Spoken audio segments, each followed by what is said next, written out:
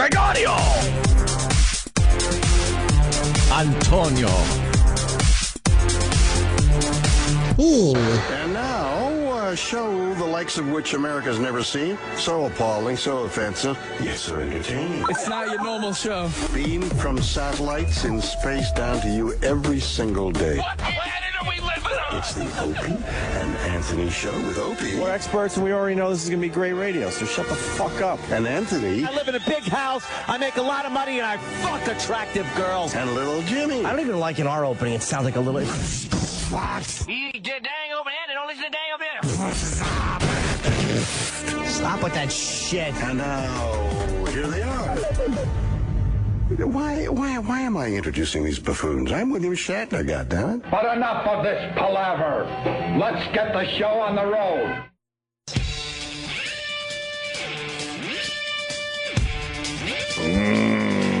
Morning.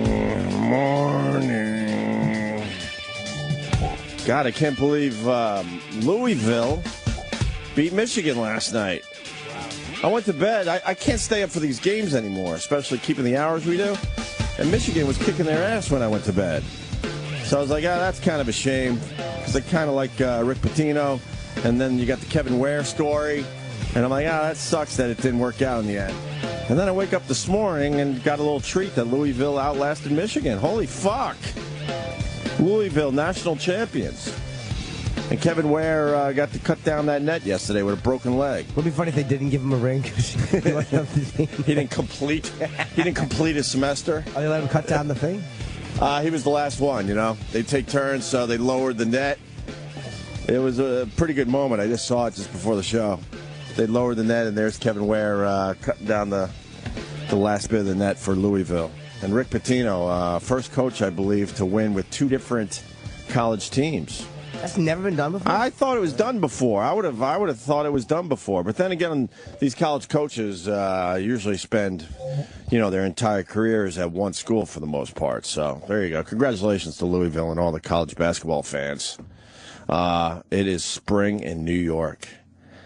I got to say, I went out yesterday with my son, and seeing women with a lot less clothes on turns you into a caveman.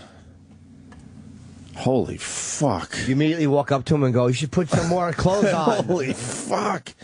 You don't realize, man, how horned up you could get after a long winter. And winter held on for a long time here.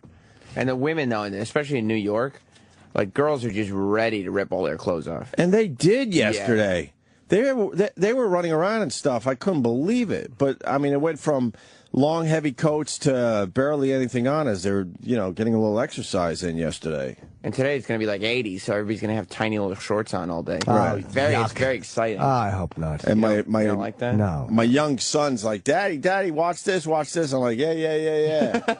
As they're just running by me. I was down near the river. Oh, you went down? And then one of the park officials told me maybe I shouldn't be playing in the river, that the water might be a little bad. You're playing in the river? No. I mean, we were throwing rocks and stuff, and he was getting his feet wet a little bit. What? How bad could that be? The Hudson River? Yeah, isn't the water's moving constantly? It should be all right. So it's blood with AIDS in it. I know. The guy had to, we were just having, a father-son moment. No one was bothering us. We're by ourselves. And I was doing the right thing. I made sure we weren't actually in the water. But, of course, he had to stop and just fucking be a nudge. I don't know what's up.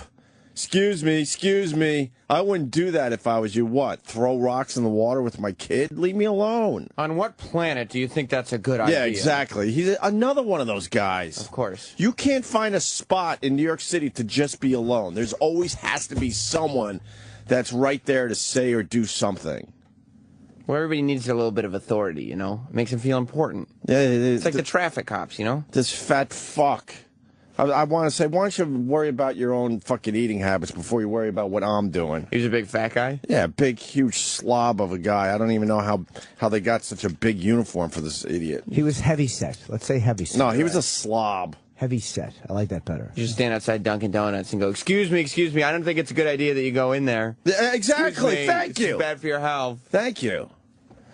He had a huge uniform on. I'm like, really? You're worried about what I'm doing? You should be worried about what you're doing. Isn't it crazy when you see that much fabric on a person? It's kind of. Oh my God! What the fuck you just do?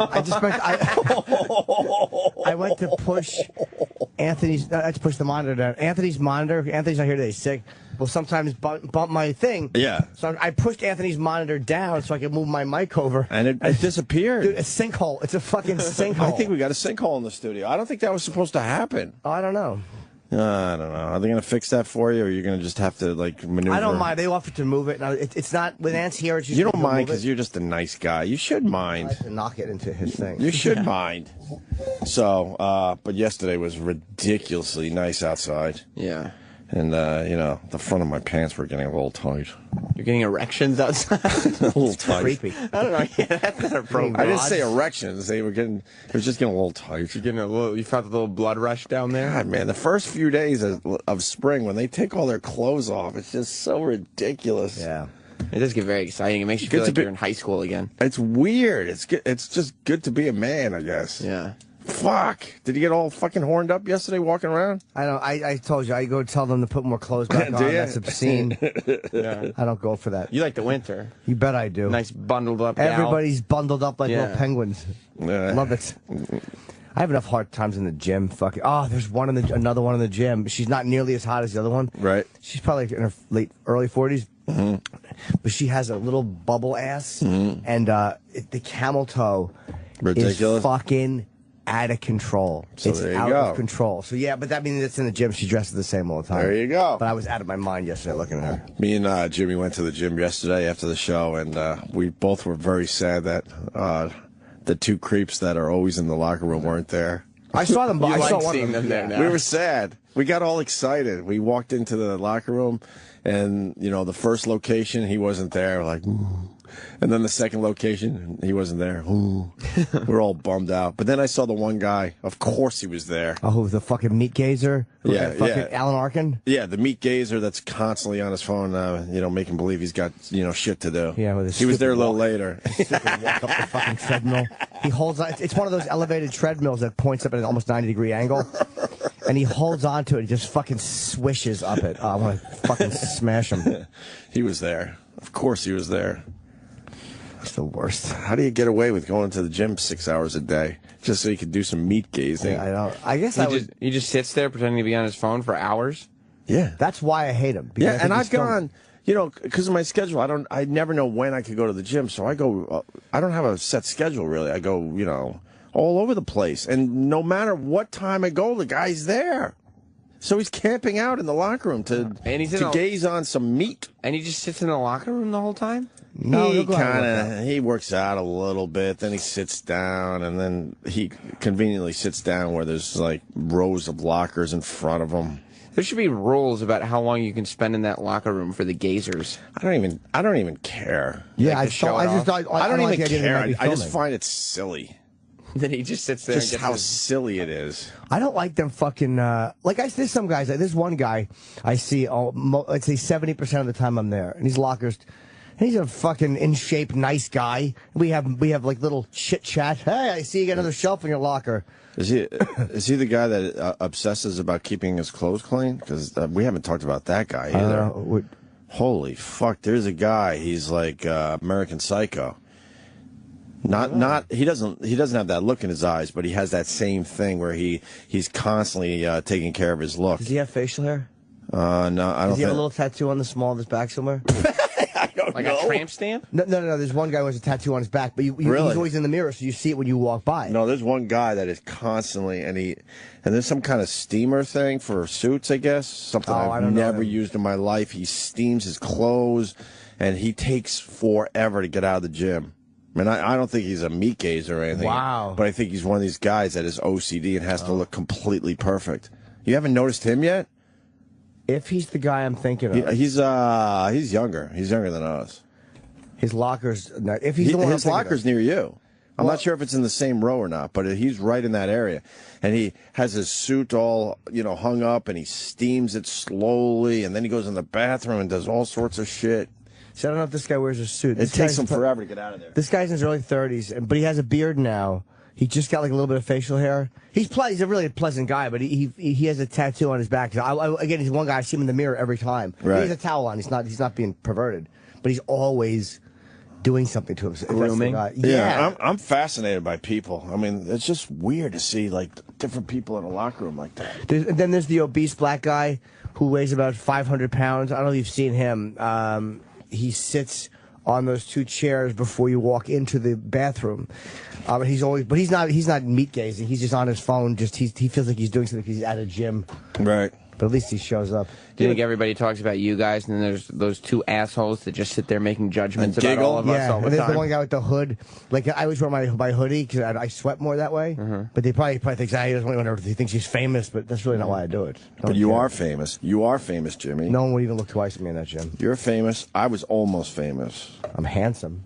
I was almost famous. That's worse than fucking not being famous. What do you mean you were almost famous? I almost made it. You made it. I mean, you're Nah, this isn't real fame. This is like silly fame. You don't think you were famous before, even at your peak? I was almost famous, yeah. You were on on our the way. cusp. Yeah, we were. And those, It's all right, though. It's fine. I mean, you at least, I'll take silly fame. It's fine. yeah, you get to be you. You don't have to be phony famous. That's fine. Yeah, a guy that was just staring at chicks yesterday. Yeah. And today's going to be 80. I don't even know how I fucking leave this building today. Yeah. Holy fuck. You should have walked around yesterday. I will look straight ahead. I don't go for that at all. You know me. I'm telling you, because it was the first day, and they just said, fuck, what's the minimum amount of clothes I could wear today? Or it's in your head. I don't know. Is it like that in the middle of summer, and you just don't realize? Because then you start getting used to that look? I mean, it is like that in the middle of the summer. I think it's just such an abrupt transition. I think Because that's what it is. There's no, it just goes from winter to summer clothes. Even Right. though it's not warm enough for summer clothes yet, everybody Right. just gets so excited that the They winter's just done. rip all their clothes off. Yeah. Yeah. They just walk around in underpants. Yeah, basically. Pretty much. No underpants, because then I saw a girl with jeans, and I could just see it going like this. Yeah, make Her private part was going like this. Oh my gosh. I love that when you can see the camel toe moving in sections. That's what it was doing. Yeah. My dick itches, man. It's not because I shaved. You don't want to. You never want to say your dick is itching. No, but it's not. I shaved yesterday in the. You shaved clean. Yeah, I always do a clean shave, but I think at the. Everything. Oh my god, yeah, totally nothing left. I get little razor bumps once in a while, but I have a pretty good time shaving. It's usually not bad. But I think yesterday I wound up. That means you were excited and you didn't take your time. No, I might have. The razor. What were you prepping for? I just do it in the shower at the gym, and I might need a new razor. Like In the gym, those razors are brutal. No, I have my own razor with me. Oh, That's weird. You shave your pubes in the gym? Well, in the shower. I know. I just think that's weird still. Why? I don't know. I shower. What I'll do is a lot of times I'll take a nice steam for fucking a few minutes, and then I'll fucking shave right after, because like in the mirror, because it's fucking your face. You shave great after you take a steam, and then you fucking go. meat gaze. Yeah, meat gaze for a couple hours. Why wouldn't you do it at home? Because I'm showering right there, so it's like I'm going to be in the shower while you just fucking look down and shave your fucking dick, and I wash myself. Because then if somebody gets in the shower after that, what if there's pubes on the floor? Fuck them. I wear fucking flip flops to the Gives floor. I a fuck. never go barefoot in the gym. Gives a fuck. I would hate to see pubes on the floor. Nah, dude, my pubes Well, are then fucking, don't look for them. The Who looks at the floor? I do. I would. I never look at the floor. I know, because I wear flip flops. Would you go barefoot in a gym? No, hell no. Well, then why do you care for it? I wouldn't even take a shower in a gym. Well, that's silly. The You're water's just a the weirdo. same. You're gonna stink going home. That's silly. Yeah, I go home. Take I a don't shower all the time, but good shower after a workout, man. I'm almost in a ritual. Their water pressure is amazing. It's amazing. Amazing. We don't get good water pressure here in New York. But I never see any funny business in the fucking, excuse my language. I never see any. Yeah, watch it. But I never do in the locker room or anything, or the steam room. Never. I've never seen any weird shit. I'd say 90% of the time I've been in that steam room, I'm alone. Yesterday there was a guy in there and he was all toweled up and he was just shaving, which you're not supposed to do. And I never see bullshit. So there. did you, get him in trouble? I wanted to joke with him and go, you're not supposed to do that, but I was afraid it would come off serious. I'm like, who wants to talk to him? Fuck him. You're like, I've already thought about this person too much. I don't want to joke with him. Yeah. My mother-in-law was just up with some friends. They went to a Broadway show, and they said they were getting pictures with those characters in Times Square. And I swear to you, this Saturday, I don't know if I talked about this yesterday, maybe I did. It was Saturday, and I told him, I'm like, you got to be careful. They're lunatics. And then I went online. Maybe I did. Did I say this on air or off air? I'm not sure. Off air, I think. I don't remember okay. And then we started Google imaging all the pictures of these assholes being arrested with their Elmo head off. How humiliating. They got to hold their own Elmo head as they're in handcuffs. So I was showing them the pictures, and they're like, oh, my God, that's crazy. Oh, God. And sure enough, yesterday it hit the paper that, there was another incident with one of these fucking characters in Times Square. And now it's on the front page of the New York Post today. Yeah. And which one was it? Pushed a 2-year-old. Yeah, I think Cookie Monster pushed a 2-year-old. Yeah, and I walked through Times Square recently because I got a sister up in Florida, and we were walking through, and she got a picture with one of these characters, and they have absolutely changed because now they aggressively show you a badge or something that says, a donation, please, or something like that. They will not take a picture without harassing you for money. Do they show you that first? Huh? They show you that first or after? After, definitely. I mean, it's on where they're probably hoping you see it yourself. If you don't see it, they want to make it perfectly clear that they're not doing you a favor, that you need to pay for the pictures. And they kind of push press the badge outward to show my sister. And, we gave them a couple bucks, whatever. But they're very aggressive. And it turns out the other day, one of them pushed over a 2-year-old. Because they took a picture and what was it, Cookie Monster? Yeah. Yeah. Cookie costume creep faces rap for shoving 2-year-old over tips.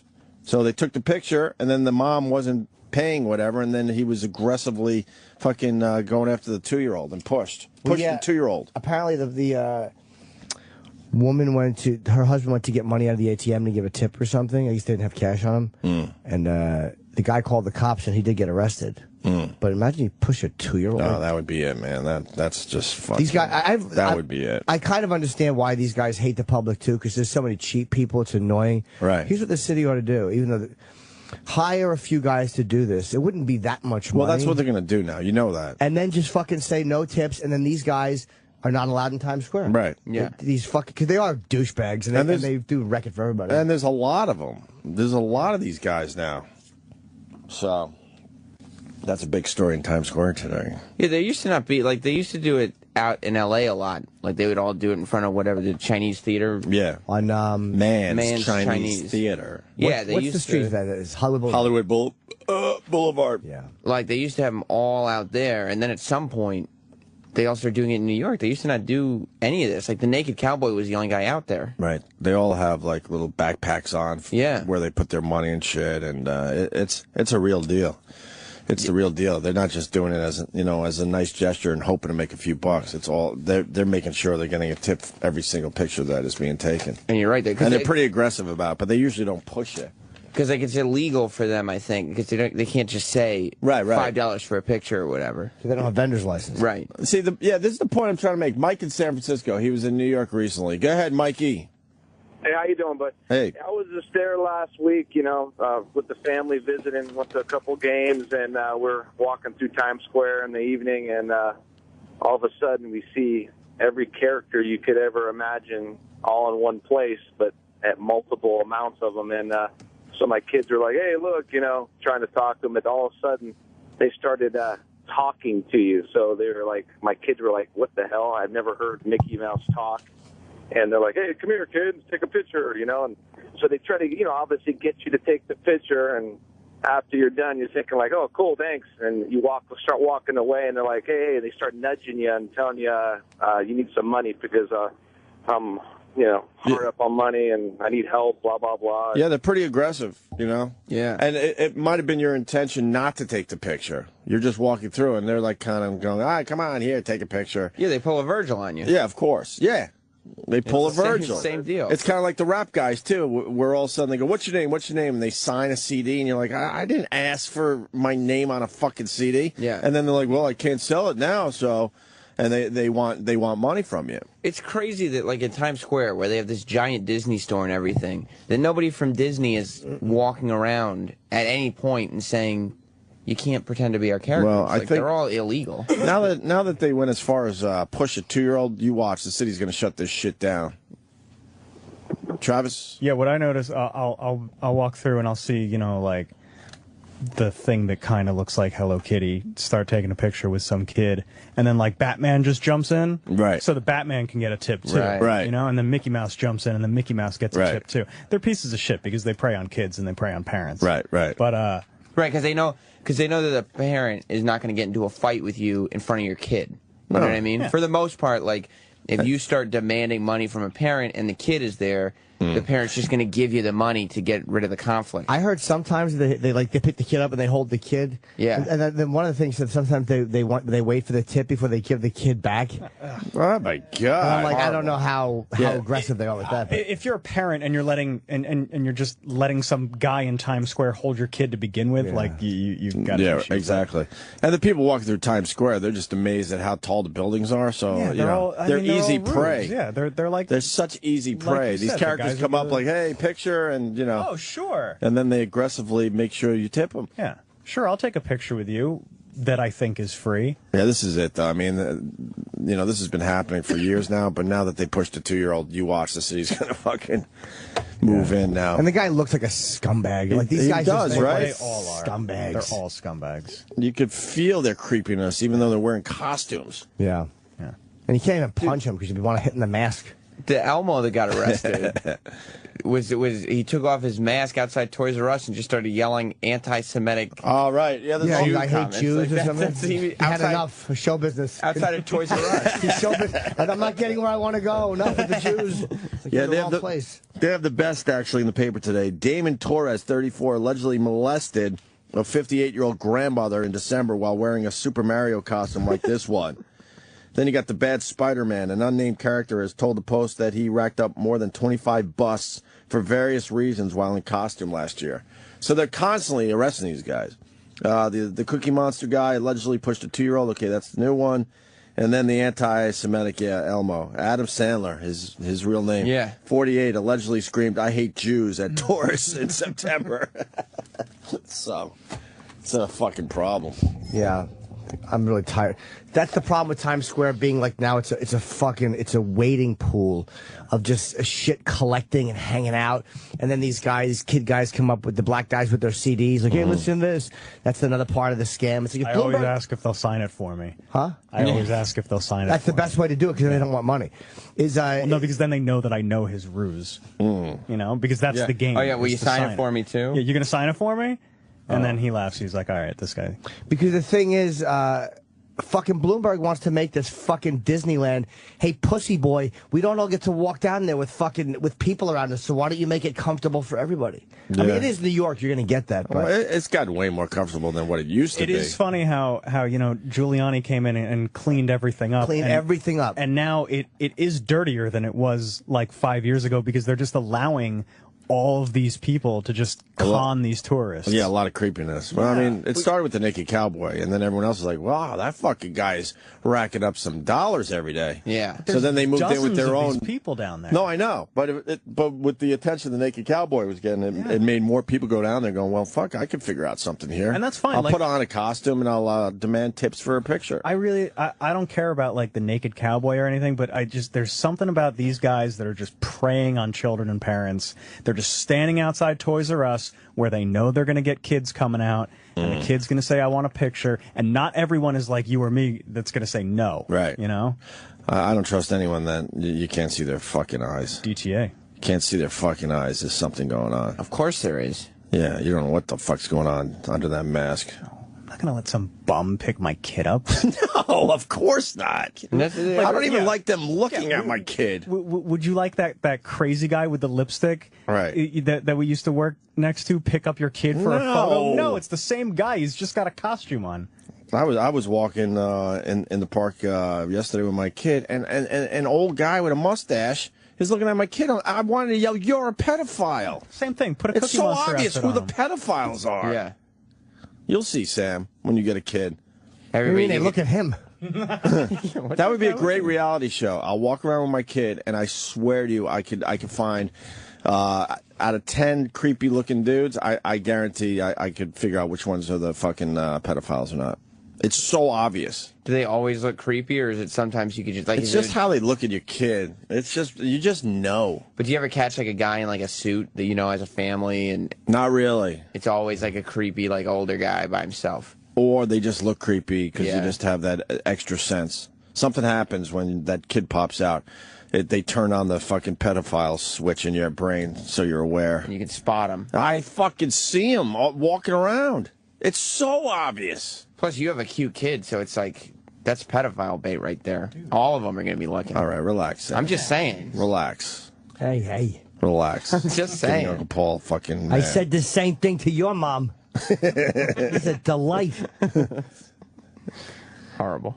Giuliani cleaned that place up, and now Bloomberg let them all back. Yeah, It's sort of what Travis Yeah. is saying. Yeah, there's definitely a creepy element down there. I mean, because like Disney and whoever owns Sesame Street, like they can't regulate this. Like you can't be No. serving papers to like everyone that comes in with a Mickey Mouse costume. So it's something the city has to do. And unless they're causing trouble, like Cookie Monster pushing a 2-year-old down, they're not going to do anything. Let's get our MMA fighter friends to go down there for a day. Yeah. Take pictures. Yeah, Get some money? and see if they're gonna fucking aggressively fucking demand a tip from a monster. We are going to get it legalized soon, I think. Yeah, no, they're gonna have to move in now and get some kind of dumb permit system, whatever. I don't necessarily agree with that, but what are you gonna do when they start pushing 2-year-olds? You know, something has to change. Speaking of Mickey Mouse and Minnie Mouse, Annette Funicello died. We just featured her on the show recently. Oh, yeah. Huh?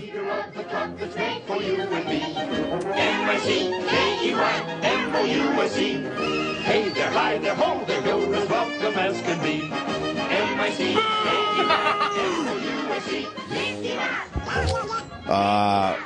I saw recently they featured Annette Funicello, and she was in a bad fucking way. What did she have? MS? Yeah. She had the really, really bad version of MS. There's different versions of MS.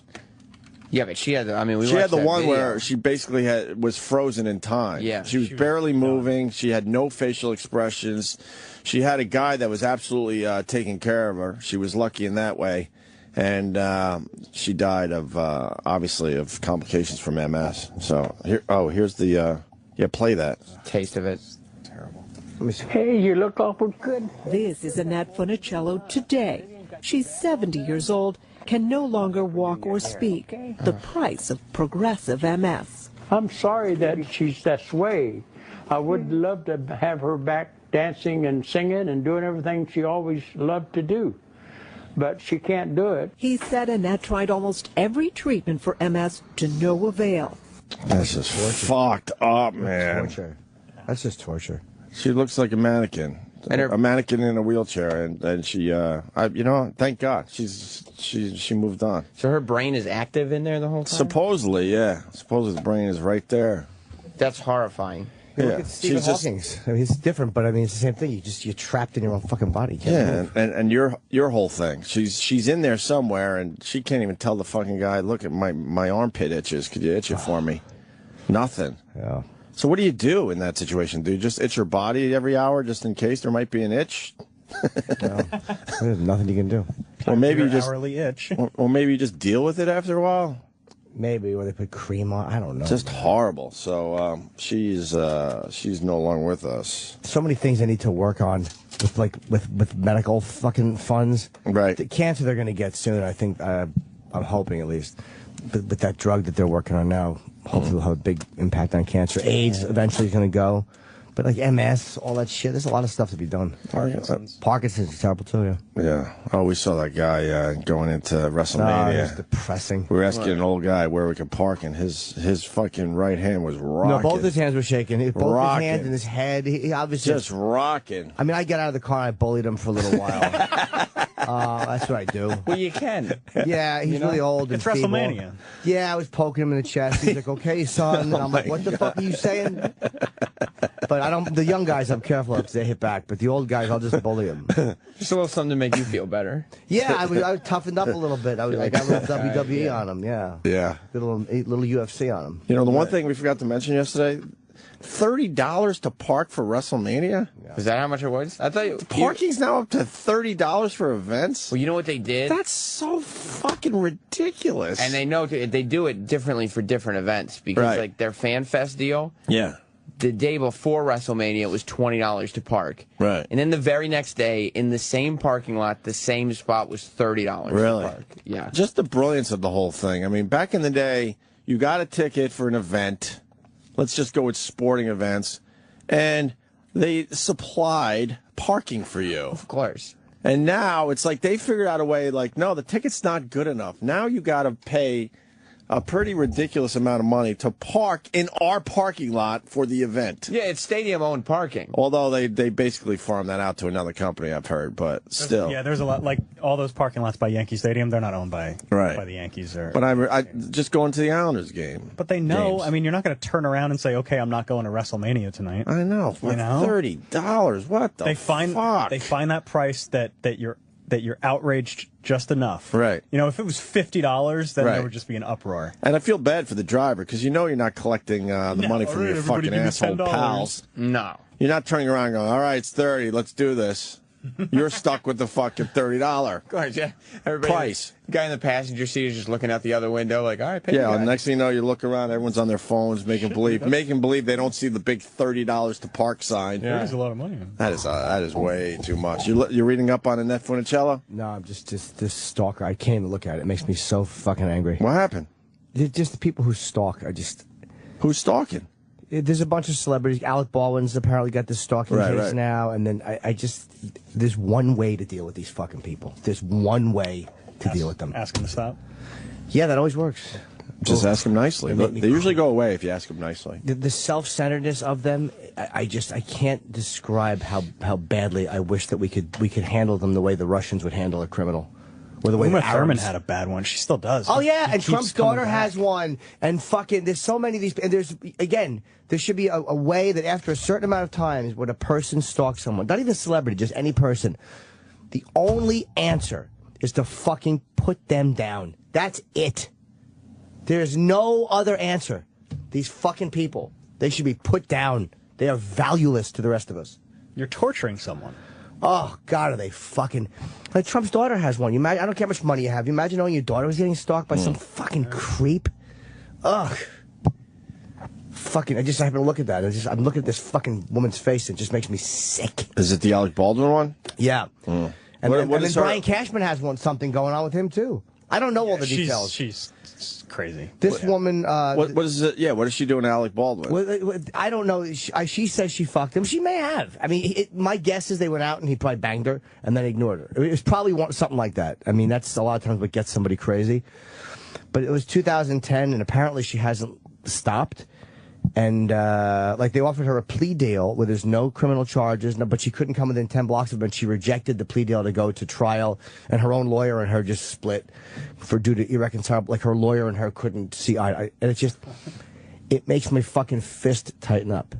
And she's from I think she's from Canada. She can't just move on. She'll never stop. No, they never do. The difference is women don't kill But if you. she's in Canada, does she come around a lot? Oh, she's here in New York. Just for the trial, or she's no, living she here lives now? here. I think she should be thrown out. All right, so she's living in New York. That fucking blows. They never stop, and that's why women are killed by their stalkers. Men are usually not killed. Men are just harassed, like annoyed, which is we're lucky. Right. But the only answer is to fucking... She won't stop because there's no penalty. Like, they just want her to stay away. Yeah. Like, that's what they're telling They you. should throw you in jail. They should literally... The penalty for stalking should be fucking horrible. Right. Because you're such an invasive cunt. Now it makes sense, because I saw Alec Baldwin twice in our neighborhood, and he walks in traffic. And I saw it the first time, and I thought that was a little strange. And then I saw it the second time. But now it makes perfect sense. There are people that are so fucking famous, they'd rather walk with the cars than be bothered on the sidewalk every block. Because I couldn't figure out why he would do something like that. Right. And he was walking against traffic on Columbus Avenue one afternoon. And it's probably because of this. He probably feels safer with the cars than with the stalkers on the sidewalk. Yeah, he really has a hard time with this. Like, I mean, being famous comes with a penalty. You know, you lose your privacy. Well, that's what they say. You don't get that with silly fame. Well, no, but you could get stalkers with silly fame. Oh, yeah, I've had stalkers with You don't silly need to be fame. famous to get stalked.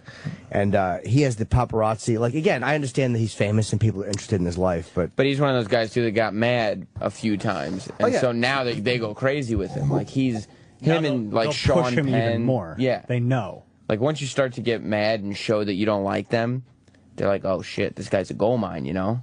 Yeah. And so they're going out of their way to make sure that they can get him as riled up as humanly possible. Right. But I'm just looking at this woman's face, and I Is it punchable?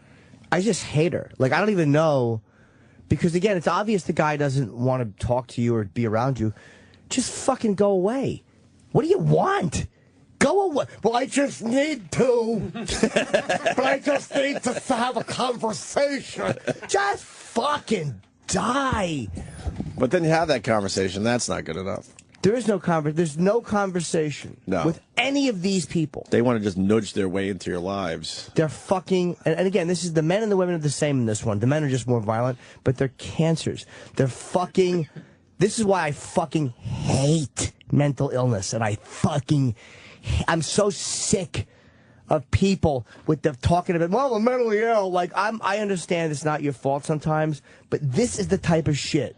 Well, we look at the Newtown shooter. That's the mental illness we get angry at, but not this kind. We don't say this person is valueless and should be locked up. You think mentally ill people take any responsibility? No, no, because in my life they don't. No way. But are there mentally ill people out there that actually take responsibility, and there's an awareness that their mental illness is affecting people around them? Yeah, I'm sure there are, actually. I'm sure there are. I don't know. I don't know the answer to that. There are people who try to get better, and they know that they're fucked up, and they go for help, and they go to therapy. I think there's people that do try and do, like, they look for a medication that might help them. They go to whatever. And I think there's people that really do make serious efforts. Because the lack of awareness is what drives me nuts. I mean, we all know mentally ill people, but their lack of awareness on it is unbelievable. Yeah, I'm just fucking so sick of them. It's the lack of awareness or the lack of caring.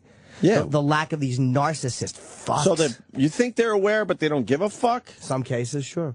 Yeah, probably some cases. I think a lot of times that they're not, unless, you have to become aware and then medicate, go out and reach out and medicate and then stay medicated.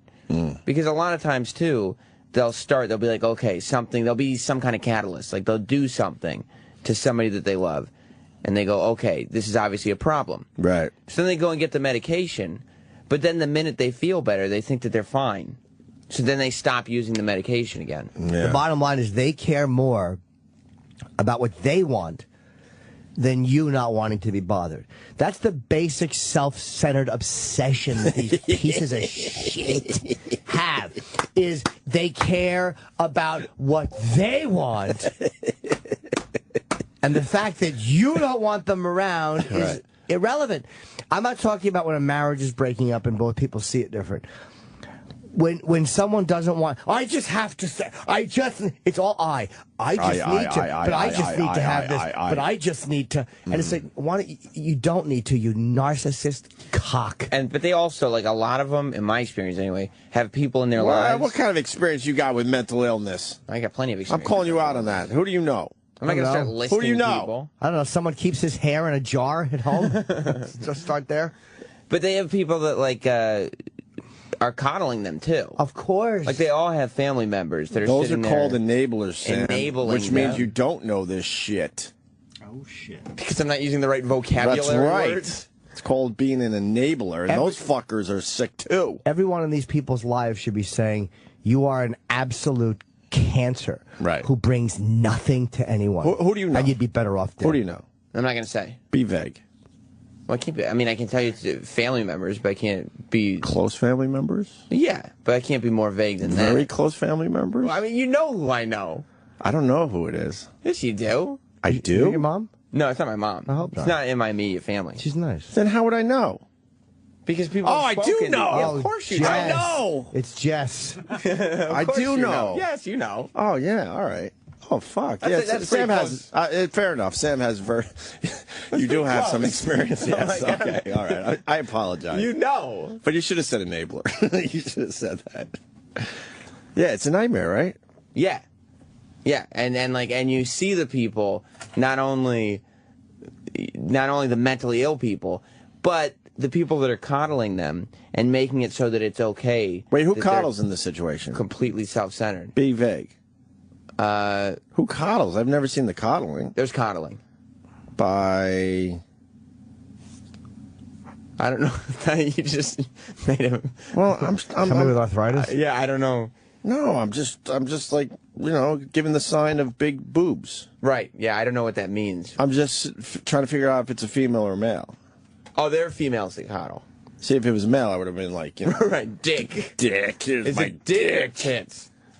Yeah, there are a lot of family members that coddle. You know who doesn't bother me? Mentally retarded people. People with Down syndrome can't help themselves. Like, when you see somebody... very bothersome. But they don't, literally, that type of mental illness, as much as, I'm sick and tired of hearing the R word, but I mean, they are mentally ill, and I feel for them. They give really good hugs. They just want to be loved. They're very nice. They give very, very and they're good very hugs. strong. Yes. But that type of mental illness that is not as easily identifiable. Because you see somebody who's retarded, you know they're retarded. Right, and they'll help you move a couch all day long. They don't give a fuck. They're not want going to bitch about it. You say, hey, man, you take that side of the couch. We got to get this up 40 stories. They just want to be helpful. Yes. But we know they're mentally ill. We look at them. But the people who you can't just tell by looking at them, and they have enough intelligence to be to justify their behavior. Oh, they're fucking hateable. I have to go to Kevin and Philly. By the way, the Flyers are going to get their asses kicked tonight by the Islanders. I'm going to my first hockey game of the year. Yay. With my brothers. Kevin and Philly, what's up? Hey, Opie. I have a family member that has schizophrenia, and I agree with you that most of it is coddling and things like that. I don't coddle, but she actually admitted at once that she was at fault for her disease, and she didn't understand why it happened to her. And I got to say, that made me feel pretty crappy about not coddling her, but I still don't. Because I think there's a combination, right? Like, people can't help certain things, and you feel for them, and you're empathetic. But then there becomes the part that mental illness, and I've said this a million times, it's not addressed, is the selfishness of it. Like, we always address the part where they can't help it. It's not their fault. That's all you hear with it. And I know that that's true. Well, when I used to get my mom in a corner, like when I finally had her on some shit and she had no way out, she would pull out that card. She'd go, well, I'm mentally ill. But I also think I'm like, well, that's not good enough, though. Moments like that guy's talking about are like these little fleeting things that happen, right? But then they're forgotten about, right? So like the person will say like, yeah, I'm really sorry that I'm doing this, and I know it's my fault. I just can't help it. And you'll have that moment where you, as a rational human being, will take it in and remember it. But that person who said that is not gonna. That's not going to be their mind frame for another 15 minutes. Yeah, we can't look at them as equals. I'm just less than. I'm just sick. We can't look at them as equals. We got to start there. Yeah, number one, they're a lower. Yeah, they don't get a full vote. Lower stock. That's how they don't get a full vote. So, Kevin, you all right with that shit or what? Yeah, I'm all right, and I have to agree with Sam is because 15 minutes later it's completely different, right? And it's my recollection of it that's sad. I just don't think that she recognizes that moment later in time. So. It's kind of fun though because it's like living with 10 different people. Well, that's kind of fun. You never know which version you're going to get. Go all Flyers. Right. All right, Kevin. Thank you, buddy. Thank you. Go Phillies. The problem is most of those people you have no interest in being around. Most of those 10 people. Oh, yeah. Maybe 2 out of the 10, maybe. Yeah. Not that it's multiple personalities. It's just different fucking versions of that person. Right. They go to extremes. So it's fuck yeah. And most people aren't that extreme. Most people don't have that. Most people, again, that's the part they can't help, but there's that little self-centered fucking nugget that they refuse to acknowledge, and no one addresses it. They can't help themselves. And for every moment, like this guy says, that they go, I'm sorry, this is my fault, and I'm trying to get better. There's 150,000 moments where they're blaming everybody else in the room. Yeah, you gonna tell me a stalker doesn't know not to pick up the phone, or they just show up? Well, they know enough to put their fucking pants on. They know enough to get dressed. They know enough to fucking to where the person's going to be. That's how they get in contact. So Right. they know enough how to satisfy what they want. Right. They know what to do to get what they want. So I don't believe that they're so, because if they were so unaware, they'd be in a room running around going, hey, the celebrity person. But they don't do that. They calculate, they lurk, they know exactly where to go and what time to be there and how to do it. So fuck them. They absolutely know how to get what they want, but when it comes to doing what somebody else wants, Right. they don't give a fuck. We're talking about 2-year-olds, Tom Papa. Yeah, they're just terrible people. Just to fill you in, we're talking about 2-year-olds. I couldn't figure that one out.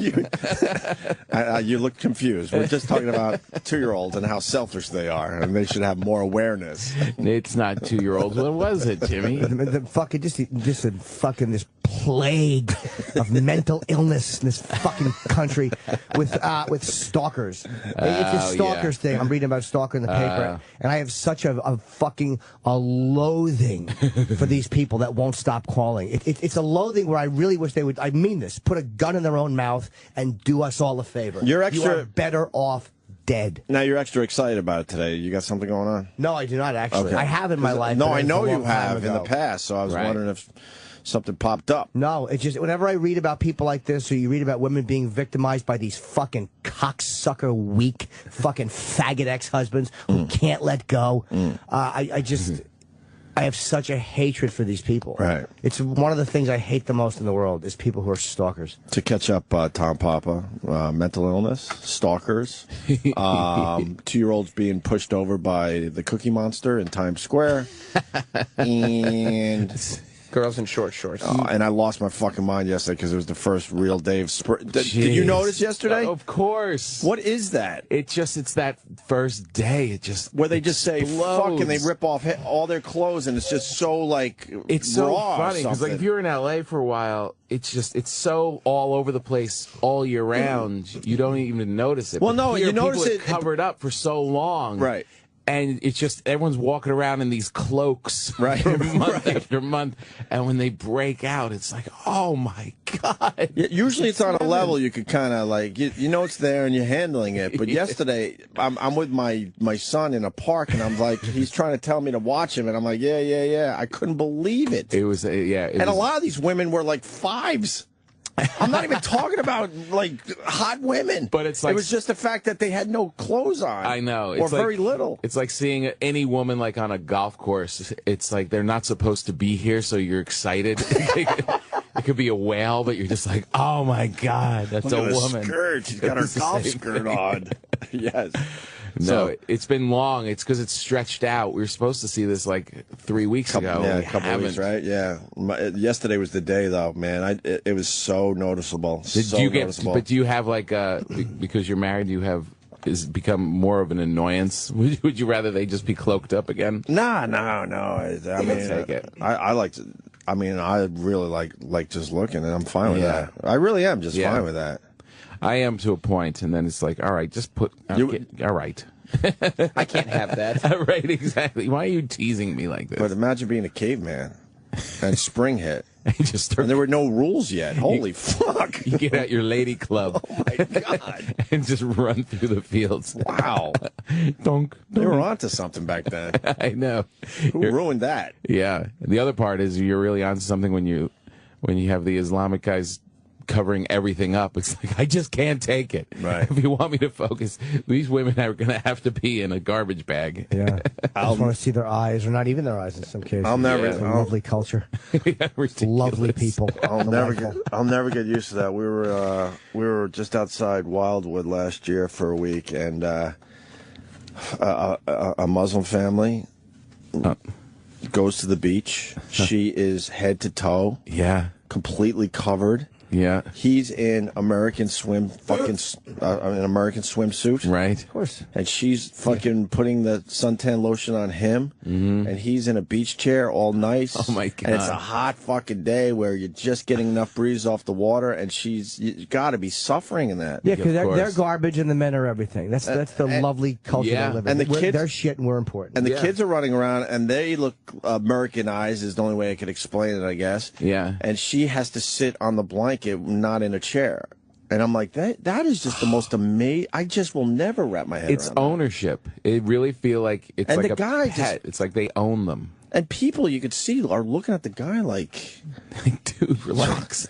You're an asshole. You will not look at my woman. And the idea of culture is And I know over- it's a religious thing, and Yeah, you but got to be enough. careful with that But shit. it's- But it's so weird to look at from where we're coming from. Did I tell you the story when I was with Whitney Cummings in Beirut? Are you name dropping right now? Yeah, no, maybe a year ago. You're in Beirut. I was in Beirut. I did stand up in Beirut. Fuck. And I wish you'd go and do it in Syria. I might actually sell a ticket in Syria at this point. No, but I went to Beirut. We went to Dubai and then Beirut to do these stand-up shows. And we're in Beirut, and we're just walking around, Whitney and I. And we just met on this little tour. And we was just friendly. We were cool. You know, she was really nice and funny, and we were just hanging out. And we were in Beirut, and it's this beautiful day, and we're just walking around, sightseeing before the show, like during the day. And she's in short shorts, like a half shirt. She's got a scarf, like around her neck, these big around her head, like a scarf, and big sunglasses. She just looks really, really hot, but we're just friends, and I'm not really that, not like, oh, I'm going to hit on her or anything like that. Right. She looks amazing, but we're just hanging out. It's fine. So we're just walking around. We see a mosque with this beautiful, beautiful mosque in the center of Beirut. Everyone says you got to go to this mosque. We get to the mosque. We walk in. It's just beautiful and quiet and big ceilings and everything, and those carpets. And the guy comes running up and says, she has to cover everything. She has to cover. So they put the thing on her. What do they call it? I don't know. Sari? Yeah, Burqa? the I'm sorry. Yeah, the burqa. Yeah. They put it on. He's like, no, to the floor. So she had to zip down from the floor. Only thing sticking out is her face, just her little face, not even her hair, not even her eyebrows. All of a sudden, after being with her in this sexy outfit all night and nothing, and she had to follow me. So she had to stay at my side and walk around. I was so turned on. I was like, seriously, because now only I knew what was under there. Right. And she's now like my property. Wow. I was like, you've got to get this thing off or I'm going to attack you. Wow. You've got to get back in American clothes. It is a weird property thing. Yeah. But like, why would she have any, like, this is the question for anyone. Why have any interest in experiencing that culture if you're a woman? Like, that's literally like me as a man.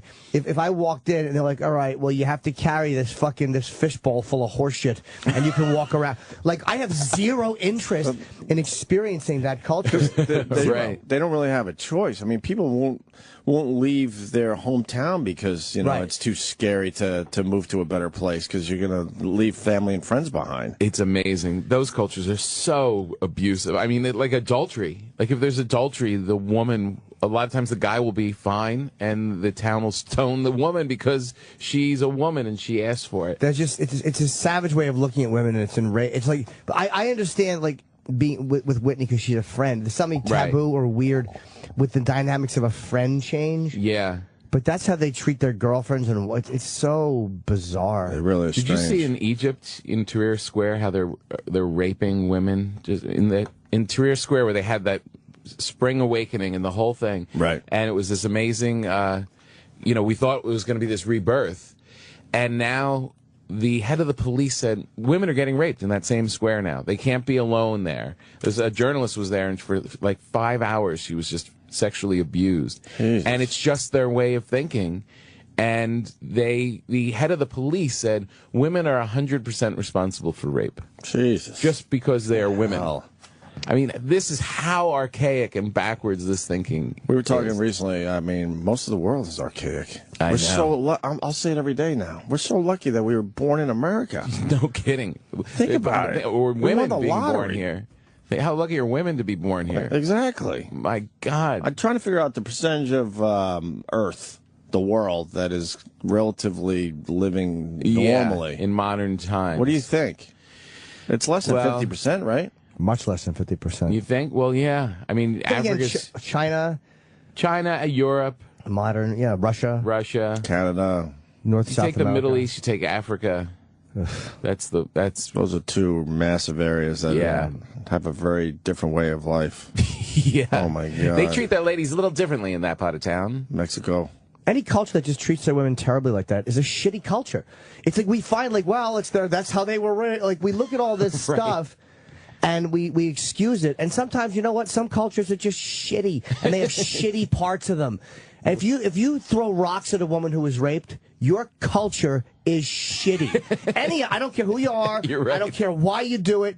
If a woman gets raped and somehow you're not that fucking backwards. Like this, everyone in that town or wherever you live understands. I have to eat to survive. I have to wipe my ass after I shit. I have to put windows on so the rain stays out. There's a certain understanding that they're intelligent human beings, right? So, but that intelligence still goes when a woman is raped. They still will throw rocks at her. Yeah. That culture is shitty. Do you think deep down they understand that, though? Yes. Or if they don't understand it, the only thing I can chalk it up to is that their culture is shitty. Yeah, I'm not sure if they understand. I don't think they do. I'm not sure I they think the do. women That's do. what's so creepy about it. Yeah.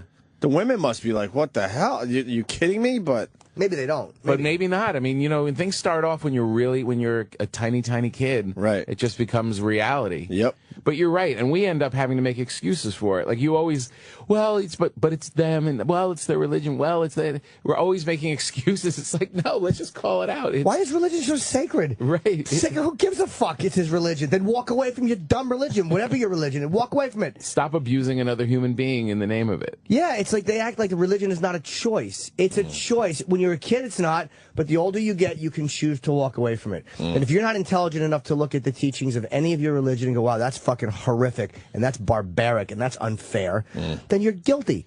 You're fucking guilty. Yeah. It annoys me. We do excuse the, well, you know, they're, really? But you don't, It's true. we're selective with that. Like, it's like saying if you saw your father beat your mother, you're not going to watch an abusive couple in the street and watch a guy beating a woman and then feel that way. Well, you know, he was raised that way. You're going to go, who cares? He's an adult. He knows right from wrong. Same way with religion. Yeah. You're an adult. Yeah, and it's just that culture. Wow, the show's getting really serious. It's not so serious. We were It's talking just exploratory, Ori. We were talking about meat gazing in the locker rooms. And I can't believe how much ground you covered that list by the time I even got here at 7. Well, me and Jimmy... It's a long list. Before we take our first break, me and Jimmy work out at the same gym, and yesterday we were both very bummed that the two creeps weren't in the locker room. Yeah. Oh, they weren't? Because we enjoy how creepy they are. I like hearing about the creeps.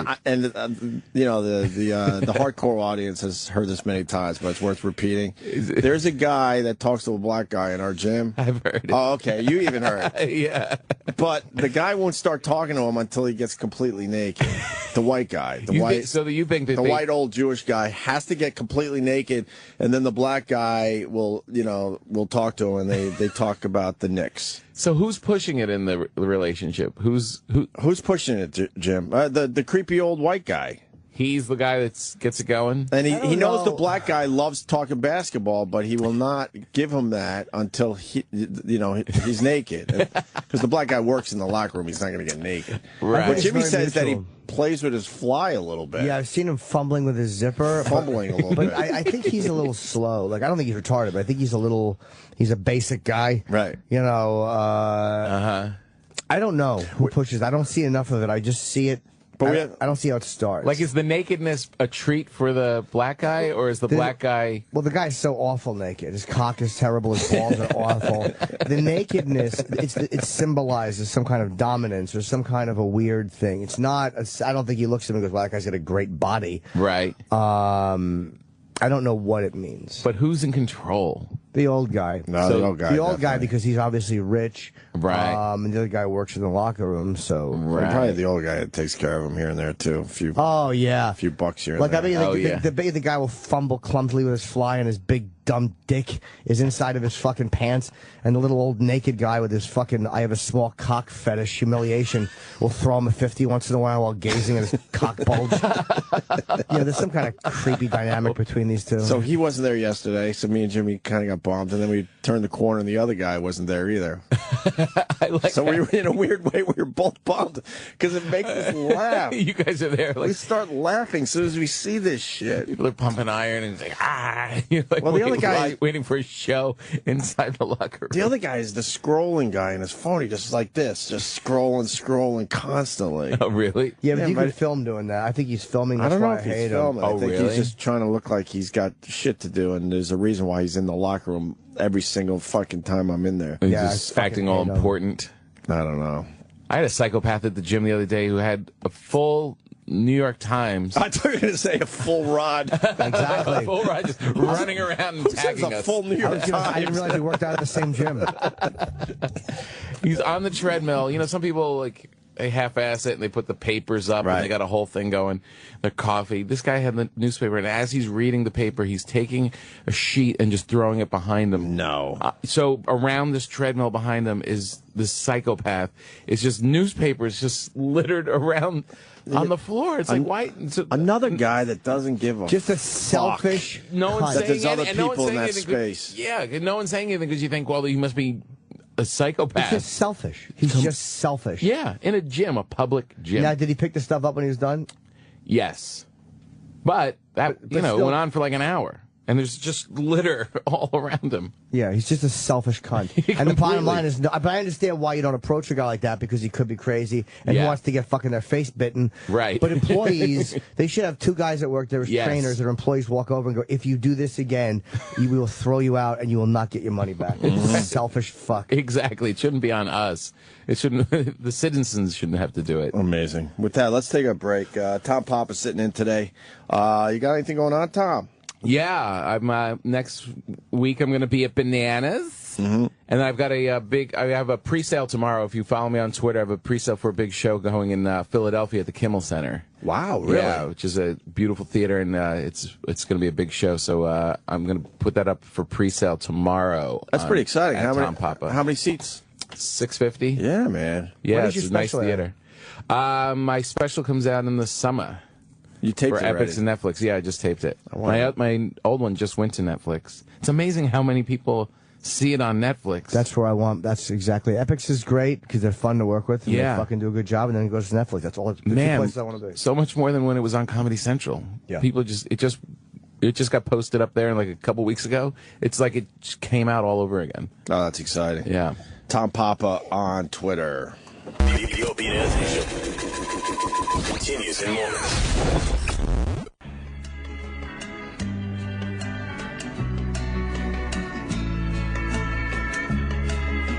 Damn, I'll be right there. I like this part of Dylan. Lay across my big brain. When you can understand him.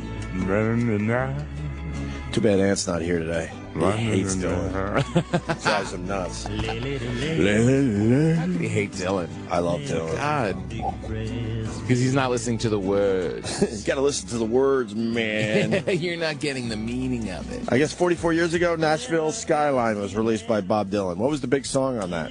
I would assume this one, right? Yeah. Thank you, E-Rock.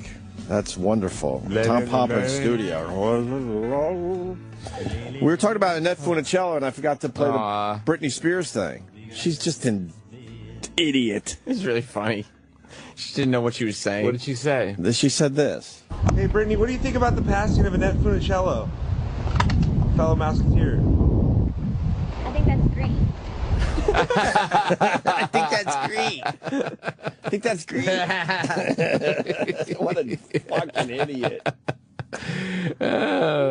She just has her, predisposed answer, trying to make sure everything stays positive without even processing what question was just She asked. couldn't even process the question? No. Hey, Brittany, what do you think about the passing of Annette Funicello, fellow Mouseketeer? I think that's great. I think that's great. It's great. I think that's great. Wouldn't it be great if she did actually know the question? If they said, we were talking about her passing, and she's like, oh, yeah, no, I know, I heard it. I just thought she was a cunt. Good riddance. They didn't like Margaret Thatcher because they're basically calling her... They're happy she's dead. Yeah. They got signs saying the bitch is dead or something like that. Oh. Yeah, they were walking around with signs that said the bitch is dead. Yeah. Any of the old unions in England. They weren't big fans, right? The lady does not turn. I don't know if I'm happy or sad. I don't really care. No, I don't care either. That's a good tie-in, the lay lady, lay with the two dead Oh, thank ladies. you. Thank Very you. good. We try to say some shit together Very here, nice. Tom Papa. It took me a while to catch it. We got Paul Anka coming in today, too. Yep. That is cool. Legend. He is a legend. Legend. Show business legend. Is he a tough guy? I mean, we've all heard the tapes, but is he going to be cool or is he going to be ornery? What kind of guy you think we're I bet going to he'll get? be fantastic. Yeah. He's, You think he's going to be all nobody's showbiz? He'll have great stories, or he knows. He's promoting. He knows all about old Vegas, and that's what I'm interested. I wish I would have read the book because there's probably so many great moments in here. I'm such an ass. Maybe we could have Sal or somebody look up the highlights. I wish I had read more. Sal. Whoever it is. Poor choice. Well, go on. Sinatra, Michael Jackson, Because Elvis. he knew everybody and he knows everybody, and he also remembers Vegas in the '60s. And I'm interested to hear about Vegas then, and also when Vegas was considered schmaltzy. Like Vegas in the late '60s became like a schmaltzy, unhip kind of douche. Right. Like when the British invasion happened. Right. So I'm curious as to how guys like this survived, because yeah, that's a weird time. Sinatra survived because he was famous since the fucking '40s. Like Sinatra survived all of these things, but there were times where he wasn't considered hip at all. Like I'm really interested in that stuff. Yeah. Let me see. Those are the highlights, he says. Those are the highlights. Okay. What do you mean those are the highlights? God, you know, Jimmy, he might beat you with celebrity photos. Might beat me. He's got all four Holy Beatles fuck. together. He's got the Beatles together. He's got Ronald Reagan and Nancy Reagan. He's got Muhammad Ali, but you have a Muhammad Ali. But Yes, you don't I have do. Muhammad Ali in his prime. Well, Or Sinatra. He's got a Frank Sinatra. He's got Look at all his daughters. He's got 4 daughters. That's great. he's got Barbara Walters, Michael Jackson, Cookie Monster, pushing over a 2-year-old. SpongeBob. He got in that picture. Michael Bublé. I'm not a fan of Michael Bublé. Michael Bublé. All right. So yeah, this is hard. I mean, he was one of those guys that he had this talent, but also this incredible hustle. You know? Yeah. Like so you know a little bit about Paul Anka? A little bit. Wow. All right. Here's a story I didn't know. What? Johnny Carson was obsessed with Sinatra. I was watching Rat Pack stuff last night, and I was watching a very rare thing from '65 in St. Louis, where where Carson stood in for Joey Bishop, who was sick, and was doing some stand-up. Right. Or it might have been '67, but he had the Tonight Show already, and he was killing. And then Dean Martin and Sammy and Sinatra were all on that. But apparently, Anka said Johnny was a drunk obsessed with Sinatra. And he would hang out on Jilly's Saloon on 52nd Street, hoping to connect to Sinatra, but Sinatra never paid attention to him. Wow. And then one night, a drunk Carson started pinching the asses of a couple of girls at the bar. Unfortunately, there were side dishes, like girlfriends of mobsters, and their boyfriends threw Johnny down the steps, and when he landed, they started kicking him. Wow. Wow. Really? Side dishes. I like that term. Wow. Yeah. I was just waiting for Frank. Yeah. Who's that supposed to be? I'm trying to find Carson. Wow. I did not know they were side dishes. Oh my God. You sound like just an anonymous deaf person. He also wrote Times of Your Life. Okay. You know that song, right? Sure. The Kodak commercial. All right. Do you remember? The Times of You. I sing that a lot, actually. Was it written for the Kodak Do you remember the times of your life? Originally a commercial jingle, but then became a #1 song back in 1973. Paul Anka. That's great. Paul Anka has recorded 125 albums. Get out. 125 albums. Wow. Man, oh man. I'd like to hear the 120th. I bet you the 120th was a doozy. Probably came back strong, but the 120th, I don't know. What's on the 120th album? How many of those are best ofs? Yeah. And then the best of the best ofs. Hate when bands do that.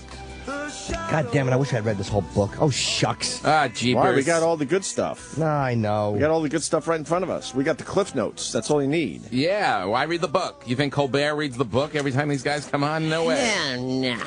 Nah. What other songs did Paul Anka record, though? We only know a few. I thought he did Bad Blood, but that's wrong. Neil Sedaka. Bad. He wrote Lonely Boy. Blood. It was about his mother, yeah. She died of liver disease. Give me Lonely Boy. He wrote Lonely Boy. Lonely Boy. He wrote My Way, but his version I don't think was certainly wasn't as popular as Sinatra's. No, but he wrote this one too. Paul Anka, Lonely Boy.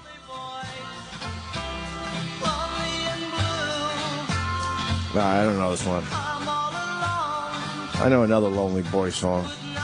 What's the other verse? There's another Lonely Boy song. He gave fucking My Way to Sinatra for free. No. Ouch. He loved Sinatra, though. Wow. Yeah, but you don't. You could have been rich just off of that. But maybe Frank Sinatra should have said, "Hey, man, here's some pocket money, thanks." Frank probably did a lot of stuff for him, though. I mean, I think Sinatra was nice to him.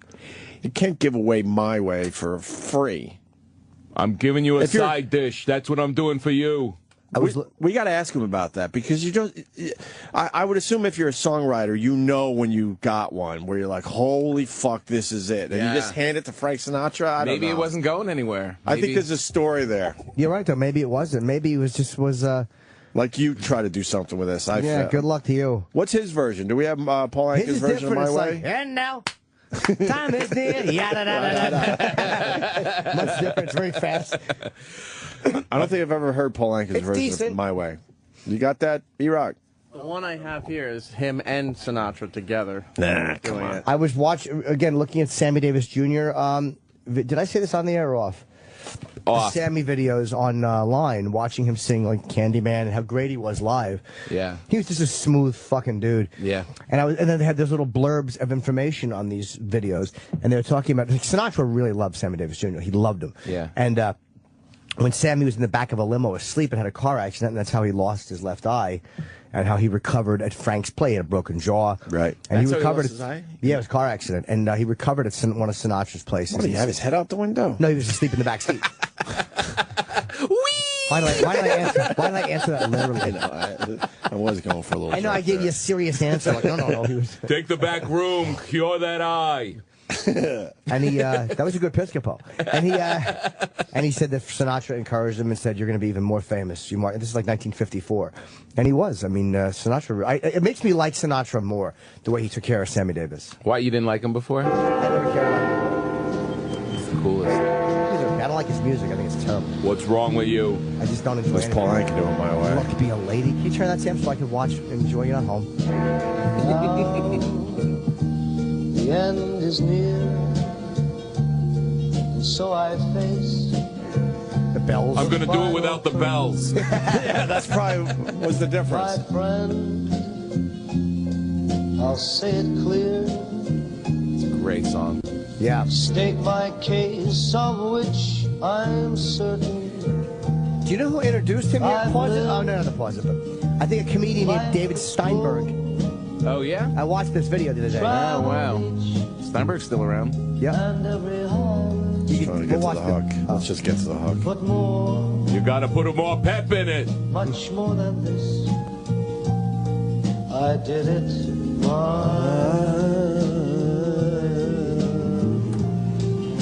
regrets. I've had a few, but then again, too few to mention. Just give it to me. It's a sleeper. No one's gonna I hear did it. what I had to do, and I saw it through without exemption. Can we see the beginning of the video? Do you want to see if this is the one I watched with Steinberg? I want to see. It's time to tell if it's David Steinberg. Just go to the very beginning. There's nothing wrong with that version. Oh, yeah, it is Steinberg. Look at that. And what is he doing? Frank Sinatra recorded it, made it into a big hit. In fact, Paul Anka has been referred to by some as a young Frank Sinatra, which must do wonders for Frank Sinatra Jr.'s morale. Here is the multi-talented Paul Anka to sing a song of his own composition, My Way. Oh, that's kind of cool. Oh, but then he goes, by the way, we've been canceled. He missed that. Oh, really? Yeah, it's okay. I didn't. Could we wind a little bit? No, I thought he was done. No, of course. To sing a song of his own composition, My Way. By the way, have you heard our show's been canceled? Who cares? That's how he throws the fucking anchor single my way. Shit, that's great. Who cares? That's awesome. All right, so he's coming around 9:30, right? Polanka. They just showed Jeselnik on the Tonight Show. I don't know, like on Imus. That son of a bitch looks good on TV. He is I didn't realize how fucking handsome that cocksucker is. Until he walks around, he's got squid legs. Does he really? Yeah. Thank God. Because he's a fucking... I'm watching him on TV, I'm like, I get it, like, why they want him on television. Right. Because he's a funny dude, but I mean, he looks really good on TV. I'm not saying that in a mo-ish way. You are. No, I'm not. I saw the same thing when I saw Whitney Cummings. Like, when I was watching her on a monitor, I'm like, I see why people, like, really want her to be on TV, because she looks great. Right. Better than I would. Blinking and fucking twitching. Oh, no. You look delightful on the Attaboy, television. Tom, way to pick me up. Yeah. Pick me out of the doldrums. And of course, before we move on from Polanka, we got to ask him about the tapes. The tapes. Has he talked about the tapes? Classic tapes. Has he talked about the tapes? I've never heard him talk about the tapes. I've heard the tapes. You thought 8 things tonight. You're on fucking notice, John. I gave you a list.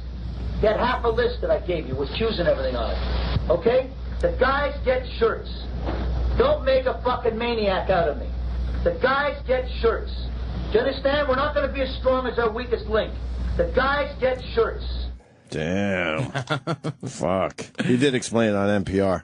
He did? Oh, God, but it's NPR. you listen to NPR ever? It took a couple hours. It's so fucking boring. So when you had those tapes and you decided that you were... It sounds like you're really just trying to take control of the band. Successful, though. I don't know why. Well, we're going to play Jeselnik now on the Tonight Show? Why was he on Imus? Did he say something controversial? That's a very good question. Did he why say would something Imus play naughty? that? Oh, yeah, we don't have to... I was just wondering what he said on... We don't Yeah, why is Did he Imus playing a sound... clip? Was it naughty? No, I have no idea. Oh, I don't... You know. I'm just right here. Now, what's going on with this accidental racist song? I really am out on this one. Oh, my God. Completely. I know it was trending yesterday. Yeah, some people are saying it's controversial, but it's really just one of the worst songs ever written. Really? It's just such a bad song. It's Brad Paisley. Right. And you have to hang in for the whole song. No. Because the last verse Right. is LL Cool J. Right. Oh, And that's why he was trending. Dude, it is so bad. Who's Brad Paisley? I know He's this a country artist. star. Country dude. His album's getting shit reviews. I saw it in the paper I want to today. hear a little bit of this. Cool J is really cool. Cool J? I like his rapping. You do? I'm a radio. It's just weird I'm to gonna hear. punch you out. It's just weird to hear I'm Cool gonna J without punch the LL part. It's so strange to me. Mama said knock you out. I always hated. But then again, I always hated Getting Jiggy with It by Will Smith. There's certain rap songs that become popular with white people. I don't fucking mind hate them. them. Oh, They're catchy. I like him. I don't like that song. They're kind of catchy. Right. I bet Anka don't like it. This is Accidental Racist. Brad Paisley's new horrible song featuring LL Cool J. Got some soul, Paul. Cool J. Guitar.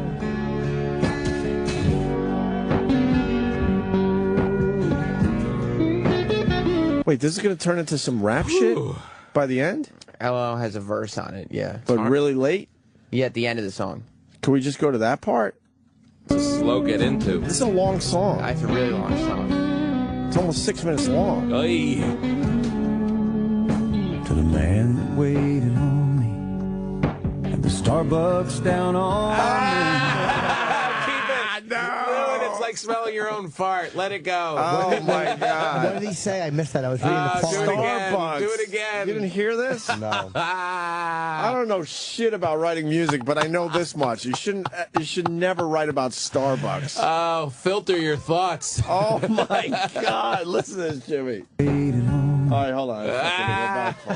It's a relatable story. We all go to Starbucks, right? This is the best. Oh my God! You don't reference Starbucks ever. Especially first lyric. Listen, So Jimmy. literal. There's no metaphors there. Listen. Now I'm all in. to the man that waited on me at the Starbucks down on Main.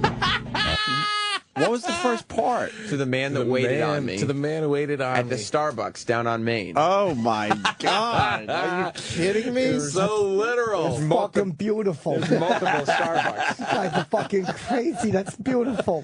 To the man that waited on me. Fuck yeah, guy got his coffee, you fucking cocksucker. Oh my God! Oh, let me hear The song is beautiful. I gotta hear that again. Let it go. We might have to listen to this whole fucking song. We have to. Yeah. Oh, I miss Patrice O'Neill. He used to break down these fucking songs for us. There are a lot of Starbucks in the area. He's talking about the one on Main. I've been to that one. You know, there's a lot of things you could write about, right? Oh. Why would I you do. ever write about your trip to Starbucks? It's just so lazy. Holy it's just fuck. He's taking it somewhere that's going to give us all pause. All right, let's right. find out. You're Pause. right. What are we, cats? Fucking comic relief. When? That was it. Oh.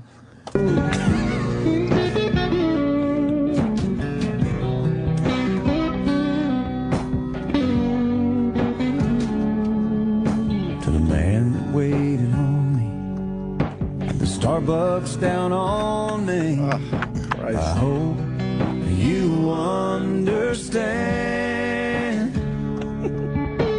When I put on that t-shirt, the only thing I meant to say is I'm a Skinner fan. What the fuck is going on? I know what's happening. I do It's a too. black guy working at Starbucks, and he thinks that his Skinner shirt is racist. It's probably a flag. It's probably a Southern flag. Yeah, the Stars and Bars. And this. Oh my! This self-important douchebag. Groveling, guilty white hillbilly. Oh my God! This fucking groveling hick put on a fucking a Dixie flag shirt, I'm guessing. Right. And the black guy said, that's racist. And instead of just going, shut up, I like the band, he wrote a song. Right. And I bet he played it to the guy, you inspired this. And they said, he's been fired for thievery. I bet it's more cowardly. I bet the guy didn't even say anything. He just had this uncomfortable kind of look. Maybe you're and right. he's just like, trying to act all ballsy by wearing a Skinner shirt, but he doesn't have it in him. Yeah, but he didn't mean to offend the guy. This is fucking beautiful. You guys are so harsh. What's his name? Where are we at? He's got a Skinner shirt on. Well, the thing is, he went to Starbucks And on the Main. Starbucks guy is black. No, Starbucks on Main. Yeah, but is he a black guy? They don't say nothing yet. Right. All right. It's implied. Yes, somehow it's like the elephant in the corner of the South. Elephant in the corner of the South. This guy's a poet. Yeah, he's talking about like the elephant in the South. Wait, and They got elephants. he's down they're south, lovely. right? With this Right. T-shirt. Yeah. You can't go a mile without. Because he probably put it on or something and said, get me like coffee, boy. And the guy was like, what the fuck? That doesn't make no sense. Well, you guys thought he was being too literal, so he brought up the elephant in the South. Oh, Beautiful. it's lazy songwriting, Petey. What happened next? Are we all going to learn by the end of this song? I hope how so. the wardrobe goes. He's Yeah, wearing but- a Skinner T-shirt with a Confederate flag on it. Right. You But have that a goes multi-millionaire on. coming out of his tour bus in a Skinner shirt, Right. thinking I'm all cool, and then he realizes, I can't read because he doesn't see Leonard Skinner on the shirt. I like how they make the guy at Starbucks is now the new shoe shine guy. Yeah, exactly. It's a Leonard Right. Skinner shirt. Wouldn't it say Leonard Skinner? Guy.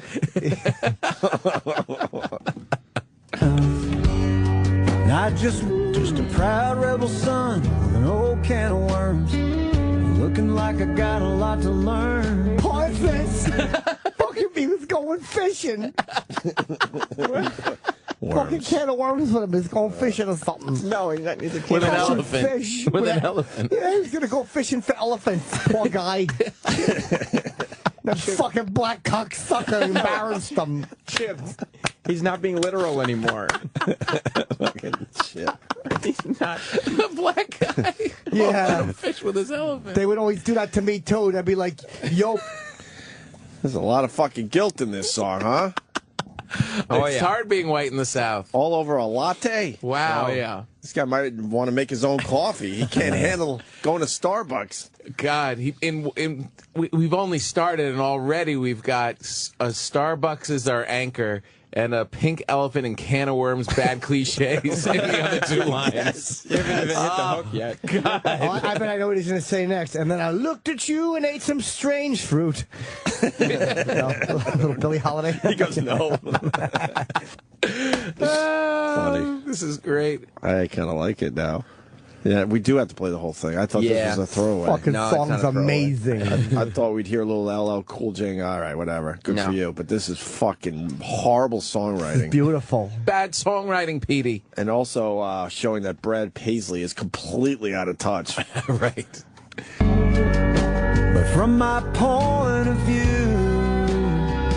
I'm just a white man coming to you from the Southland, trying to understand what it's like not to be. I'm proud of the Southland, right? Trying to figure out what it's like not to be a white guy.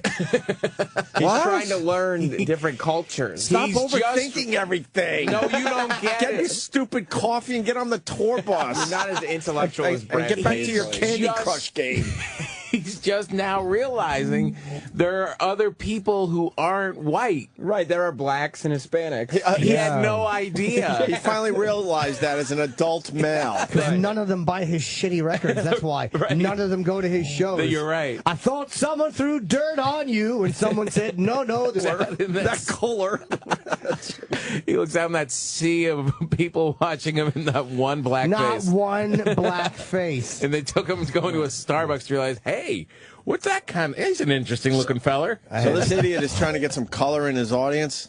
He's explaining. Holy fuck. The reason that he put out this song is because his quote is that art should promote. And congratulations. Art. Should promote discussion. Yes, it should. That's what Brad Paisley looks like? Let me see. And then he got LL Cool J to buy in? The only guy that would do it. Oh, man. With this fucking these two drips, and you know they put these self-congratulating drips. Really thought they hit an emotional home run. You think when he wrote the song, he was hoping to get like Jay-Z or Kanye West or some relevant dude to get on it, and all he could get was a white guy to rap on it. And this is the publicity photo with LL Cool J. He's not even wearing the Leonard Skinner shirt. No, LL Cool that J inspired the song. Why wouldn't he wear the Leonard Skinner shirt? Exactly. He's got a picture of Malcolm X on his fucking shirt. Brad Paisley. What is he wearing? What is his shirt? I don't even understand. LL is slightly lighter than Brad Paisley. Yeah. Oh, no kidding. He found a safe black guy. Wow. He should have went real black. Back to the song. Great. Fuck yeah. We got 4 minutes to go, by the way. God. Yeah. Wait, and by the way, Yeah. if you like songwriting, I do. I love songwriting. you like Sam. lyrics, Love it. Who Let the Dogs Out? One of my favorites. just wait till you get to LL's rap. You will not be disappointed. That guy could rap his butt off, my mother would always say. Right. She always look at him without his shirt and go, look at that chipper. What? Okay, back to the song. Yeah. I'm proud of where I'm from, but not everything we've done. And it ain't like you and me can rewrite history. Our generation Not everything we've done is bad. didn't start this nation. We're still picking up the pieces, walking on eggshells, fighting over yesterday. Well, then why are you wearing the shirt? Stop walking on eggshells then and write a song that isn't groveling. Pink elephant walking on eggshells. I don't mind that if he's trying, but he's groveling and he's walking on eggshells and then he's mentioning I'm walking on eggshells. Why wouldn't you just say, look, I love Leonard Skinner, deal with it? Yeah. Right, exactly. Here's how the End song of my should go. Starbucks experience. Have you heard Give Me Back My Bullets? It's a great fucking band. I love being ballsy wearing your thing as you're ordering a grande soy latte. Right. In the whitest place in America, Starbucks. If you want to get something done, don't look at my shirt. Go to World Star Hip Hop and look how you people are treating each other. Each other. Oh, Brad. I love groveling Southern. cracker shot. I love Southern Jimmy. Walking on eggshells, pink elephant, Can of and can of worms. I bet he works in a diner because there's eggshells on the floor. Give me back my bullets. We're playing that into break. You know that, right, E-Rock? Are we on the same fucking page today or what? Metaphor what? I think that might be Ronnie B's favorite Skinner song too. I don't like Give I'm Me in Back My good Bullets. company. You don't like Give Me Back My Bullets? No, I like Am I Losing, and I like Freebird. You're a Simple Freebird Man. guy. Oh, Simple Man's Man's by my. nice. Then again, Tuesday's Gone is really And good. it is Tuesday. Look at you casually bringing out all your Skinner knowledge. I think Simple Man is the best. Da-da-da. The opening, that song is one of the best openings to a song. Let me hear the open to Simple Man. It's just great. Let me hear. But what about Brad Paisley's song? Yeah, It's we're not going even back done. to it. It's going to have another run-in with another guy who's Come on. probably darker than the first Simple guy. Ton is looking up Simple Man. Oh, It boy. works twice because he's a simpleton and he weighs a ton. Oh, yeah. This is just Simple Man. How good is this? That's good, man. It's going to be Leonard Skinner Day. Fuck it. I don't mean on the radio when I get out of here. And the headphones. This Van Zandt could really fucking belt out a song.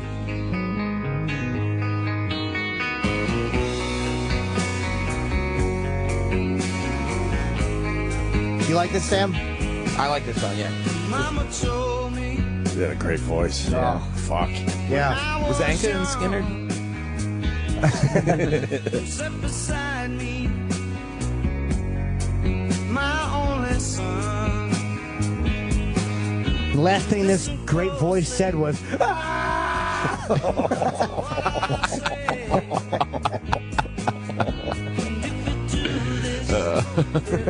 You're walking on eggshells. All right, we'll get back to I Simple know. Man. I know. It's good stuff. Let's get back to real Yes. songwriting. All right. Back to the Starbucks. And caught between Southern pride and Southern blame. It is complex. He's ruining it for everybody. It is You know really that, right? complex in Now the everyone South. is going to have to deal with this issue now in the South. Boy, Now. he's proud of where he's from. Because we're going to finally have to deal with this issue because of Brad Paisley. 2013. He's 40. He found out there's like Hispanic people, black people. Where the fuck did this guy live for 40 years? Exactly, because I want to move there. Finally What a figure great out town. It's more people than just white people. Wait till he meets an Asian person. His mind is gonna fucking blow. Oh, he's going to fucking flip shit. And I thought you had a pinky sticking out of the front of your body. He's going to be amazed by Asian people. Yeah, dude. He realizes that they're not tired. That's just how they look. Yeah. They just have magical eyes. Wow. They called it reconstruction. Fixed the buildings, dried some tears. We're still sifting through the rubble. After 150 years, I try to put myself in your shoes, and that's a good place to begin. It ain't like I can walk a mile in someone else's skin, 'cause I'm a white man living in the Southland. Just like you, I'm more than what you see. He did do the right thing of taking a really complex subject and putting it to a very catchy tune that makes it just drive. Do you know what he is? He's a maudlin drip. He really is a real bummer. Just a drip. Even the Fucking song, wet end. even the song title, "Accidental Racist." Oh, exactly. You literal dunce. A literal dunce. All cliches. Oh, he's fucking hideous. Out of where I'm from, not everything we've done, and it ain't like See all the white arms at the concert going back and forth. history. Our generation didn't start this nation. We're still paying for the mistakes that a bunch of folks made long before we came and caught somewhere. Sounds like he's groveling a little bit. Huh? He is. We not the same white people that built the nation. Right. Justin Stengel just texted me a good point. Yeah, what did he say? When he meets a midget, he's just going to give up and go home. Oh, Like, he's going to be like, what the fuck? grown? Holy That's as shit. big as you get? Yeah, that's impossible. How are your limbs that stubby? Take me to your land. I saw a little man who lost his legs in the war. No, born that way. No, he's Mother born drank. that way. His head is the same size as mine, but his body is And so you're trying to tell me he sweaty. thinks the same way I do? Not possible. Holy fuck! He lives in a little house just Yeah. like me. Yeah. So we're not supposed to use these things to go bowling? I picked him up and kissed his cheek. Wow, what a closed-minded douche this guy I is. thought he was a Stangle. baby with a goatee. That's hilarious. Well, I grew up in a pretty white neighborhood, but by the time I was 10, I realized there were black people. Absolutely. I know. What Exactly. the fuck? He's 40. You didn't even have a TV. Man. Somewhere between southern pride and southern blame. We're still. Remember, And you notice you put LL Cool J to the back of the I song. was just gonna say, we have okay, that you got coming that up. joke? Yeah. I'm trying to fucking write it in my head. But he doesn't even believe. Even though he's learning about black people, he still doesn't believe they should be up front in his music. He's a throwaway at the end of the song. We're still waiting for LL to pop into this dumb thing. He can come on once I'm done. My song has a token black guy. He's the only one that would do it. We're running out of fucking time on this song, and we're 4 minutes in with no sign of LL. Exactly. But I have a feeling it's coming soon now. Oh, it is. And by the way, we should definitely go line by line for LL. Really? Really analyze what he's saying. All It's right. very good. It is. All right. Line by line, though. Yeah. That could be 1,000 words in a minute. Dear Mr. White Man. Oh, it's right here. Mr. White Man. Oh, it does not disappoint. Right Dear out of the Mr. blocks. White Man. That's right. LL just found out there's white people. There's literally, I couldn't have guessed that in 1,000 years. So that's how he would start? Yeah. Even if the guy's name was White Man, I would never address someone as Dear Mr. White Man. I don't know much about country music. I got to be honest with you. There's a guy on the line. I let him say it. This can't be true. Richard in Texas. Richard? Yeah, I just wanted to know what y'all expected from a guy who wrote such hits like, I'm going to check you for ticks. You never heard that song? There's a song called I'm Going to Check You gotta for hear Yeah, but Ticks. it was done, but it was about Tourette's. I want to check you for ticks, I think it is. Huh? I want to check you for Listen. All right, no, stop this song, because that's going to be a whole nother fucking trip for us. Yeah. You got to hit the. serious. It was a big country hit. It was huge. This song, I'm going to check maybe you I for heard ticks, it was then. gigantic. All right, we're going to play that next, Richard. Thank you. All right, bye. Wow, this guy's a hack. Yeah. But, I mean, he has sold some records. I know that much. Oh, but that whole genre is just cliche and literal dripping. The videos are hilarious.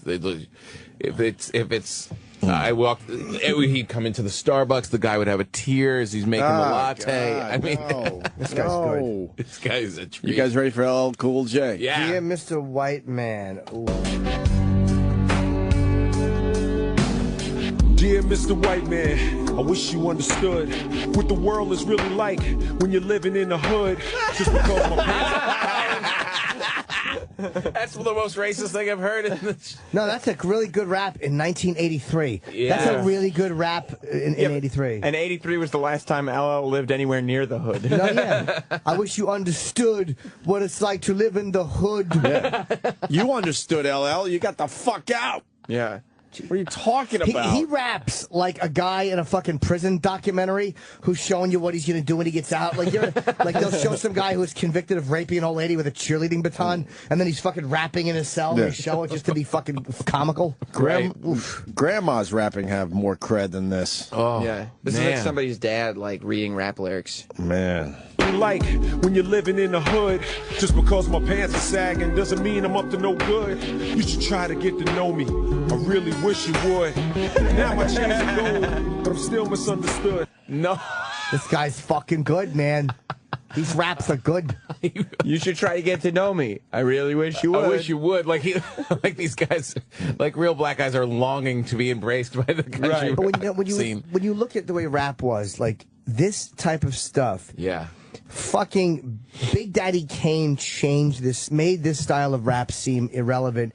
In what year was he out? I'm going to guess Long fucking time ago. 87 or 90. Yeah, he's an 80s guy, right? He's in the building this week, by the way. I'm so psyched. You got to No one meet him, cares. or have you met him before? I've never met He's him. one of your guys, right? I love him, yeah. But I mean, like, guys like that changed this the cadence of this stuff didn't Yeah. seem fresh, or Eric B. and Rakim. Like, this type of rap was done in, like, the mid-'80s. No. Of course it was. This is only done now, like when you have at weddings, at white weddings, and you have the bachelor party. Yeah, like this one should have started with, well, my name is... Right. Does he say whack at any point in this rap? We're going to find out. I'd love to hear him say whack. I do like, though, that he's addressing it to Mr. White Man, the non-specific representative of the community. Not Right. one person, but everyone. You have know? two guys here who are completely out of touch. Completely just not living the lives. And the other thing is, like... Hold on. Yeah. Because we got to add this to the discussion. Self-cutting girl on Twitter. She's asking, don't we know this song is a joke? If you listen to any of Brad's past music, you get the joke. It's not a joke. He just said, I mean, in every article he's talking about it, trying to promote discussion. It's not a joke. It's not a joke. There's no punchline here. There isn't a punchline. I listened to the whole song. It's not a punchline. The joke's on you, sister. The other thing is, like, you give LL Cool J... You LL Cool J's not going to be part of a joke when you're talking about race. Not voluntarily, anyway. LL don't play that way. But you give him, like, you have a verse to discuss race in the United States, and he's just filling it with empty syllables, like, we should get to know each other. I really wish you would. It's saying absolutely nothing. Right, exactly. It's He's safe. fucking terrible. It's safe. Safe. He very raps safe. like the DJ from Houdini. For anybody that remembers how awful it was when he rapped. Because it is fresh. It's like a linebacker just saying things. Just saying things. Yo, Sway. Sway has arrived. Let's bring Sway in. Can we Yo, Sway! I don't know if he's got time. Will he come in? He comes in for his 8 o'clock Is there show another at mic? 8:05. Yeah, well. What a fucking life that is. Yo, Sway! Does he have a minute? He's going on. Going Hey. on, okay. All right. Brad Paisley song with LL. Are you talking about the Brad Paisley song today? Ah. He hasn't heard it? He hasn't heard it. Okay. We're boys off the air, but he's making it look like we're not boys off the air. He's got a job All right, to you come do. back a little later? All right. Yeah. We're boys up the air. You've seen the action, right? It's hard in the hood. You've seen the hugs and stuff with me and Sway, right? Yeah, they're tight and They're long. tight. All right, back to LL. In the hood, just because my pants are sagging doesn't mean I'm up to no good. You should try to get to know me. I really wish you would. Now my chains are gold, but I'm still misunderstood. Now my chains are golden. Wow. Anyone You see else what- pick up on You that? see what that means? That's Yeah. a reference Chains. to slavery. Yeah, that's the But I'm first still metaphor. misunderstood. No one misunderstands you, LL. You couldn't be more You couldn't be literal whiter. and You- easy to understand. He said, fuck it, I'm just going to join the white world. Right. He hosts the Grammys and acts on CSI or whatever. You couldn't get How more white misunderstood than are that. you? Everyone loves you. America accepted you. They said, host the Grammys. He's Chris O'Donnell's co-star. Chris O'Donnell and LL The Cool whitest J. man in America. Yeah. Wow. Now my chains are gold, but I'm still misunderstood. I wasn't there when Sherman's march turned the South into firewood. I want you to get paid, but be a slave, I never could. Feel like a newfangled Django dodging invisible white hoods. So when I see that white cowboy hat, I'm thinking it's not all good. I guess we're both guilty of judging the cover, not the book. I love to buy you a beer. Book cover. The cover, not the book. I'll judge the book because the book is called Drek. And it's these song lyrics. Oh, God. It's Drek. They have like a giant book of cliches that they just pull out and it's like a magical thesaurus. Technically, it's not a cliche because he said judging the cover, not the book. And the cliche is, you put the book before the cover. You're right. So Right. don't judge a book by its cover. Yeah, is but the he's still cliche. using a cliche. He's still using a cliche. You think it still counts? Yeah. A little bit. I'm gonna go eggshell walking is the same thing. Walking on eggshells? Yeah. Oh. That's Christopher's brother. And someone's telling me LL Cool J was brought up in Bayshore, Long Island. That's not Compton. It's not even close to Compton. LL is he's from Queens. He's a Queens guy. He's from Jamaica, Queens. Unless he Someone was, said Bayshore, oh, maybe too. he was. Okay, maybe that was. Maybe He he did claimed a Jamaica, little Queens, time as they in say. Jamaica, Queens, and then they moved him Yeah. to Bayshore to get him out of the hood early maybe. on. Wow. I don't think he had it that tough. The cover before the book. Oh, wow. Wow. Stupid. This is just This is terrible. Love to buy you a beer, conversate, clear the air. But I see that red flag and I think you wish I wasn't here. He wants to buy the white guy a beer? Yeah, he does. No, he doesn't. He wants to buy him in Old English. Yeah. I want to buy you a 40-ounce and put it in a bag. That's a better rap than anything that's been on here so far. Yeah. Do you want me to read you, in case anybody thinks this is a joke song? Sure. Brad Paisley's tweets? Yes. So, as you buy this album, I hope it triggers emotions. I hope you feel joy, heartache, triumph, surprise. You laugh, cry, nudge someone beside you. Oh, no. That's not going to happen. Ew. None You of those nudge things are going somebody- to happen. You nudge somebody by you on the train, and you go, "Could you get up, sir? There's a white man that needs to sit down." You know the rules. I hope the album rocks you, soothes you, raises questions, answers, evokes feeling all the way through. This is like an introductory kit to race relations. Right. It's Yeah. like, None of for this white stuff's people gonna who've happen. never thought of black people before. What he should say is, "I hope this album bores you and makes you uncomfortable." That would have been very, very. None of this shit's going to happen. Wow. None of it. Man. Talk about and nudge somebody. Why would you nudge anyone? I don't know, Jimmy. I don't know. Guess what I listen to? Hey, you hear what he just said about blacks? Hey, you. I'm relating. Young thug with the red headphones. Take that off. We talked to you about race relations. Oh, my God. You don't think there's a scenario with a black guy and a white guy listening to this together, and then one nudges the other and goes, you know, he's right. Yes, here's the scenario. The white guy's listening to this on his iPod. The black fist crashes into his face, steals the iPod, and then puts it on and listens to this and nudges his friend and goes, "Yo, listen to this shit." That's the scenario. Terrible. This is fucking hideous. Oh, I can't wait for the video. Yeah, by the way, someone pointed out on Twitter, and I noticed it and didn't say, LL said conversate, which, again, nobody says that in rap anymore. Right. I'm going to conversate like it's 1990, son. Ugh. Someone got it wrong. Obviously, it was Bayside, Queens. I remember that. Yeah. Bayside? Yeah, not Bayshore. Bayside, Queens. I don't think that's Wow. as tough as Compton. God. The go-to hood, Compton. If you don't judge my new rag, I won't judge your red flag. Wait. Don't judge my rap. I won't judge your red flag. Nice, if you don't judge my do-rag. If you don't judge my do-rag, Oh, I heard won't rap in judge there. your red flag. This guy, it literally is C. Dick Run. C. Jane Run. It's C. Spot Run.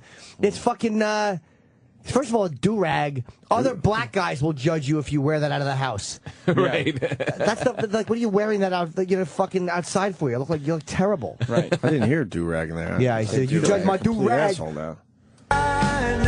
If you don't judge my new rag, I won't judge your red flag.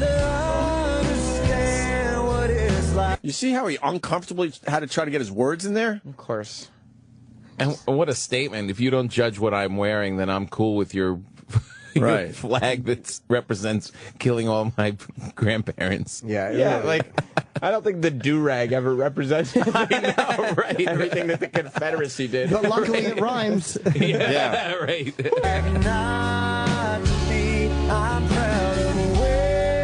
you don't judge my gold chain, I'll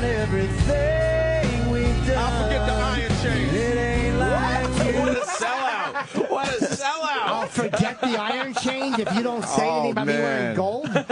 Well, else forgiving. Wow. Wow. I'm cool with that whole slavery Wow, thing. just give me a gold chain and it's all good? Yeah. Is that what he's No, saying? not even give. Allow me to wear jewelry, and you can have slavery. We're good. Wow. Even all the hangings in the South? All good. If you don't scuff my Jordans, I'll overlook the rape. Jesus Christ. Wow, LL. Wow. Why would he say those words on a Wow. recording? You gotta think the brothers aren't happy with LL. Well, he's got a lot of cred in the rap community. Yeah. Wow. Holy Toledo. Let me wear my gold chains and I'll forgive everything. Yeah. Damn. Slavery is all You good. must really love gold chains. I'll forget the iron ones. And who's stopping LL Cool J from wearing jewelry? No one. No one. Lindsay Lohan has a worse reputation with jewelry than fucking LL does. Nobody's ever had a problem with it. No one cares what he does. God. But if you agree, we can have slavery. It's okay. It's Slavery's all good. fine. It's fine. Don't make me uncomfortable about my fashion, and I'll let you slide on slavery. That's unbelievable. Let's go to Travis in Kentucky. Travis. Guys, you will spend endless hours at this. Google Hick Hop, 2 words. It is the worst rap country you've ever found. One of them's like Moonshine Bandit. It's fucking hilarious. I've spent hours on YouTube looking at this. Well, which one should we play for everybody? Let's see. Try Moonshine Bandits for the Outlaws. It'll come up on YouTube. All right, we'll definitely check that out. I've never heard of Hick Hop. It's horrible. All right. It's really horrible. Hick Hop. All right. Everything we've done. I forget the iron chain. It ain't like you and me can rewrite history. Can't rewrite history, baby. Oh, Dixieland. The relationship between the Mason-Dixon needs some fixing.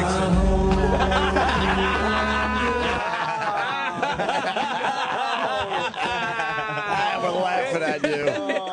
Oh, God. Are you kidding me? No. It just gets better. That makes me completely against race mixing. Terrible. Did not say that. That's right, though. The Mason-Dixon needs some fixing. The relationship between the my. Mason-Dixon needs Yeah, some fixing. the writing on this song needs some fixing. This is fucking awful.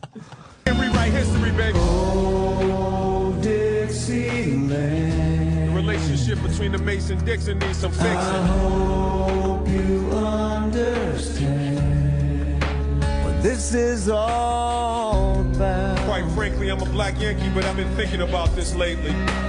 Quite frankly, I don't know what you people are talking about. Quite frankly, who the fuck says quite frankly? Margaret Thatcher didn't even say that. God, He's been thinking about this lately. Like, as of late, I'm starting to think that there's some racial inequality. Note to self, avoid that Starbucks. Yeah. Sounds exhausting. Just need a cup of coffee before I go to work. It's too much. It's too heavy on Maine. Too heavy. I just wanted a cake pop. Wow. Give me a fucking blueberry scone and I just want to get the fuck out of here. Imagine being the guy in line behind Brad Holy Paisley. shit. Yeah, Brad, you're holding up the whole fucking line.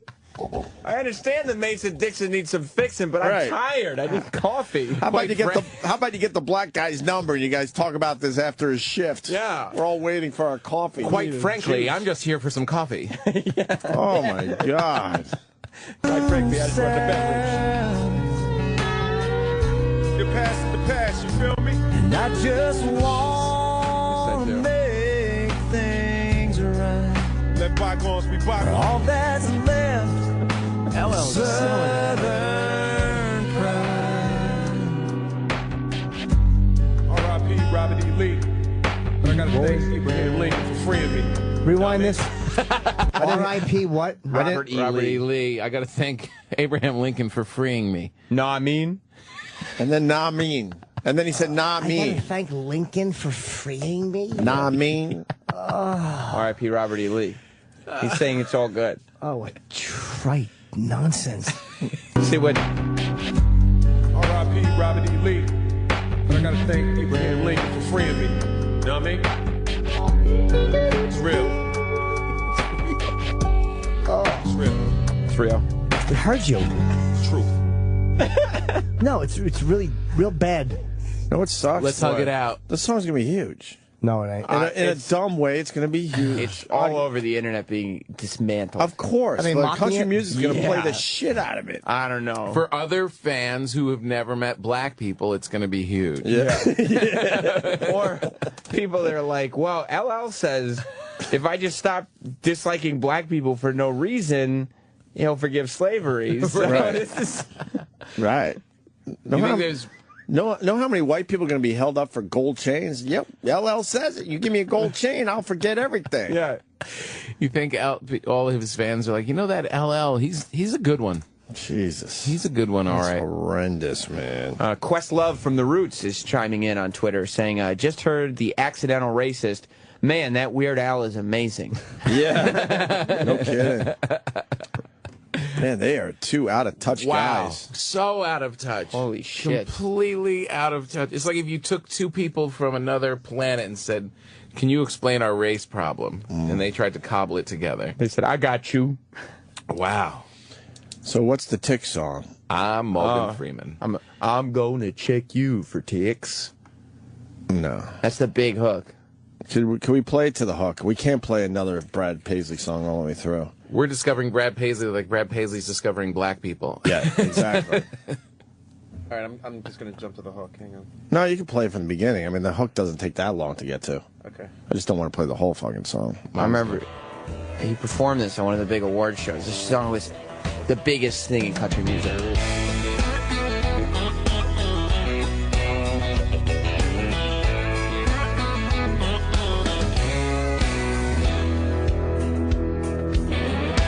Every time you take a sip in this smoky atmosphere, you press that bottle to your lips, and I wish I was your beer. Oh, God! Try to get that dick sucked. God, it's just so lazy. Simply Is that a dick joke? So lazy. I think if you asked him, he would just be talking about having a nice kiss on the lips. How do you, I think you're right. how do you fuck up a dick joke? I think he's just going for a Easiest nice thing to do. or peck on the lips. God, there's no thought. Oh my there's God! no If this was a depth. huge hit. This was a massive hit. Like, I can't tell you how big this hit I was. don't believe I've ever heard this. All right, back to the song. You press that bottle to your lips, and I wish I was your beer. Pause. No, he's trying to be a little edgy there. A little- He's trying to be like, whoa, he's talking about, his dick. Well, no. And then he I goes, just meant no, that. man, I meant my lips, obviously. Come on. But he's leaving it open for interpretation. Right, Like, 'cause, whoa, that I mean, Brad Paisley's crazy. I You can know be what a- naughty sometimes. He's you being a know what little that- naughty without being naughty. Long neck bottle looks like. That's right. He has an out. He could go, no, man, I'm talking about lips on lips. Sorry. Don't be ridiculous. E-Rock. And in the small there of your back, your jeans are playing peekaboo. I'd like to see the other half of your butterfly tattoo. Hey, that gives me an idea. Let's get out of this bar, drive out into the country, and find a place to park. 'Cause I'd like to see you out in the moonlight. I'd like to kiss you way back in the sticks. Pause this. You're Well, about what to get to it. I would like to see what happens. Like if he parks outdoors in the moonlight in the field, and then you ever see Midnight Cowboy? What happened to Joe Buck and his girlfriend when they parked? Yeah. That'd be A perfect. gang rape of both of them. That'd be perfect. Yeah, good sodomizing. Does he eventually sing about where the jizz goes? No, that's not what the song's about. You sure? Yeah. This all ends with spilling of the jizz. It's not what this is about. Can't hang out with a young lady under the moonlight without spilling some jizz. Does he? No, this is No? an old, a country song. Pure. It's got some Is he gonna values. shoot the jizz all over the butterfly tattoo? Come on, he's not talking about that. No, He's a little edgy. I'll give you that, but he's not going there. no. Yeah, no, he gets a little edgy, sure. Where but does the jizz go? he's not talking about jizz right now. He's just, You think she's gonna swallow the jizz, or is he don't- gonna try to put the jizz in her shitter? This is pure country. I don't know what you're trying to do, but this is pure country. Pure Country 101. All right, let's find out where the jizz tick goes. song or the tick part I'm going to already. figure out where the jizz goes. I know Okay. it's in there somewhere. Give me your tick. All right, go ahead. Out in the moonlight, I'd like to kiss you way back in the sticks. I'd like to walk you through a field of wildflowers, and I'd like to check you for ticks. I know the perfect little path. That's the hook. Path. Out in these woods I used to hunt. Okay. Uh-oh. I like where this is going. Like to lubricate my fists. And I've also got your front. Oh. I'd hate to waste a night like this. Pause. Waste a night like this. Yeah. That's the jizz part. Because it's a big waste if you're not spilling jizz. No. I don't know. I hate to waste a night like this. I don't care if you're a Mr. or a Miss. That's what it's gonna say. It's a big old waste if you're not spilling the jizz. I hope not. I don't think that's He's not going home with blue balls, it's Brad Paisley. What a special culture. Let's keep going. I want to know where jizz goes. And I've also got your front. I'd hate to waste a night like this. I'll keep you safe, you wait and see. The only thing allowed to crawl all over you when we get there is me. Whoa. You know every guy in here tonight would like to take you home, but I've got way more class than them, babe. That ain't what I want. 'Cause I'd like to see you out in the moonlight. I'd like to kiss you way back. It really hurts your soul. Yeah, he's going to keep the jizz in his pants. He's going to spill it in his jeans because he's, in the end, he's a romantic. There he is. So this was like his pop Pause. hit, and then he launched and then he got deeper. Right. With Accidental Racist. Yes, Right. he did. He had the commercial success. Right. Then he he's wanted to like, be I more want of to an say artist. something. Right. Exactly. Because have you guys seen, there are people darker than us. Yeah. And someone's got to talk about it. Their hair's all curly and shit. You'd be amazed. All right, here we go. Oh, this is People the are most mad at us. offensive. People are mad. Don in Texas. Go ahead, Don. Hey, y'all need to back the fuck off, man. This is my goddamn wedding song. Is it really? Is it? Oh, he's hung up. He hung up. It probably is, though. It's a metaphor. Of course, checking for ticks. You got to take your clothes off. You touch around. And, Right. It's a little. But he's not like the other guys. So the other guys obviously are all about spilling jizz. So he's gonna blue ball the shit out of her and spill some in his fucking pants. Right.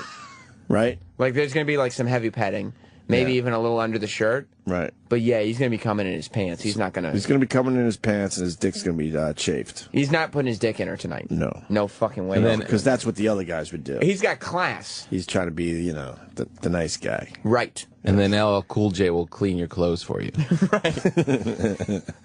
I'll shine your shoes if you don't make fun of my hat. All for a little gold. Just a little gold. I'm cool with slavery if you're cool with me dressing up.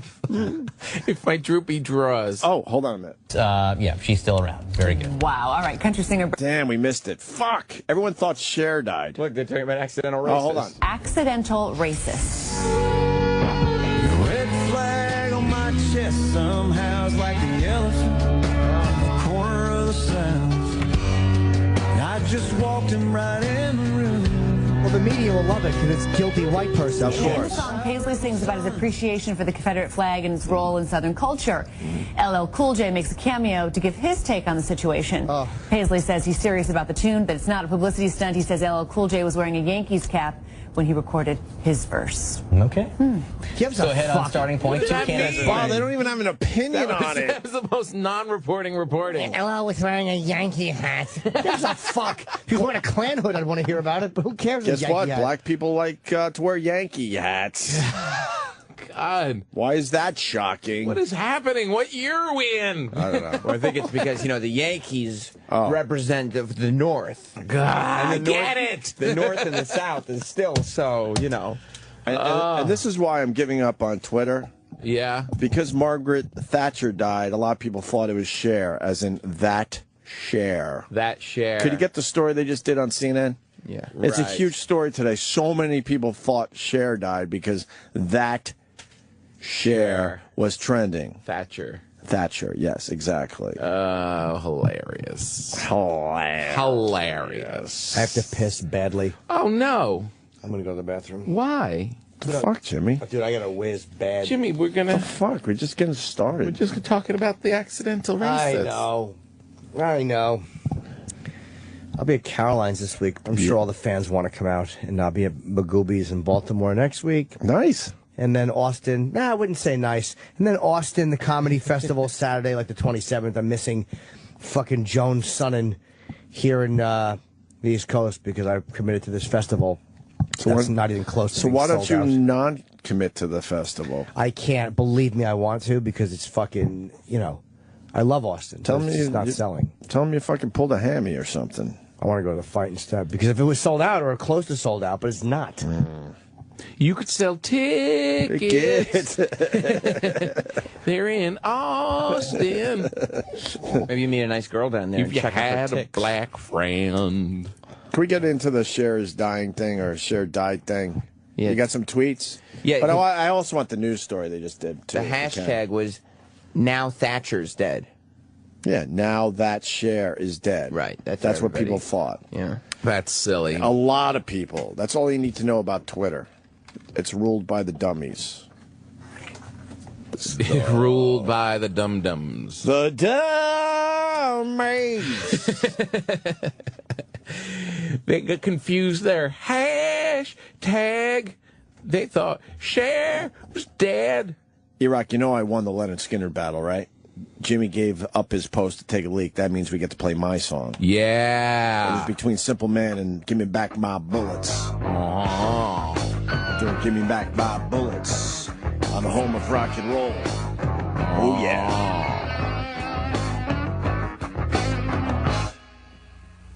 Life is so strange when it's changing, yes indeed. Well, I've seen the hard times and the pressure's been on me. But I keep on working like a working man do. And I've got my act together, gonna walk all over you. Give me back my bullets. Put 'em back where they belong. Ain't fooling around 'cause I've done had my fun. Ain't gonna see no more damage done. Give me back my bullets.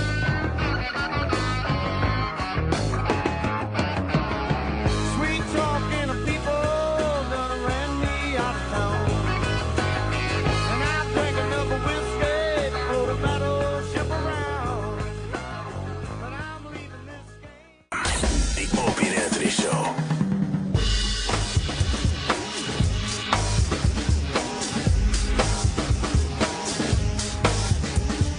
We got Tom Papa hanging with us today. Yes, indeed. Got a couple big shows yourself there, sir. Big show. Pre-sale tomorrow on Twitter for my show at the Kimmel Center in Philadelphia. It's a big one. When is that? That's going to be on May 11th, Mother's Day weekend.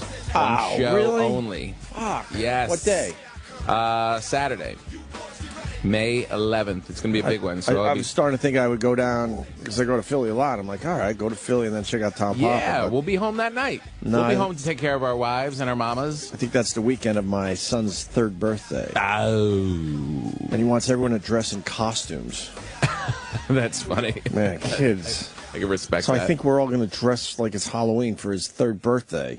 Wow. Why don't you dress like Dad's going to Philly? Just like a roadmap. So that'll be tomorrow, and then I'm going to be at Bananas. Do you have conflicts in your family as far as scheduling kid events?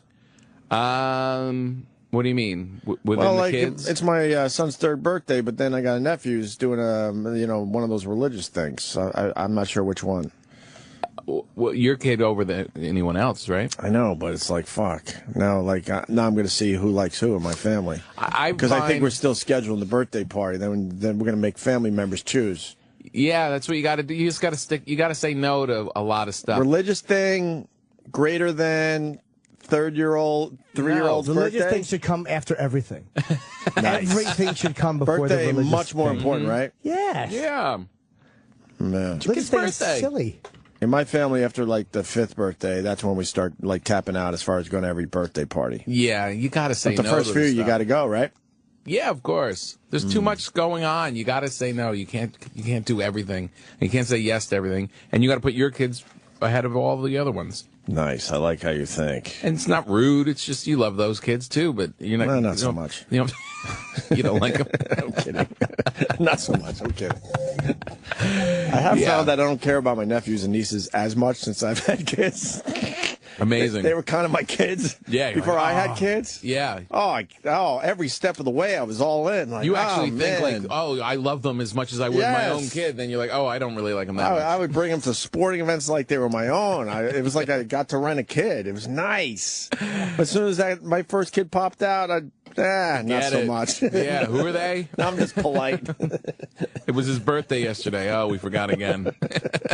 I used to be all in. Yeah. I'd be the cool uncle bringing all this shit. Yeah, I did it too. It was great. But then, no. God, I hope my brother's not listening right now. He probably feels the same way. Yeah, he probably does. understands. Speaking of kids, what's the problem with the mohawk? I just saw on CNN somebody, some kid in kindergarten got suspended. You're suspending kids that young for going to school with a mohawk? And, Yeah. and the kid didn't go out and get his own mohawk, so why are you What's suspending wrong with the the kid? mohawk? What is wrong with It the mohawk? signals a maniac. It signals a bad parenting and bad kid. It's Why? a bad seed. When you have a newborn, they send you home with your baby, and he has a mohawk every single time. That's because they only have that hair. That's true. They only have They're that. trying to make it look like something. There's a lot of kids. I went on a class trip yesterday. You did? Yeah. on a You had to be school the bus. chaperone? I was the chaperone. Where was the trip to? To the Museum of Natural Histories. Nice. Dinosaurs? Indians. You went Indians? Woodland Indian, Eastern Woodland Indians. You went Indians. I would have went dinosaurs. Well, it wasn't up to me. How many chaperones are there? There were 3, and it was very cute. But what I noticed, there's a lot of little boys with very long hair. Forget the mohawk. Hold on, before, because, that's going to be a thing. Because his mohawk's distracting, by the way. My brother wrote, I'm right here, He just Your brother? He heard the whole thing. Oh, jeepers. See you at the hockey game tonight, Scott. Well, yeah, but your brother doesn't like your kid as much as he likes his kids. I assume so. Absolutely. It's all relative, right? Anyway, chaperone, no dinosaurs, woodland No dinosaurs, Indians. woodland Indians. But the reason I bring it up is all these boys have long girl hair. That's the style now? Yeah.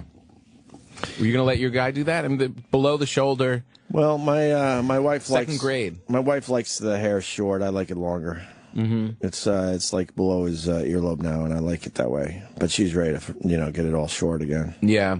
I don't know. The mohawk is insane. But the bottom line is they suspend him because it's distracting. How about, okay, good. Then get rid of some little girl who's wearing a burqa because it's distracting.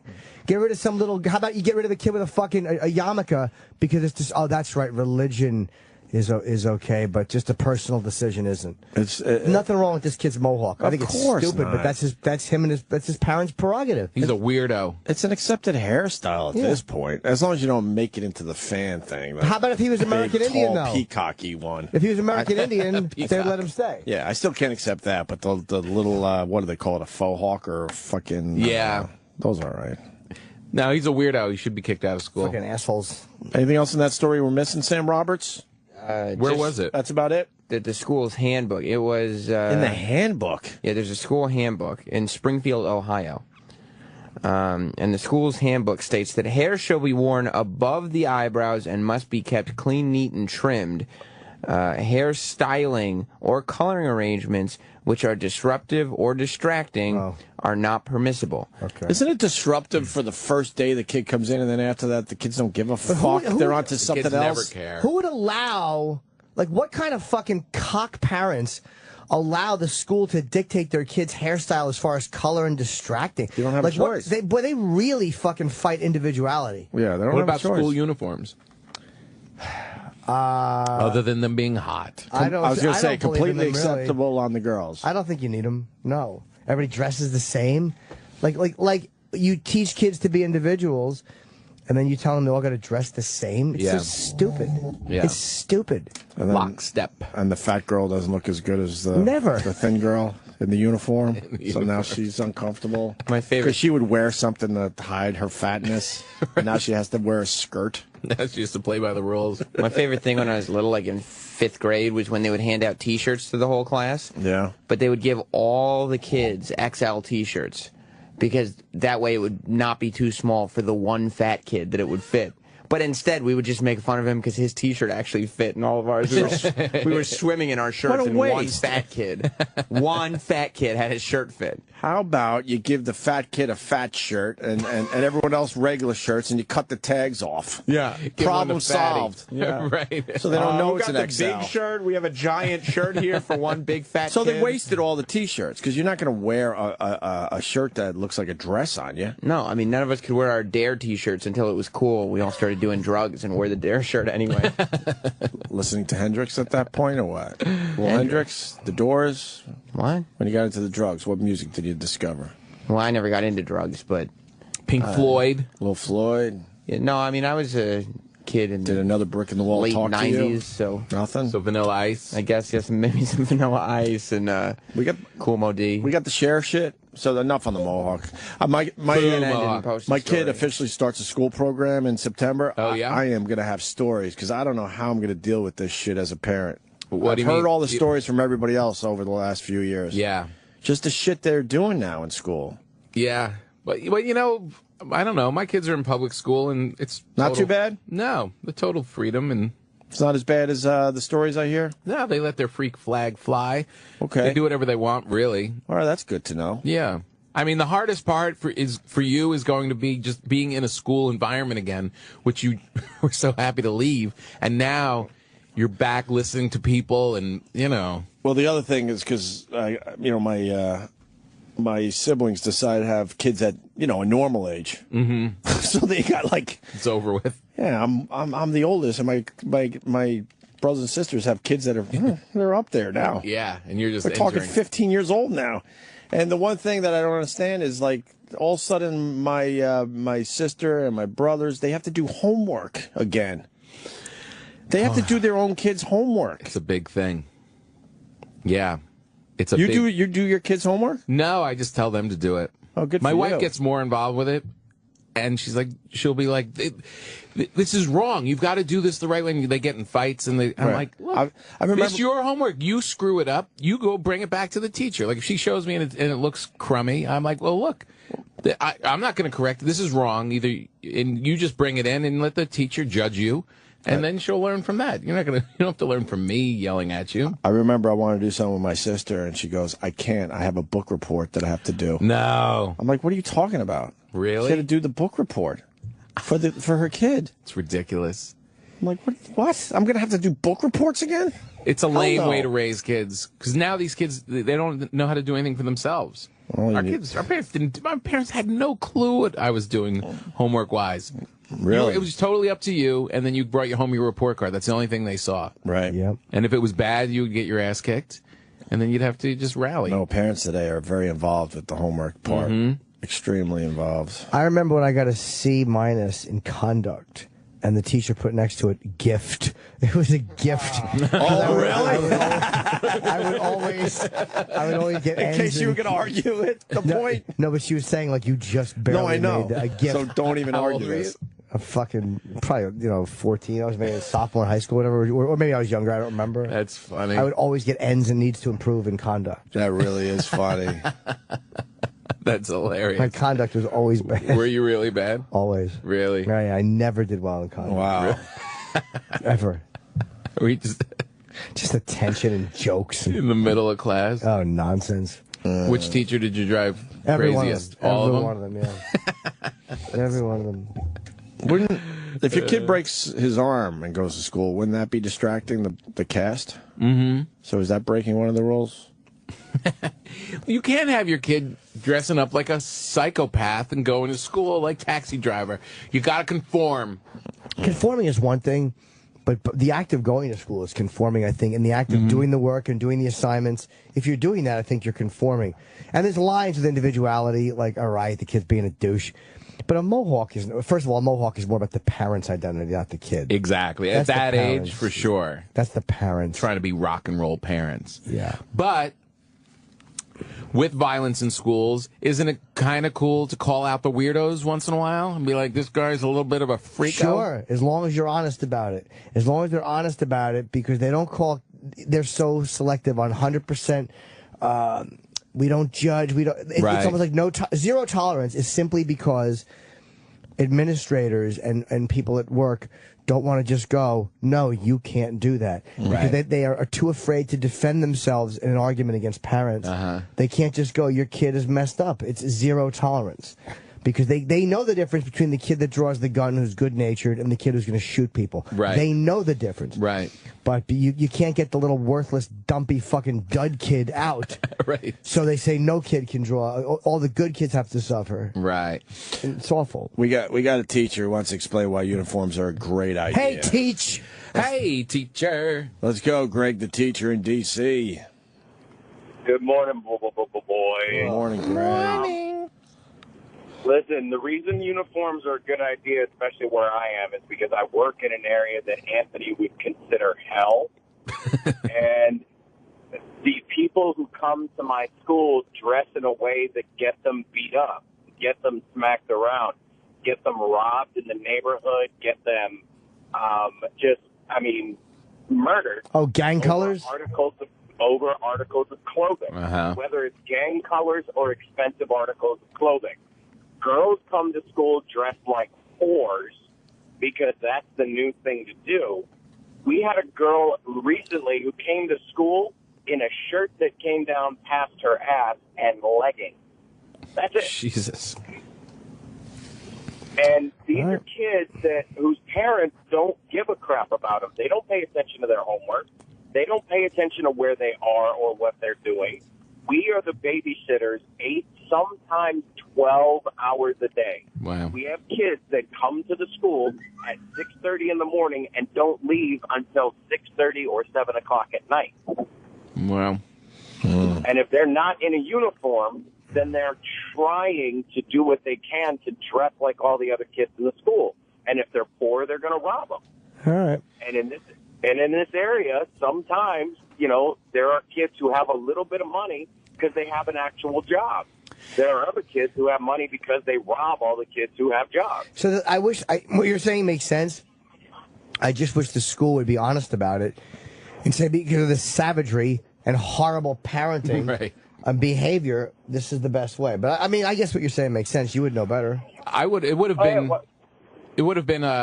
have saved me embarrassment in 7th grade when I accidentally wore my mom's chick jeans and and came out of the locker room and to a bunch of girls screaming at me that I had my mom's jeans Did you on. really?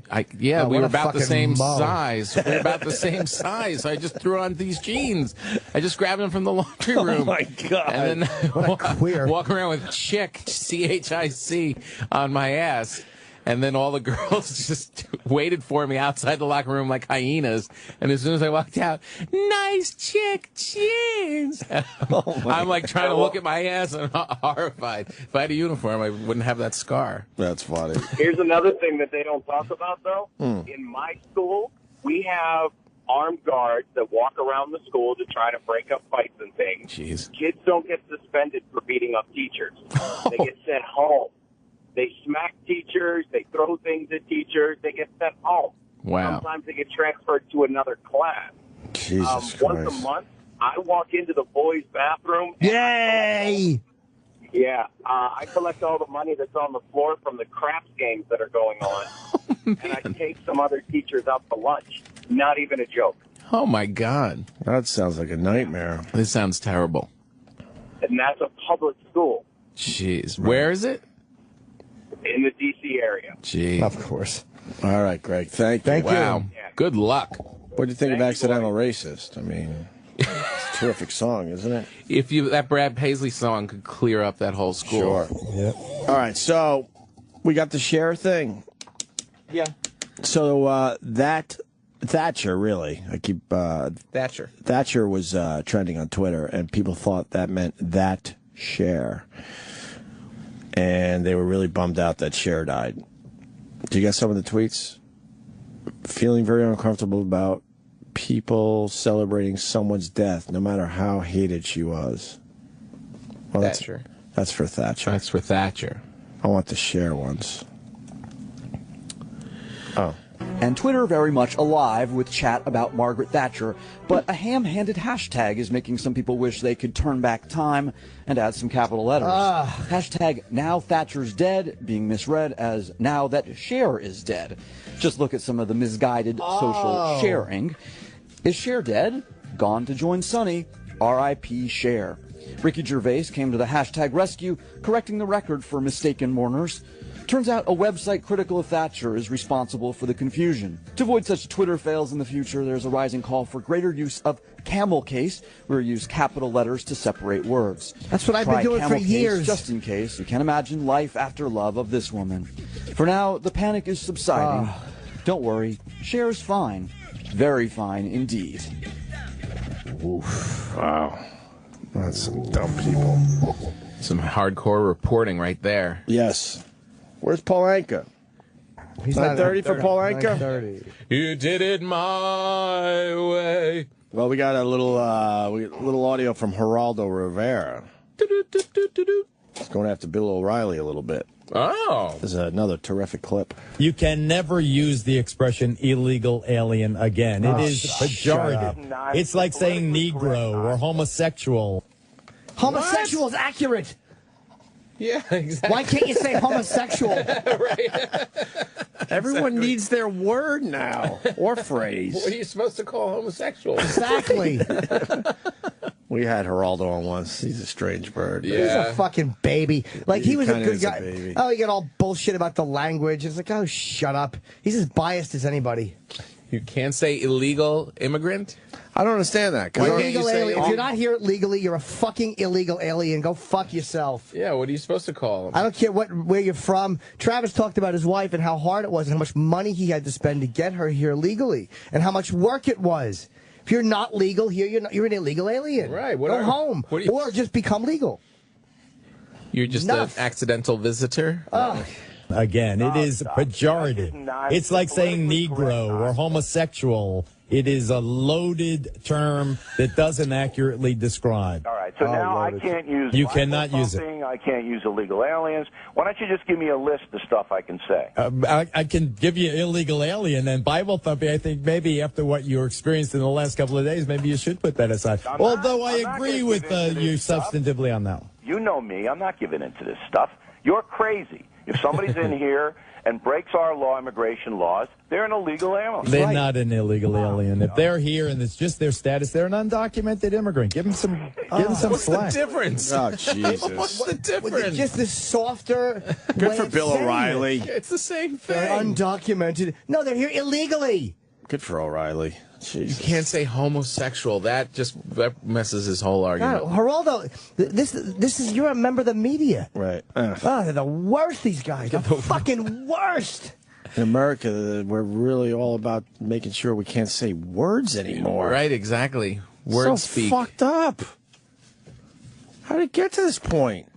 We said it, actually, with Nappy Headed Ho. We said watch. Right. There's going to be a bunch of words that are going to be presented as other words you can't say. You can't say and every group homosexual. now has their word you can't say, even though they use that word among themselves. Right. Your own special word. Your own special word. If you're part of this group, you get to use it. You're illegally in this country. What are we supposed to say? What was he said? You can't say illegal alien. You have to call them undocumented immigrants. Immigrants, right? What the hell? That sounds. What's the difference? That's like saying the N word with the G's and the A. Right. What is the difference? I don't know. Semantics. Semantics. I don't know. Well, that's just dumb. Good for O'Reilly. You need some black friends. You need. Yeah, it's nonsense. He's an idiot. Sam, you looking at me? No. Why? Oh, I'm in awe of you. Shut up. It's kind of gross. Now, that's weird. What's going on with Fandango? Now, I heard the sighing out there as soon as I said that. I told you I didn't want to do this. I said I'm done bringing up wrestling on this show. Right. We went a little long with wrestling yesterday. People were mad at us because we talked about going to WrestleMania. It's not like we just went to a regular little wrestling show. Right. WrestleMania was in our backyard, so me and Jimmy said, fuck it, let's go check out what this is all about. So then, of course, we come on the radio and talk about it. Right. It was a little too much for some people. How many hours? And I don't even think it was an hour. People Really? said, No. an hour on wrestling? Time to fucking relax. It's all good. Did you love it? Did I love it? I liked it. How did I you not liked love it? I love the entrances that these guys make. And by the way, at I the don't big know shows. Eric's helping. I think Eric putting on the Fandango music the entire time annoys people. I know. I don't mind annoying our listeners. I kind of enjoy that part of this this job. Right. When I know something is bothersome, I have no problem going with it. Do you watch wrestling at all? No. Did you used to? Yeah, when I was little. Yeah. When I was little. When I was in college, there were guys that were still into it, and I wasn't any longer, but they were still really into it. I watched growing up and then took a long time off, but then when we were at NEW, all the guys came through, so we really got to know them. Sure. So then we were in again, and it was pretty hot. The writing was hilarious. Yeah. They really went with some edgy, comedy shit. Right. And then, I don't know, then I tapped out, and now, because this dumb Fandango guy, I'm back in. And he came in here, and Jimmy got to lotion him up. Oh, really? Yes, he did. Yes, I did. You lotioned him up. And he was a little eager. The little video that we shot, he's reaching for Fandango, and he misses. It's the best. Got nervous? I didn't notice it at first. I noticed it. Watch. I missed his watch. I'm lotioning his arm. Watch. Jimmy's oiling him down. Lose his arm. What? Because Fandango is basically saying enough. This is a character I'm playing. And Jimmy's getting into it. Fandango wanted us to know that this is a character he's playing, and he's not living this type of lifestyle, okay? My Twitter blew up from that fucking little second on Raw. Do you have it? Yeah, sure. I don't watch. I was busy. You were on it. I like how you miss him and then rub your own arm. Yeah. Well, he had the lotion in his hands. Might as well moisturize. It was humiliating. Huh? 29 is literally taking over New York and New Jersey this week. So there's this whole montage of stuff that was going on. And there you go. There you go. Oh, there's Jimmy. I'm like super fan. That was it? Did they go? Oh. Fandango. It's That's it. So this guy, he came out of nowhere and has so much heat. Really? And he's only been around a few months, right? A couple months? If that. If that. And he went from a nobody with this new character. They don't know if it's going to work. Yeah. And then he's wrestling in WrestleMania. That's like a huge deal in that world, obviously. They started playing like little vignettes saying Fandango's coming, right? Right. And then he showed up. They were like, today's going to be his debut. And he started coming to the ring, and they would announce him, and they said, he said, you're saying my name wrong. So I'm not going to wrestle until you say my name right. It was a great gimmick. That's funny. And so, like, week after week, he would come out, and they wouldn't say his name right, and then he wouldn't wrestle. That's great. I know, got everybody. That's good.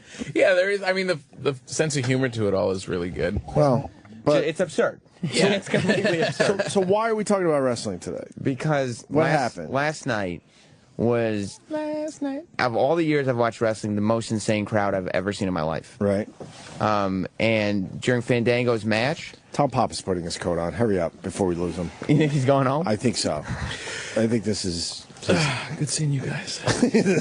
They started singing his song, like, while he was wrestling. And then after the match, they started singing, and his song has no lyrics. Right. The whole crowd started humming his song. They fucking love this guy. It's the weirdest thing, man. Like, watch this. When it hits, it hits. Watch this quick clip. This is as the match is starting, and listen to the crowd. Did he win? Well, yeah, by DQ. But listen, Who did he wrestle last night? By Dairy Queen. He was wrestling a guy named Kofi Kingston last night, but Jericho did a run-in. So that's going to, keep going a little bit. So listen to the crowd. And here we go. Kingston and Fandango. That's a pretty slick move right there.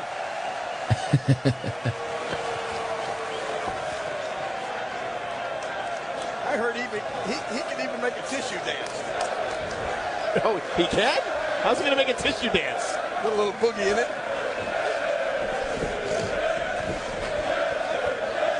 The whole time. One of you dance. Singing his music. So Jericho comes out, right? Beats him up, right? He He's on the ground. And they go, the winner of this match by disqualification is Fandango. Right. Fandango's knocked out. Winning last night, but he did get lucky against the 6-time world The champion. crowd is still singing the song. As a result of a disqualification, Fandango. Still won? It's fun. After he got his ass kicked, he's doing. That's to correct the guy. And then listen to where they play his music. Yeah. Not quite the debut Fandango wanted here tonight. Look at the audience. Everyone's dancing and singing. Fans are singing Fandango's entrance. They're going crazy. Look at that. This is the craziest thing I've ever been. I love it. Where are we? It's Bizarro World. You know, our bosses here are rocking it. Everyone. Place is packed. Jeez, that's so fucked That up is to great. get that much heat that quickly. And then I was getting all these messages that they were singing his song, like throughout, like after the show was over. Right. They were singing his song to the point that after the show went off the air, right. John Cena was in the ring, right, and they just turned on Fandango's music because that's all they would sing. Wow. Funny. Down the halls as they're exiting the building, It's they're great 'cause singing his song. Wow. And they get into the parking lot, and everybody's on their car horns going beep beep beep beep beep beep. It's unbelievable. It really is unbelievable. Unbelievable. Because it's the only I don't care about wrestling, and this hit me too. I'm like, what the fuck is this whole thing about? They made him a star. Who's the last guy that got such heat so quickly? Probably like Backlund. This? Bob Backlund, was it? No, it wasn't Bob Backlund. The Polish Hammer, Ivan Putski. No, not him either. Who then? I don't know. Superfly. Superfly. Must have been Jimmy Snuka. I don't remember. I'm talking about heat this quickly. Anybody that's popped up out of nowhere. He's wrestled one match and just is the shit. And everyone's all in. Yeah, no, I don't. It's great because it changed the audience. The audience is now like this calypso loving. They're like a Key West now. They took these animals and now they're dancing around. It's great. They made him last night though, because like you said at WrestleMania, it's hard to tell because there's a lot of non-wrestling fans in the audience. Right. So they're just like, what? But then the night after, the fact that the arena. Yeah, now it's the hardcore fans. The arena's never sang somebody's song to them, especially when there's no lyrics. It's great. Amazing. All right. We're going to take a break and get ready for Paul Anka. Yep. Promoting his new book, My Way. He did it his way. Let me have that song, baby. I'm a little nervous. Really? Get the bells out of there. Paul Anka? I get nervous when they're like really over the top legends like this. Yeah. You should be nervous. Get the cameras, I'm nervous. please. No. What's your strategy, Jimmy? What do you? None of them make me. I'll just ask him. So. You don't want to get him. You like to play the piano, do you? Oh yeah, well, I want to get a picture with him and a video and everything. Sure. He should be a good interview. It'll be fun to talk to. He's met them all. What do you mean get a video with him? I'm just saying, because Sam videotapes. Yeah, we or videotape someone. this shit, and then it goes nowhere for the most part. Yeah, because why would we? Sirius XM's our job is to get the things in the cars. Oh, what was that about yesterday? It's just nonsense. But what was the question? I said something along the lines of, sorry, I'm eating a grape. I've given up on trying to make this any more than it is. I love my gig. I love the money. Right. But you like those grapes. We're being passed by podcasts. And the response was, this is a different company. Our job is to get stuff on in cars. And it's like, you just don't understand. That it all funnels down to getting radios in cars. So stupid. If they can't make money off it immediately, they don't understand it. People listen on their home computers all the time. It's such a terrible, narrow, short-sighted way. And if you think I'm crazy, look at where podcasts are and look at where they are a few years ago. You didn't see it coming. With one lousy tweet, Rogan will tweet, I'm podcasting right now, whatever, and it'll be someone I'm interested in, and I pop it on my phone. I'm watching it. Right. It has to be a content-like universe. You know what I mean? Like, you can't just be on in a car and expect people to be loyal to your show. Yeah, it doesn't work that way. Like, people need to be able to carry whatever they like. It has to be accessible wherever they go. Right. And they have to see it and hear it and everything. That's the way content works now. It's amazing. That's right, baby. Right. Even Frankie Blue Eyes knows it. In my day, we didn't have podcasts. No? What'd you have? We broke his arm and put it in a cast.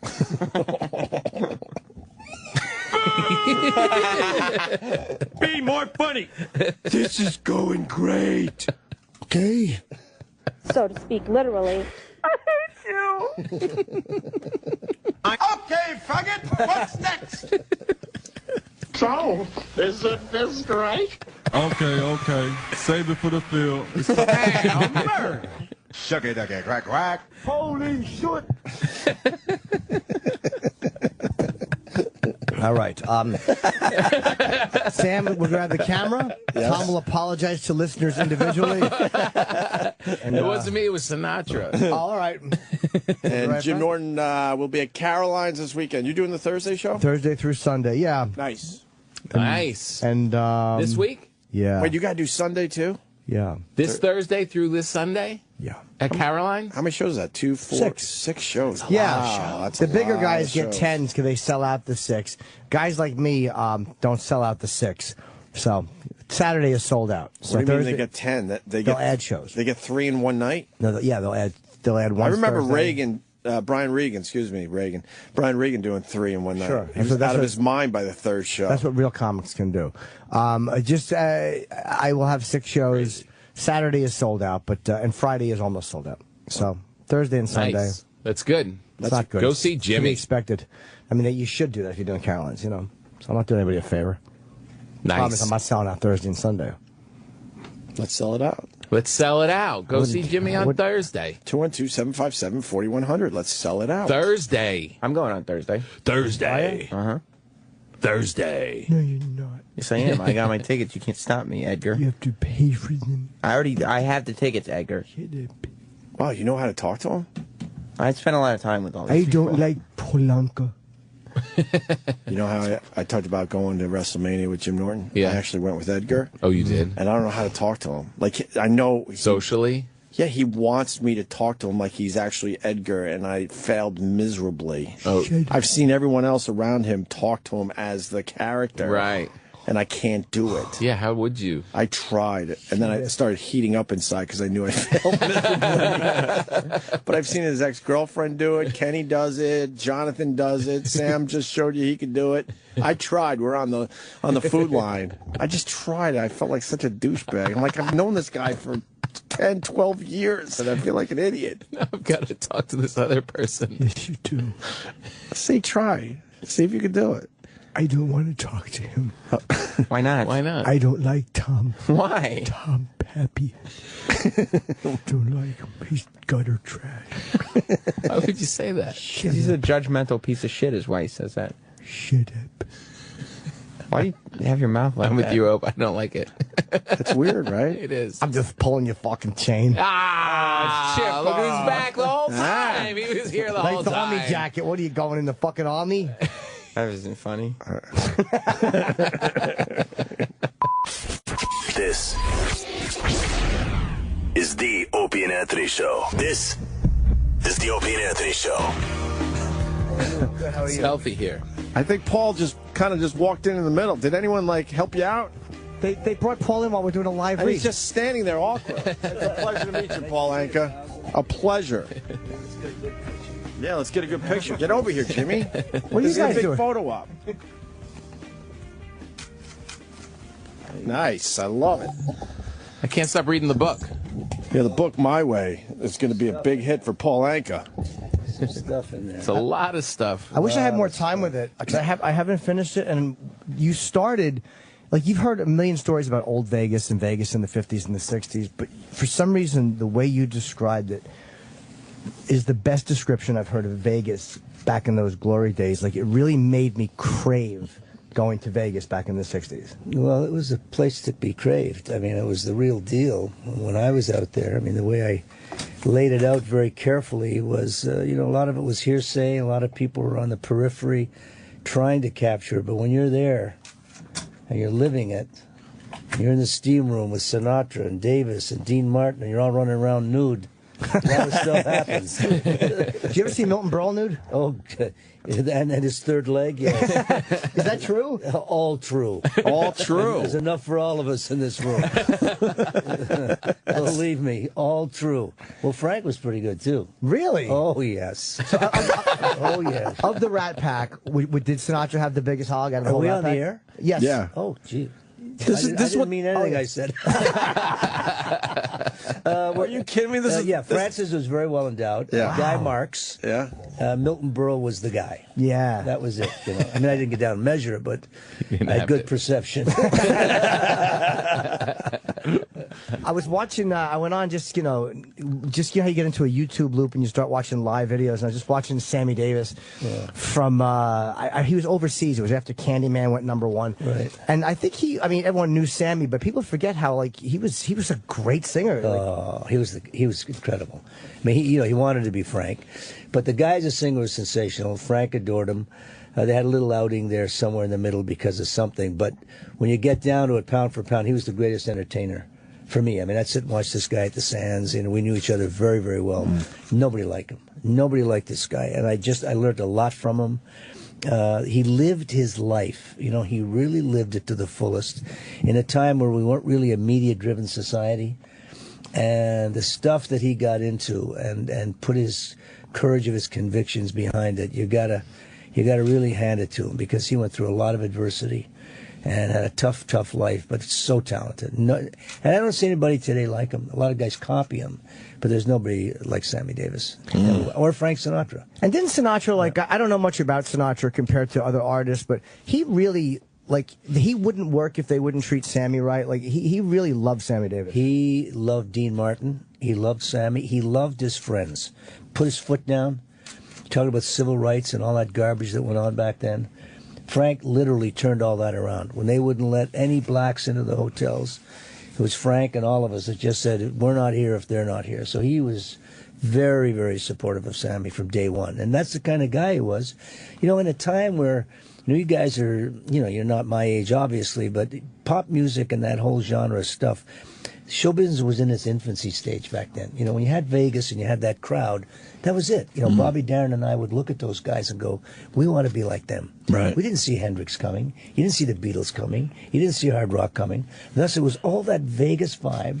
The mob guys who ran it, who were great, they were gentlemen, shook your hand, the safest place to be. When you look at Vegas today with what's going on, you can get shot crossing the strip. Yeah. And all that stuff that goes on these clubs after, and, these so-called celebrities who have a rough night and then they wind up in a hospital and say it's heat exhaustion. It's a whole new town out there. Yeah. So, back then, I loved it, and we loved working for those guys. They were really, really cool to work with. They took care of you. Absolutely. And you minded your business, and you knew the rules, and they really took care of you. These guys were just gentlemen all the way through. I mean, I've never had a bad rap, ever. Was there? Musically, with Sinatra, he took your song, which My Way, and made it into a huge hit. Can you explain to me musically what Sinatra had that made him so special? Well, it's I look at it as genetics. He genetically had that voice and that stuff. And then he was a guy that rehearsed all the time. He was a guy that just had that it. Right. And the it was, everybody else after him got arrested for loitering in front of a band. Because he was the guy, Nobody could do it like he did because of his phrasing, his whole musical sense. And then when you compound it with what he was about, you had all of this perception working for you, that when he went on stage and with his work ethic, he just had that thing. He knew what to do with a song and never, ever went into an area that he didn't understand to try and sing something. Now, with that said, is it true you gave away My Way for free? For free? What's the story behind that? Because I was saying earlier, as a songwriter, you had to know you had something. You just had to know you were in the zone, like, this is absolutely going to be a hit. Well, prefacing that, for years, Mr. Sinatra used to tease me about writing for him. No, I'm a kid. You never know in life. Shit happens. All of a sudden, you're in. Now you got this kid working out there in Vegas, youngest ever. How old were you? Youngest at the Copa. I started at 18. 18. Wow. And then I evolved into my 20s. But the point is, he never liked pop music. He loved the good stuff, and so he should have. And he'd always say, "You're going to write me something." I didn't have the balls to give him "Lonely Boy" or "Puppy Love." He would have thrown me out of a window. So as the years evolved, right, Don Costa, who I introduced him to, was my genius and my producer. I introduced him to Mr. Sinatra. And I was in Miami working the Fontainebleau, and it was the thing to do back then. Yeah. And he called up and said, "Kid, we're going to dinner." So whenever he called and said, "Go to dinner," you went to dinner. And bring your passport, because you never know where you wind up the next day, you know. So I went to dinner, and he told me that night, along with everyone at dinner, that he was retiring. Really? He'd had it. And what year was this? This was 67, 68, somewhere in there. So I was moved by that. I went back to New York, where I was living here, and I sat down at the piano at 1 o'clock in the morning, and I said, this is my last shot. You know, I've got to write something. And I metaphorically approached it with him retiring, and now the end is near. Oh, wow. So I faced the final curtain and started to write itself. So everything in there, where I normally wouldn't use words like I ate it up and spit it out, it was all Sinatra. All Sinatra. Finished it at 5 in the morning, called him in Vegas, took a demo out, gave it to him with Costa. 2 months later, he called me from the studio. He said, "Kid, listen to this." And he put the phone up to the speaker. I'm in New York in my apartment. And he played me My Way for the first time. He started crying. Wow. Because I knew I had something. Just knew it. Because nobody could sell a song. He could sing the phone book, you know. The man was amazing. He was just an incredible artist. How old were you?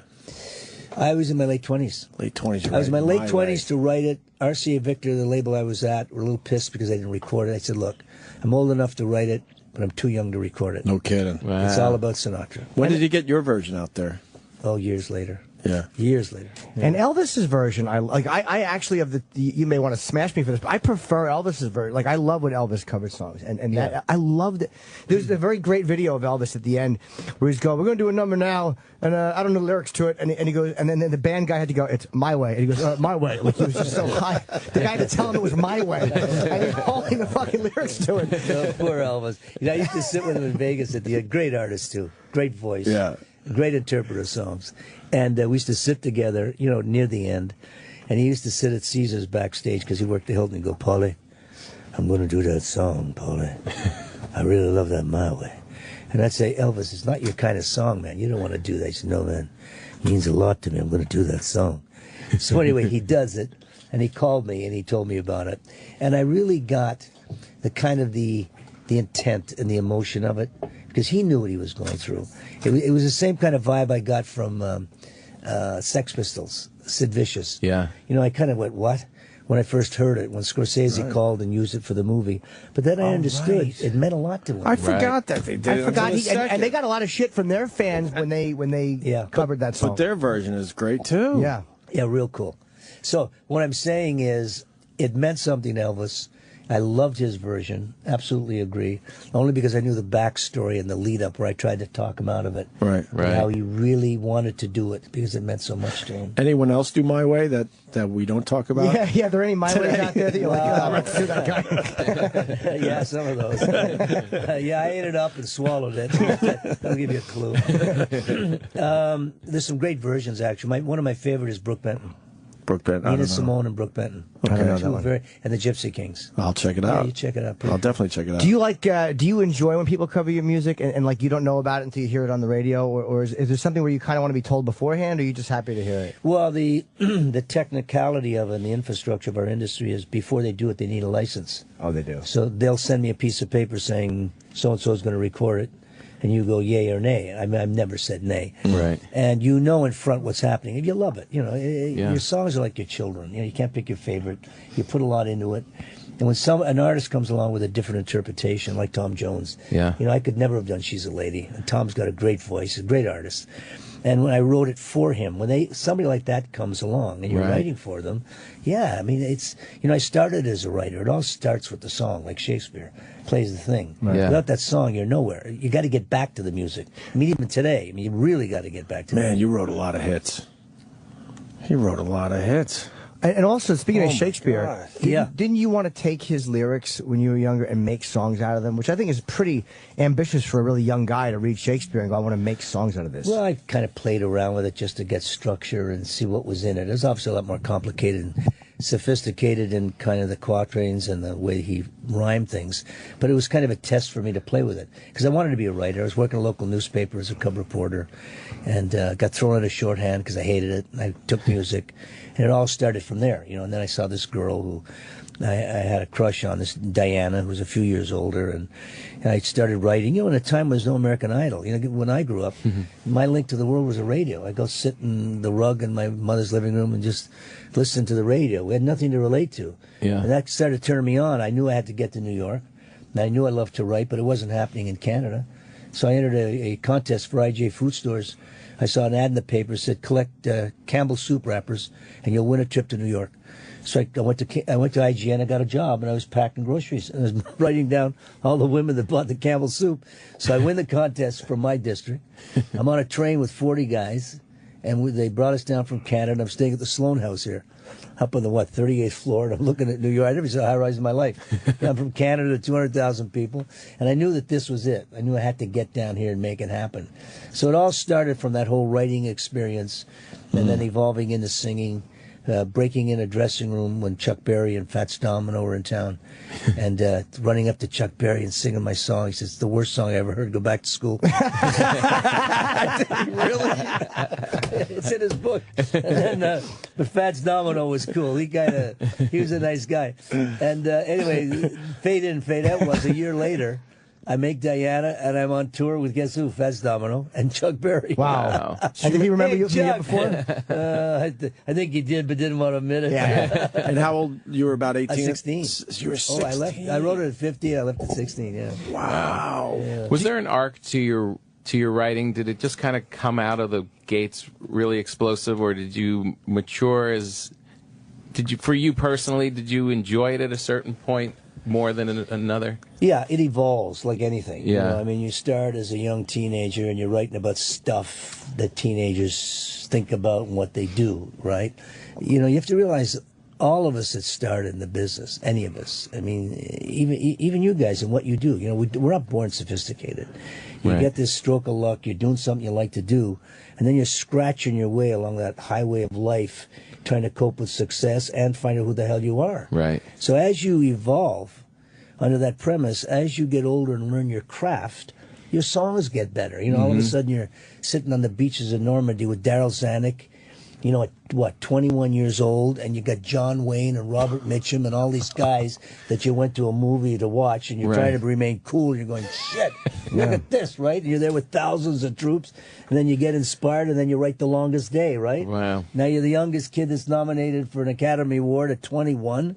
So you evolve. You say, well, I can do that. I'm going to do the Tonight Show theme. And then you do the Tonight Show theme. And then Buddy Holly. So, yes, you start to learn your craft if you keep yourself straight, keep the integrity of what you're doing, and continually improve and mature till you get to 27, 28, and you write my way. Was it a dedication to the work that kept you straight? Like, when this is all mind-blowing stuff, and there's got to be women, and there's got to be booze, and there's got to be tons of stuff. Oh, please, what, yes. what was it that kept you grounded? Was it the work? Yeah. Work ethic, absolutely. Just the work. I came, my background, my education, my family, it was about work ethic. I worked as a kid at 12, 13, 14. You know, I had my own money, $3, but it was a lot for me. So it was work ethic.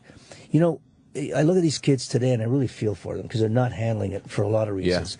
But, you know, back then, you have a #1 record, you're making $200-300 a week, a lot of money back then. Yeah. But you're realizing that your life has changed and you got a fortunate vibe going for you. You know, people are kissing your ass all day, and you're trying not to be an asshole because of it. You know, you're going, wait a second.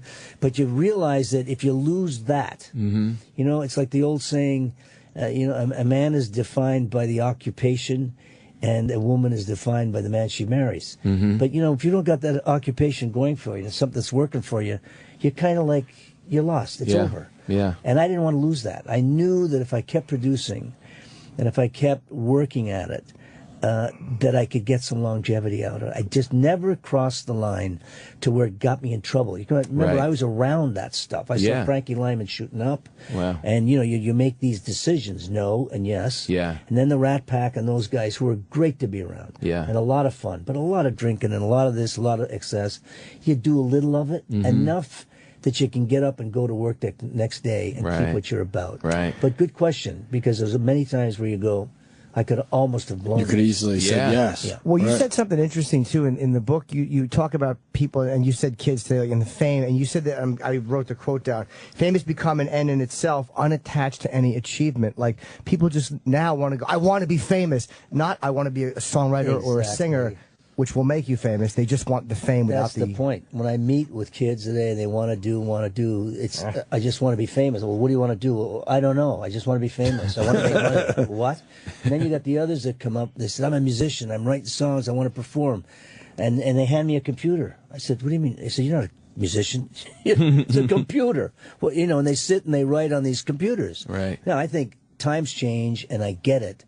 But what we've lost here in all the technology in some cases is you're losing that heart and soul and blood of what real music and art was years ago. And when you start losing that, and it's all about this and this, which works in certain sectors of life, when you lose it in music, thus Adele, who steps forward out of nowhere, because the consumer's not stupid.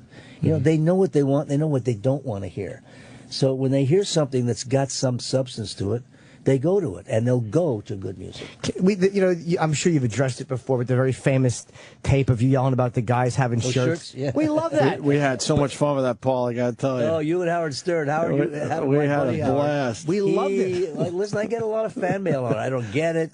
And I'm one of, 8,000? The one I love is is Tommy Lasorda and the actor that died, Orson Welles. Have you heard those? Oh two? God, yeah. Of course. You know, we'd hired this guy. It was 1981. And I'm a perfectionist, man. Yeah. You know, I go on that stage every night like it's the first time because, you know, I know if you just drop it a couple of times, you're gone. It's all about reputation. And I'm a stickler about the music and right down to what they're wearing because I respect my audience. And this guy we had hired had been with us 1 month. He wasn't that good, obviously. He had taped this meeting that I had telling the guys what was wrong with the show. It's like, what's the analogy? At the end of a bad ball game, right? Sure. You get them in the locker room. Sure. Yeah. And I'm a straight cat. I mean, I just let them know right away what it is. So when I heard about it and it came slapping back, I said, it was that mother. I know exactly what it was. And I'm glad we fired him. But you listen to that, it's obvious that, you know what, the fucking guys were sloppy. And get good for you to smash them. The guys get shirts. Yeah. I think the payoff for me was I got a call from Koppelman. He was a writer on a movie with Pacino. I think it was one of the Ocean's 11 or 12 or 13. And he needed to get motivated. Al did. And they wrote this scene from shirts. And they fitted it to Al, and then they had Al listen, Pacino, to shirts to get him to where he needed to be. And the guy called me and says, can we do that? I said, shit, go ahead. I don't care. How did you balance? You're a great songwriter, but you also were a really great performer. Was that a difficult thing of like, what stuff am I going to give to other people, and what am I going to? How am I going to shine on my own? Yeah, good question, because, you know, it started, I wasn't sure when the Beatles hit what the future was for a lot of us. Were you guys scared when they first hit? Like, well, I oh wasn't boy. really scared because my agent, Normie Weiss, because back then there's no, we're not media, okay? I'd come back and from France and say I had this croissant, and some people thought it was like a car, and then I said sat on a B-day, and they thought it was a movie. Nobody knew what anything was. And I'd come back after meeting the Beatles and tell people about them, and they would say, what? And I told my guy, Normie Weiss, who went over and brought them over in '64. But the point was, things got a little shaky because we got blown off the radio. What kept me anchored was I'd had the Tonight Show theme, The Longest Day, and then I packed up and I went to Italy. And I started selling like millions of records in Italian. And I had a career over there and went to Germany, did the same thing. So I didn't have to be here all the time. So when it got a little shaky, I realized that my writing was the most important. Right. And then as I stayed in Vegas and the gravitas remained from Vegas, watching those guys work, I started to grow into myself as a performer. It didn't happen right away. Right. You know, I held my own, but it didn't happen right away. So this is like late 20s, early 30s? Yeah, probably my mid-20s. Mid-20s? Yeah, going into my 30s.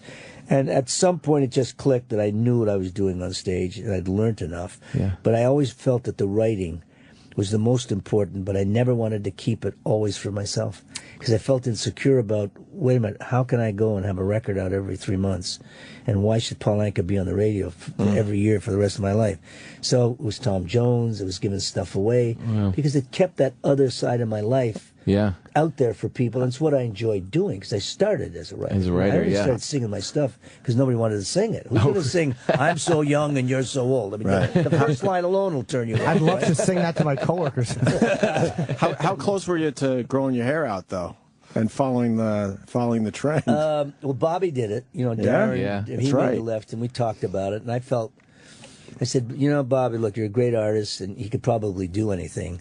But it was just a jolt to everyone. I didn't really feel motivated because I was satisfied with the vibe that I was in, the niche that was really still working for me. Right. And I never felt that I wanted to compromise myself just for the sake of what was happening. Because when you compromise, I mean, even with the book, you compromise because you want people to like you. You never have any kind of progress.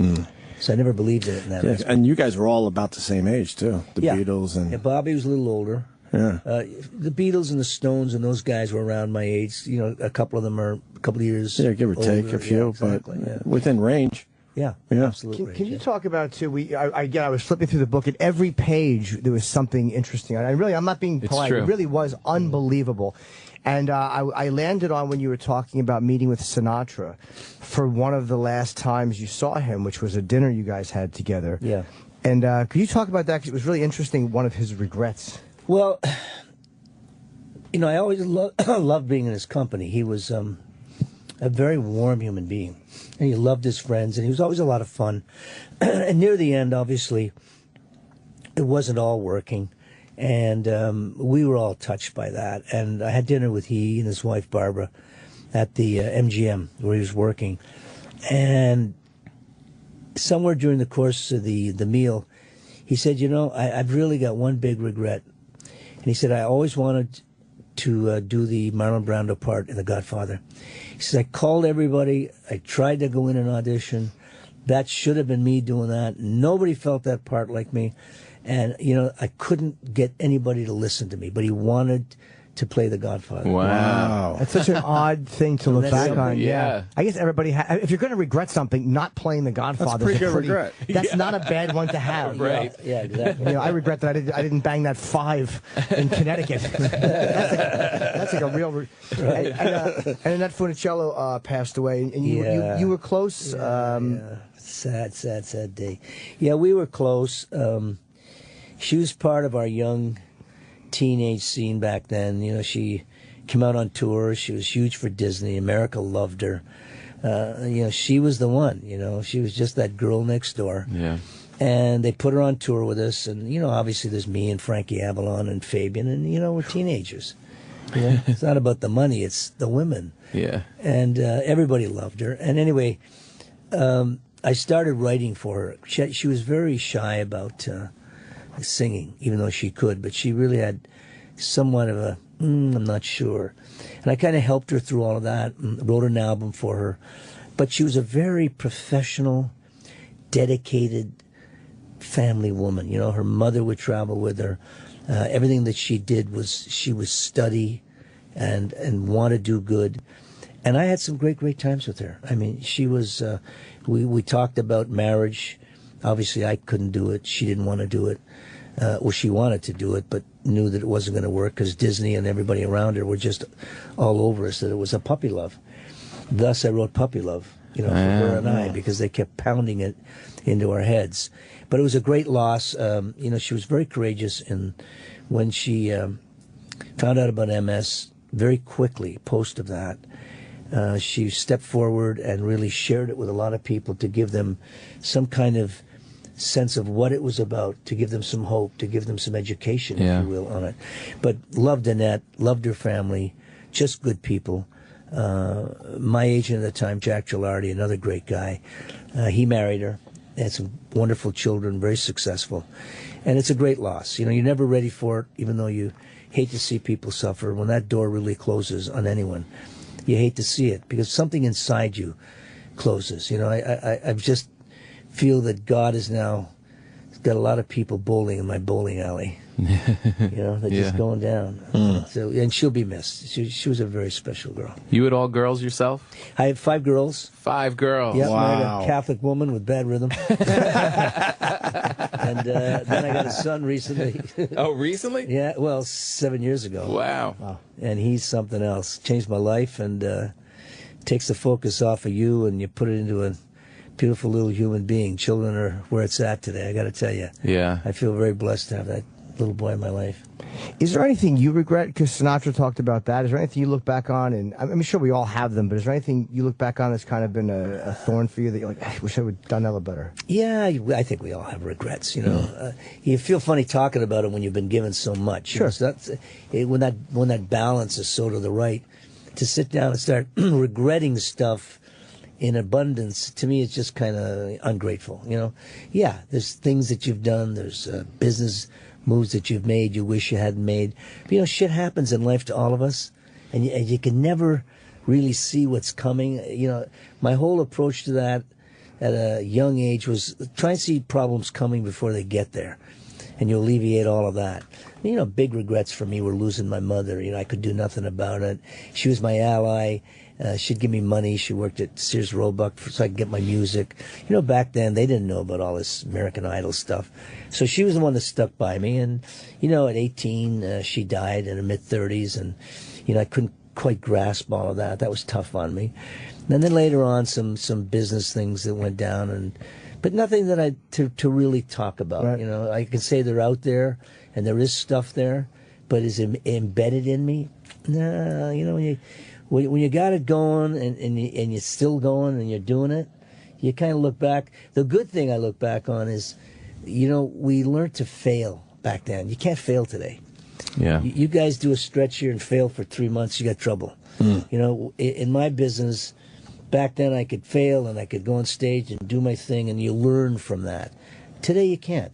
Today you can't. That's why I feel fortunate coming up when I did, because I really learned my craft. You go in a studio and with a band, and that's the record you got. Today you sit around with, 112 tracks and equipment. Right. It takes 3 years, and you want to sound like this guy. Press this button. It's all a whole different record. So it's not just romantic. Like, whenever I look at all that era, I get so jealous. I'm like, that seems like a great time to have been in show business. You see guys going on the Tonight Show. You see guys going to Vegas. Oh. It really was that good, wasn't it? It was. Yeah. It was, but you had work. There was stuff right to get there. Was it as crucial? Was it as severe as it is today? No, it was easier. Yeah. Smaller group of people. Everybody had a camaraderie about them. Everybody had a protectionism about each other. And it was cool with those guys, and they were loose, and it was real stuff. Yeah. It wasn't technology stuff. I'm not against technology at all, but I just think it has its plus and its minuses. But back then, you had to be that good, you had to be that funny, you had to be, because you were live. Right. And people kept secrets back then. It was like, you could have these wild Rat Pack nights and all this stuff. Yeah, we did. But it's like, you look at now, it's TMZ. It's a matter of, let's see who can snap a cell phone, a photo of somebody doing something wrong and then put it out there. And back then, these guys just didn't have that. It was like you guys would hang out and do what you did. It wasn't a media-driven society. We'd get in that steam room. Forget about it. It was, who's coming through the door now? And how many? And it's fun. It was guy fun. There was nothing wrong with it. Right. And everybody gets all wrapped up in the mob and what were they like? They were great guys. They were gentlemen. They spoke softly. If you didn't get out of line, nobody bothered you. We shared women. We shared laughs. It was just a great time. It didn't get out there. Thus, we continued to do it. Right. Unfortunately, today, they're watching all of us in many ways. Yeah. And you got to regulate your life and adjust it. Because people are getting destroyed today. Their lives are getting destroyed. Their occupational vibe is getting destroyed because they don't know how to deal with that kind of criticism. And some of them are too young to know how to compute it. So you're destroying more people and the chance for them to grow and emerge than yesterday when you went through all that stuff and it was good human stuff. And then you went on with your lives. everybody wasn't so critical. Today, everybody's got an opinion. I know. I mean, opinions, they're like assholes. Everybody has one. I mean, everyone has an opinion about something. You watch these shows with these judges, you know, and they have to fill the time. Half of them don't know about music, right? Yeah. And they're feeding these kids like, you're a superstar. What do you mean a superstar? The kid needs Vaseline up their butt. They're so nervous. You give me a superstar. Does the technology bother you in just audio, just listening to music, the compression of digital music? Does that bug you at all, or you think it's I'm a purely? today guy. I appreciate everything from yesterday. I really get the technology and I use it to its best benefit. Right. Okay, and it's worked for me in a lot of things. My new CD.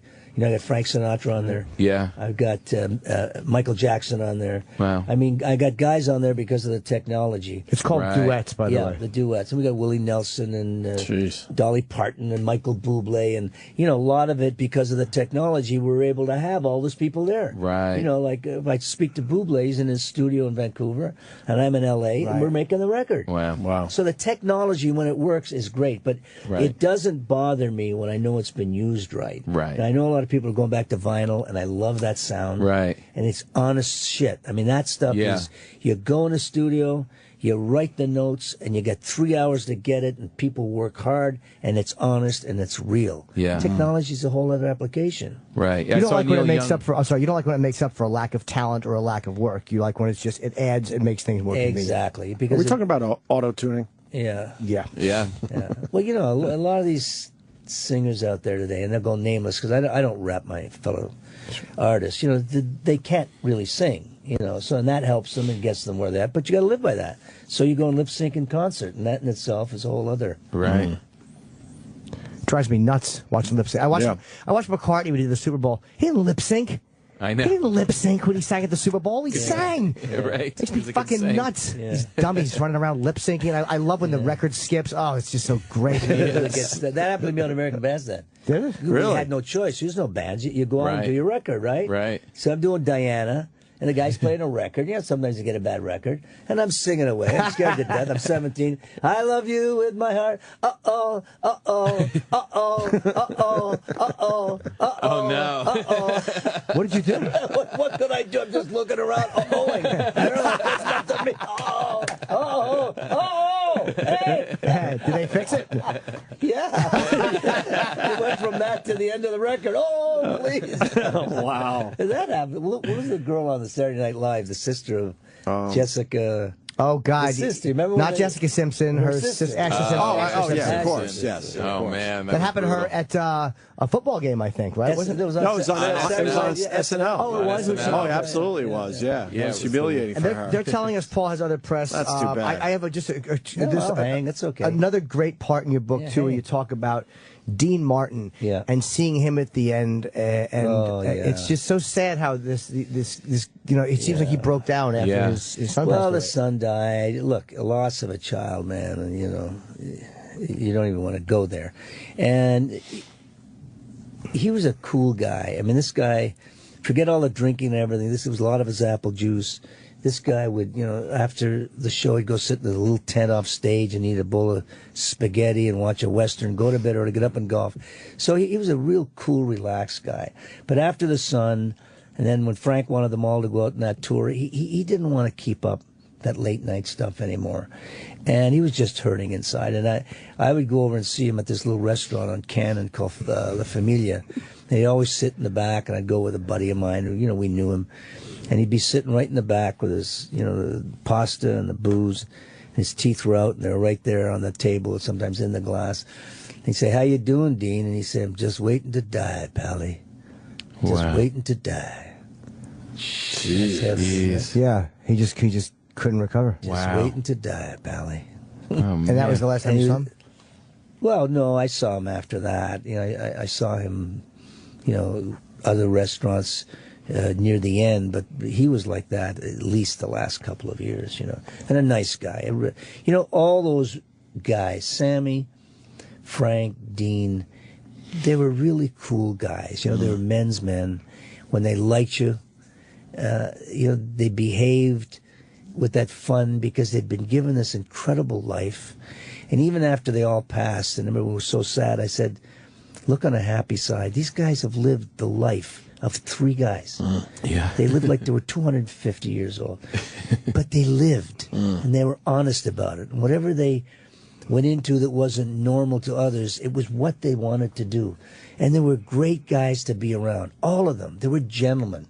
They were really gentlemen. I can't really say as the kid growing up around it, and I benefited from it, that they did any bad stuff. They always got my vote, no matter what they did. They just weren't malicious guys. What was this? Is an amazing. I like taking photos of people I like too, and your photo collection just shits all over mine. You get the Beatles and Elvis, and I love the Jerry Lee Lewis in 1958 going to, I think, Australia. Australia on a plane. You don't see many guys with a photo with Jerry Lee Lewis. What kind of guy was he? He was wild. Jesus, he didn't like me. I didn't like him. Oh, really? Oh, really? Well, we had an off and on thing, right? Because I was this young kid having hits, and he was older, and he was pissed. And, he liked to drink, but he just didn't like me, and I didn't like him. So we went at it a lot. We had a fight at 35,000 feet over the Pacific, and then we'd roll back to take a picture, and then he'd get after me.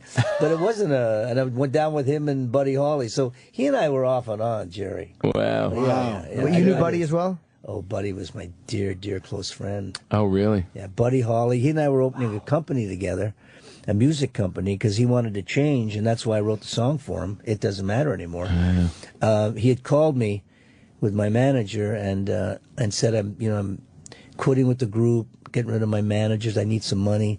And we arranged that tour for him where the plane went down.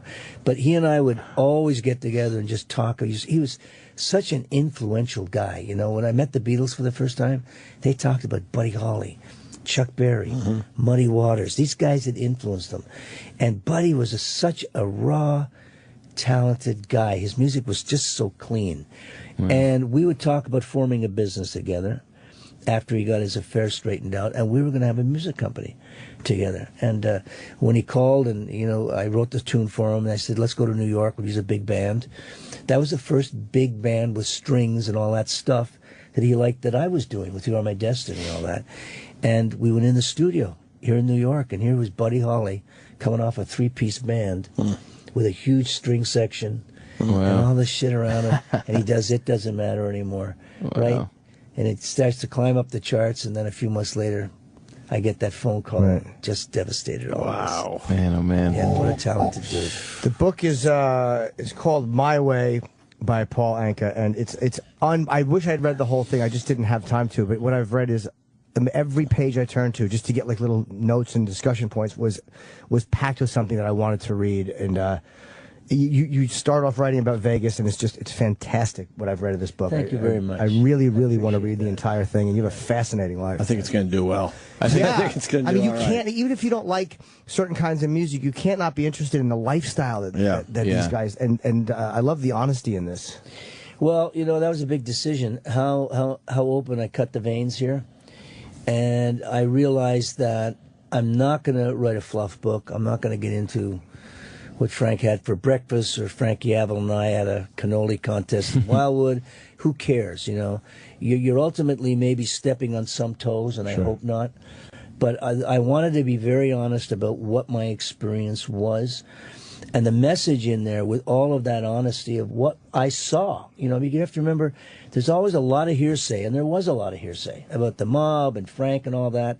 But I was there, and the message in all of that is, they, as in myself, were just human beings, and don't stand in judgment, because I'm not a judgmental person. But however we carried on, or however they carried on, or the things that happened to me in my life that affected me, this is the honest facts in terms of where we're at today as a society. We're all crying out for honesty and what's true, from the country to this. And I see a lot of people that come out there and just bullshit and write fluff, and come in, and you guys have to suck it up and deal with it. And I figured, you know what? They're not going to take any signs down in Hoboken about Frank. He's going to go down as one of their greatest sons, and he gave to charity in the billions, and he was a great guy and a great artist. And everything I say in there is about love for him, Sammy, everyone that I write in there. But it had to be the truth for me, or why do it? And if you don't do it, you got a book this thin, and you got your one shot of writing a book. And at my age, I figured, if a couple of people get pissed because they really don't understand it, that's their fault. Right. I'm not going to sit and tell lies and leave stuff out and have people go, well, wait, we heard, because I'm accessible. But a lot of guys that write these books about these people or those times, they're on the periphery. They've never left their little hometown and they're gathering material. Right. I was there. Right. I was on the 50-yard line. I was in the locker room. I saw it. I smelt it. I did it. So I'm going to tell them. Right? And you're able to write it. You're a really good writer. Well, what a great interview, man. Yeah, we this was appreciate a great. our show is over. I love your show. I'm listening to your show. Thanks, Paul. I Thank you. appreciate The it. great Paul Anka. It's called My Way, and also the CD is called Paul Anka Duets, and it's the same cover on both. It almost looks like they're purposely Annie coming Leibovitz, out. I got to tell you, she did a great job. Oh, that's Annie Leibovitz. Annie Old Leibovitz Annie cover. Leibovitz, huh? Right. She's so talented, and what a lovely woman. I loved working with her, and her contribution was just great. And her photo in the Vanity Fair piece, she's just a very talented human being. I have to thank her. And everybody at St. Martin's and Sony, they've been an incredible team. I've always said that success has many fathers. I got a lot of good people around me that really have brought this to fruition for me. Right. Well, you certainly did it right, and I'll say for the record in closing that Paul is probably the best smelling guy we've had here in a long time. It's unbelievably good stuff, whatever. And I wanted to ask you when you came in, but I figured that might just have a weird Might have tone. been my girlfriend, because we were hanging out real heavy till this morning. And I guess we will see everyone tomorrow. Absolutely. The great Paul Anka. Thank you, Paul. Thank you, man. I'll keep listening, love it, and hope he feels better if he's listening. Right on, I'm man. glad you weren't here today. The Opie and Anthony Show is pretty much over. And now, the Opie and Anthony Show continues. This is After O&A Live. Here's your host, Sam Roberts.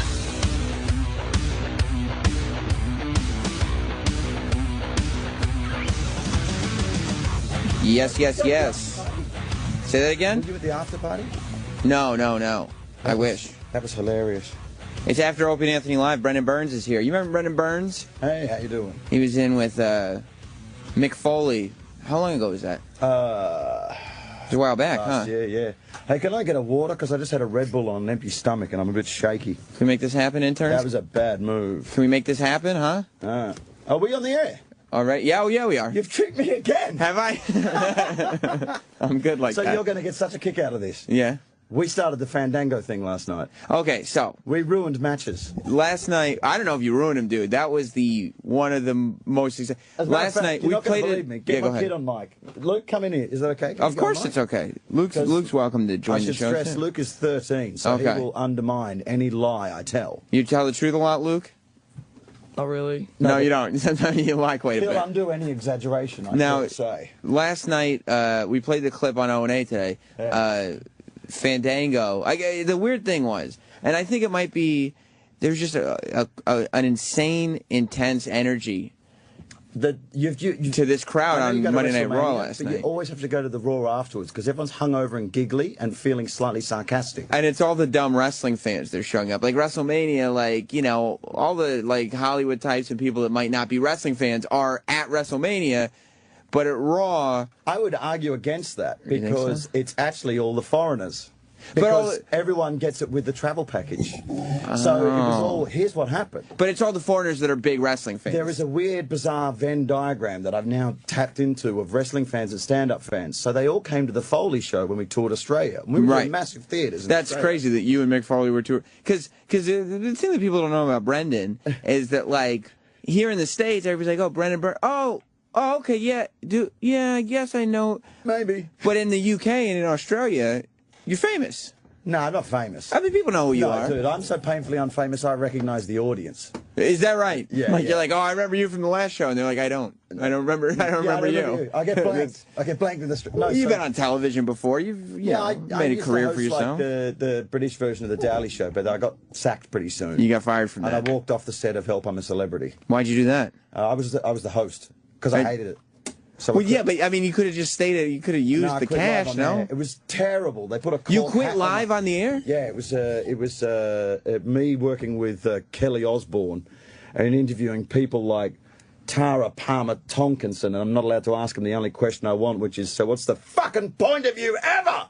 Who is this? Oh, she's like is she like girls who has Kim like Kardashian no type? septum left from cocaine. Yeah. Yeah. He's 13. Don't worry. He knows. He knows. He's 13, not retarded. So, so you quit that show live on the air? Yeah, I did. How'd that happen? They put a cork hat on my head.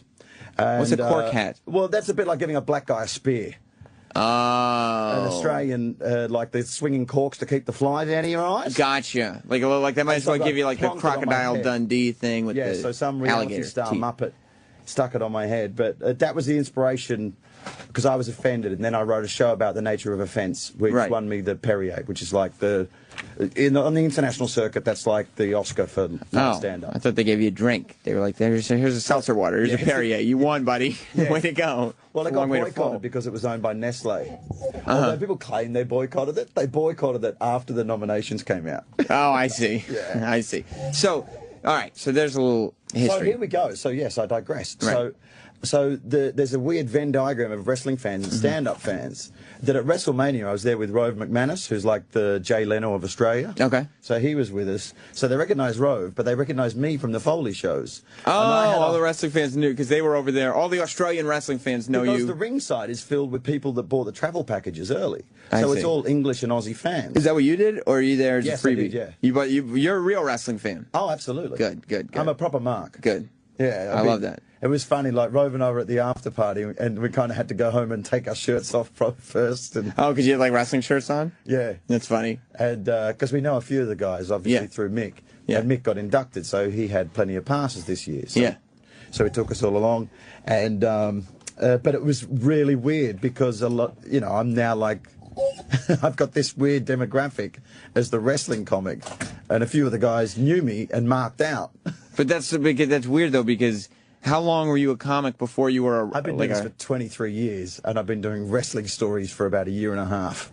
I came out about a year and a half ago. And now you're the wrestling comic. And, well, it's kind of a part-time thing. Yeah. Jordan, join us. How's it going? How are you, sir? How are you? Good to see you. Good to see you. Sit right there if you want. Hi, guys. How are you? Hey, Jordan. Hey, This is Brendan. Hey, Jordan. How are Jordan. You? Boy, Luke. Hey, Luke. How are you? Hembro. Hembro. That's what I thought. He's the toy hunter On Travel Channel. on Travel Channel. He goes through. We met at Comic Con. I was the moderator for his panel, the question and answer. We're live on the air. Fantastic. Just because Yes. Brendan didn't realize. No, I make people feel very comfortable they and check at me home. every time I come in here. Do they? Well, Which you know, is a testament to how laid back you are, but Yeah. also how grossly unprofessional. yeah. Nobody's It's, taught us anything. Paul hey, Anka. guess what? Yeah. I think I'm doing Mancow when I go to Chicago. Uh-oh. Are you gonna? I don't know. Well, the thing is, if it gets me in with you guys, I'm willing to burn every bridge in America. Yeah. Me too. Can I burn some bridges? If you can get on Mancow and like shit on him a little bit. We did Mancow. I actually did Mancow when I was doing season 1. Oh. We did. That's a. I'll tell you, it's an interesting, it's a different format kind of thing. You kind of really don't even know what's going on sometimes. Is he just like pointing at you and go? I did, bringing well, you mics know, up I and did the down. phone- and I did the phone call, so it was like Oh. you had all these sound effects going in and out and everything, and it's like helicopters geez. going on. So I had no How you idea what doing, was going on. And you're like, I'm trying to have a conversation with I you. know. Like I thought we were just people here, Yeah, I but exactly. doing this weird. Who's this bloke? This is DJ Who Kid, Jordan. Dude, you It's- smell amazing. All right, this is Jordan. He's a toy hunter. 10 in the morning. He's The motherfucking toy hunter, of course. This is Brendan. Smell this bloke. Go smell this bloke. He's a comedian. My He's son's 13. He stinks. Smell this man. This What is do I what a smell man like? can smell. Do I smell like a wanker? No, you don't smell like. and this is DJ Who You Kid. smell Right. edible. Very nice. We got a lot going on today, but It smells edible. I was eating pussy this morning. We're talking. no, come on. We're trying to talk about all kinds. We're trying. There's a 13-year-old in the room. Who Kid? Yeah, it's I'm all sorry. right. He's paid to see my act. God's sake. Are you? Oh, well, you're 13, but well, you're English too. So Well, it's like you guys no, we're both mature. Australian. Oh, Australian. That's fighting talk, mate. You know what? They just started showing my show in Australia. So now I'm getting all these emails. Come on down come on down to Australia. I have invitations to go to Perth, Sydney. That's where I'm from. Queensland. You're from Perth? Hang on a second, son. You're here to step on any exaggeration. Is his show on in Australia? No, it is. I can prove it. Jordan, the toy hunter, basically you go and you go into like people's sheds and basements and attics and wherever it is. Conventions? Yeah, that they Yes. keep massive amounts It's on Travel Channel, of right? toys. It is, Yeah, it's right. on Travel Channel. I watch it all the time. We're It's crazy. we're like the highest rated show on travel. Well, not exactly. I've got Well, yeah, you can't really say that when you have someone from Travel Channel in the room. Look, I talked to Bert Kreischer. You're all trying to beat Man vs. Food. Let's be honest. Nobody on that channel can defeat Man vs. Food. Well, actually, we can't because he's not even on anymore. He's not? No, Man vs. Food is not on anymore. Adam Richman's still around and everything, but Oh. Man vs. Food. So technically, I am beating him. Oh, that's he's not on. That's right. He said he had to stop doing the show because he was like his body was falling apart or something. He couldn't. He couldn't physically do it. Well, here's the thing. It's just like you go around, you eat like 9 cheeseburgers every day. Yeah. Eventually, the shit's going to catch up to you. Nah, we need to get another take of it. We need to pile up the burgers again. Ruined. I don't know. Are you a wrestling fan? Every now and then. Yes. Yeah. I don't know if you saw this, but I'm a giant wrestling fan. Brendan's a giant wrestling cool. fan. Yeah. Who Kid is in and out sometimes, too. Okay, I used to sell toys to a lot of the wrestlers. You know, remember the Hardy Boys, Matt and Joe Hardy, Matt and Jeff? Matt and Jeff. Dude, they used to. That wasn't the 70s. That was. No, it's the 90s. The Hardy Boys. The Hardy Boys. No, the wrestlers. Matt God and Jeff. damn it, Who Kid. No, what are you talking about? The show? Yeah. No, they're huge Spider-Man fans, so I would sell to them all the time. But so what did the Hardy Boys buy? Spider-Man. They all want Spider-Man toys. And the thing is like, show you what a bonehead I am. Yeah. Matt's like, oh, there's another guy on who I wrestle with. You gotta get in touch with him. His name's Dwayne. I'm like, oh, okay. He goes, here's his number. He wants you to call him. And like an idiot, I lost the number. It was Dwayne Johnson. No way. So I'm like, I got to call him now, but how am I going to get in touch with Dwayne Johnson? Yeah, I don't even think the Hardys can get in touch with Dwayne Johnson anymore. But you know what? Travel Channel get in touch with Dwayne Johnson. You think you guys can pull that off at the Travel Channel? Sure. They can do Oh, anything. boy, I don't know. He didn't even look up. Yeah, he's like, yeah, sure, we'll get him. We'll get the Rock. You know why? Because he's on his phone right now. He's doing it right now. Oh, yeah? He's sending a message to someone saying, get in touch with Dwayne Johnson. So you're like a massive... They can Travel Channel get my kid a picture with... Who was that woman we saw in the hallway? Mila Kunis. Who's she now? Mila Kunis is here? Yeah, is she really? Mm-hmm. They don't tell me this stuff. I didn't know Mila Kunis was here. Yeah, here's how out of touch I am. He goes, hot too. Mila Kunis. I went, who's Does that? she? And he goes, she's the new Megan Fox. And I went, who's that? Yeah. She looks like a friend. I got a friend of mine, Alyssa. She looks just like my friend. Yeah. She looks like, her and is Selena Gomez here too? No. No. Are there any celebrities like the Hardy Boys that buy toys from you? Yeah, I mean, you guys check out the show. I mean, season 2's coming up. We air tomorrow. Yeah. Tomorrow night. Gene Simmons from Kiss. No way. Is buying stuff? Is buying stuff. You never see him spending money. No, I know. It's like, well, I got to tell you something. Here's the thing. Gene actually did something on the show that was so unique. Yeah. It's never happened to me in 25 years. What You got a show. I can't. You could tell me like a hint. I can tell you a hint. Yeah. No money was exchanged. Oh no, this There is you not. go. Is it a late night show? Yeah, we got. Stick your tongue in your butt? What happened? It's Toy Hunter After Dark. Can you walk okay? You all right? Yeah, I'm fine.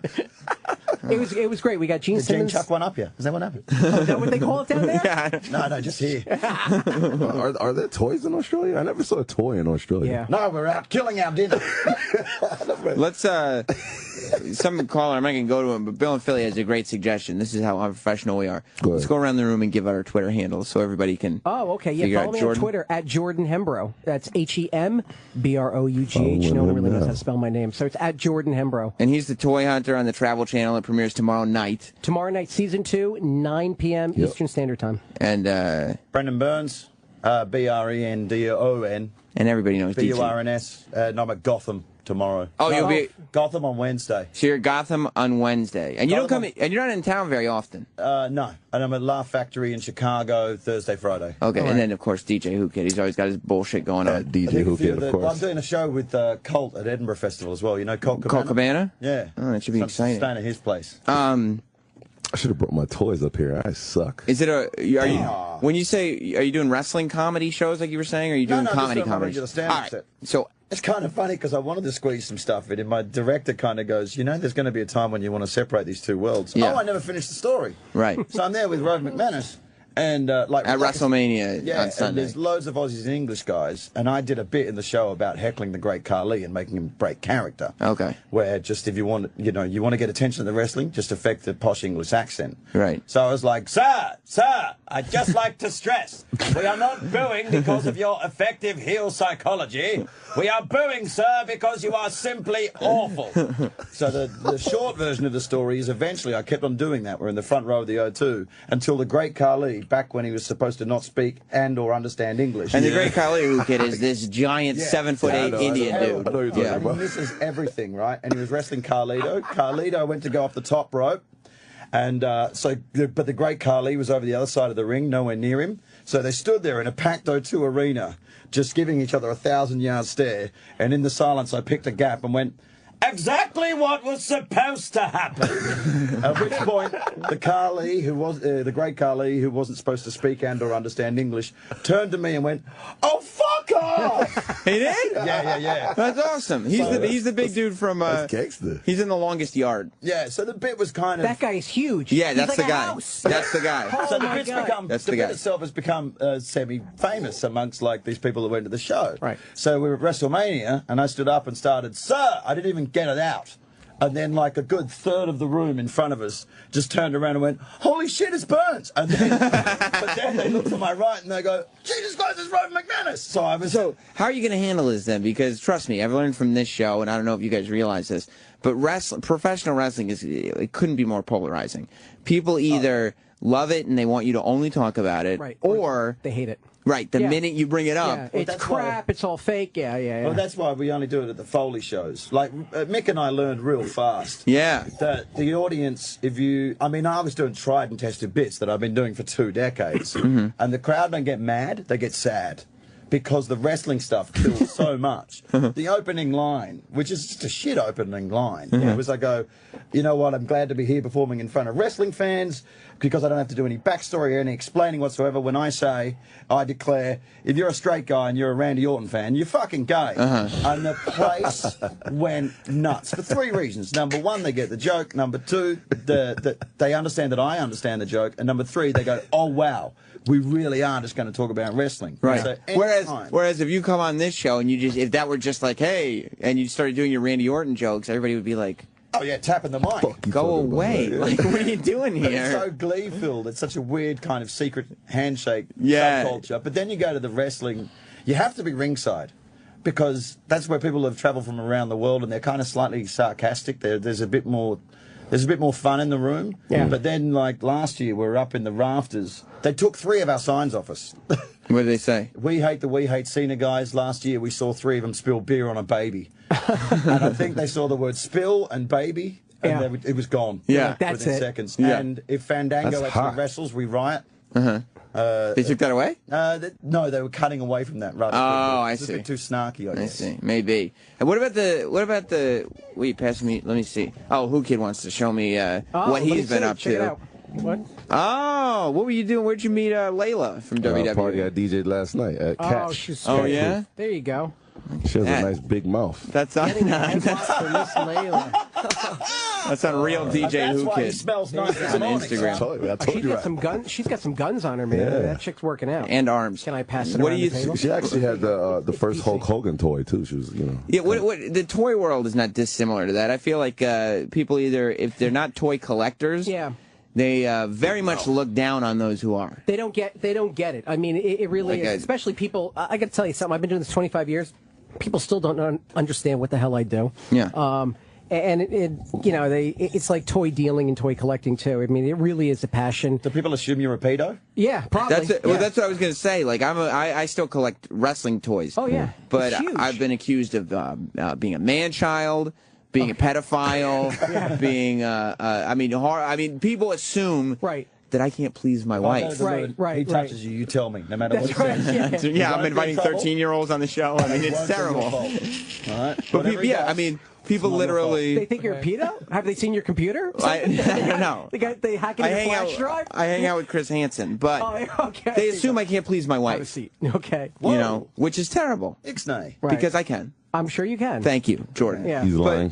I've got faith in you, Sam. Thank you very much. You and I, we hung out at New York Comic Con, so I Right. know you can please your wife. We had a great time. Oh, now, I put my fun. cans That on. was fun. Have I been yelling, by the way? I just got my hearing aids playing up. no, you're good. You're good. I don't even have my headphones on. You're good. I mean, I'm like the I'm only in one with control my of headphones this. on. Trust me, it looks like I have no idea what I'm doing, but I'm on top of everything in here. I'll keep my voice down. Then. So, how do you kind of inform people on the fact that you are an adult with a profession and you make money and you're a functioning human being? You know what it is? It's you act normal. I mean, the thing is people realize that I can make a living off of this. I do have a house, I have a car, and I take a vacation, and they realize a guy's got to be getting his money from somewhere. I'm not knocking off banks or selling drugs. And it helps to have a TV show too. Once you get the TV show, it's like, well, he's the legit dude who's doing it. Yeah, I think the TV show, I think Toy Hunter on Travel Channel added really this air of legitimacy to the whole hobby, because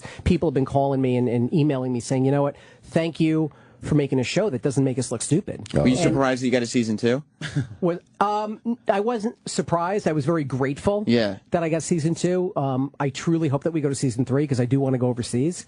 We did okay. We did okay. We've got an extremely loyal following. I think what it was is, for a while, I think a lot of people were scratching their head first going, Travel Channel, Toy Hunter, how do these guys go? Well, but I do travel all over the country. That's what I'm saying. Like with the Travel Channel shows, as long as you're technically going to different locations, it counts. And I feel like when I watch the show, and I think a lot of people watch Toy Hunter just to be like, oh, I had that. That's exactly it. That's all you do when you watch it. Yeah. I had that. Oh, He-Man, I had that. The toys are the star of the show. And then you go. The thing is, I know that. I'm the guy who presents you the toys. The toys are I'm the conduit to the toys. You're there to let everybody at home know that toy that your mom sold at a garage sale while you were at college is now worth $6,500. What?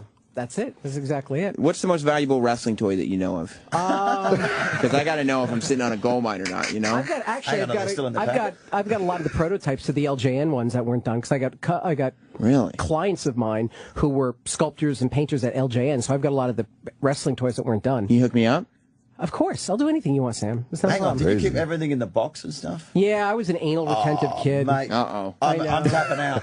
Are you tapping out? That's a wrestling term. He's tapping out. Yeah, Eric, you're a toy. That's E-Rock in there. He's a big toy guy. Yeah, to the point. What's up, Eric? To the point where, but tell me if you think this is weird. Where's E-Rock, by the way? He's in there. He's in there. Can I see how fat he is? He's quite fat. Eric, come in here and show Brendan Burns how fat you are. He's a guy. He's a fat guy. He better be part couch. Nah, he's thick. He's like a black girl. He's a toy collector. Okay. That's E-Rock. Yeah. What's up, man? You guys are cunts. I told you he's thick. That's not fat. That's fat. He's like a bitch. That's me with a month of no sit-ups. He's thick. Would you call him a bitch? No, like a black chick, man. Yeah. No, you look great. That's not fat. Well, I mean, it's like E-Rock looks like a type of guy who should be skinny, like he should be in shape, and so the fact that he's somewhat fat is like even more fat. I've You know what I seen mean? Norton be fatter than that. You seen who? Norton. Yeah, I don't know if I've ever isn't seen. Jim a little bigger than you? Norton's a crackhead now. That is not fat. You like that, Eric? You guys are wankers. Jesus, I don't think so. So I'm seeing the look at this. Hey, you can Come stay on, you can call me a wankers! cunt. Jesus Lay- Christ, that's lay off on the- offensive. Stay on the ankle way. I'm about to walk out of this show. It's cool you brought him in here because I want to know how much his toy is. The Mike Tyson autographed Punch Out. That's a good question, Who Kid. He's got a copy. I don't know if video games is your thing. That's hard to find. It's all my game. I do it all. He's got a copy of the Punch Out box with Mike Tyson. Autograph. With the game, the instruction manual, everything Cool that came piece. with it. You know, the funny thing about that is there's this great debate in the industry, like whether autographs you put on the toy, it actually devalues the toy or actually makes it worth something. Right. The Punch-Out game's really not worth that much anyway. So what? Serious? Yeah, I know. God, you guys are like all like, damn. I just let you down. Well, you know why it's not worth anything? Because you all said damn because you all have one. That's why it's not worth anything. If, you know what, if Tyson gave you a piece of Vander Holyfield's ear that he bit off, that would be worth something. Can I tell you something? I got a picture of Mike Tyson biting my ear. Biting your ear. Can you think I can sell a picture of me getting my ear bit? Probably. Tyson You will wanna buy come it? back. He's starting to make a comeback a little bit. He's poking fun at himself right now. He was great in The Hangover. So Tyson is not hot right now, the Tyson stuff. It's not really hot. I mean, Not hot right there's now. some intrinsic value to a boxing fan. Right. It's really cool. Is that because he is still prevalent? He's because still alive. he's touring now. So Tyson? what I mean Right, is, he's gettable. He's because he's around. Yeah. So it's got to be someone like obscure, like if you had like a Because then nobody Steve Lombardi. Well, nobody might as care opposed then. to a It's actually got to be Brooklyn someone Brawler. dead. You know, I mean, God forbid, if someone dies, then it's like, oh, well, he ain't going to be signing anymore. Or Ali, because he's not. I mean, the signature's shit now. He doesn't say You know, he doesn't I mean- sign anymore. He's out Right. here. Like, you know who's tough to get? It's funny. You want to talk about like a current actor? Yeah. Hang on, you can't step on the Ali's. No, let it go. If they got it, Ali's no, funny please. as hell. I Please. thought I knew exactly. No, go on. Who's He's boxing now. Calm down. He's fighting us, man. Who's the actor? Harrison Ford's actually tough because he didn't sign anything. Really? Han Wow. Solo, Indiana Jones, he doesn't sign anything. So like Holy anytime you shit. have anything from Harrison Ford, it's like worth a lot of money. Lucas too. George is tough to get. Oh, too. I got a signed thing from George Lucas. George Lucas. you met him? What do you have? I got a lightsaber. What? Signed by George Lucas? Yeah. Hey, do you know Wow. do you know the Ewan McGregor story? No. Okay. Well, I mean, I it's- know- the guy that does the voice He's of on my Darth show, Maul too. is a comic, but this is so it got The guy who does the voice for who? Darth Maul. Okay. Yeah. He's a comedian, so this is how it got around the comedy circuit. So day one, they're shooting the lightsaber fight. George Lucas is never anywhere near the set. He's always over in a caravan. So they're shooting the lightsaber fight, and it's the first one that Ewan McGregor's done. And there starts to be like this weird snickering, and then it's just this bellowing laughter, and then everyone on the set is cracking up laughing. So Lucas comes out of his caravan, and he walks up, and he just goes, "What the hell's going on my set?" And then the AD walks up to him, whispers in his ear, and Lucas, who apparently, you know, is a very straight-laced man, cracks up laughing and walks over to Ewan McGregor and goes, "Ewan, you don't have to make the noise." Yeah, he did tell me that on the interview. Yeah. Doesn't that make you love him so much He for that? told me that, too. That's crazy. Tell me if you think this is weird.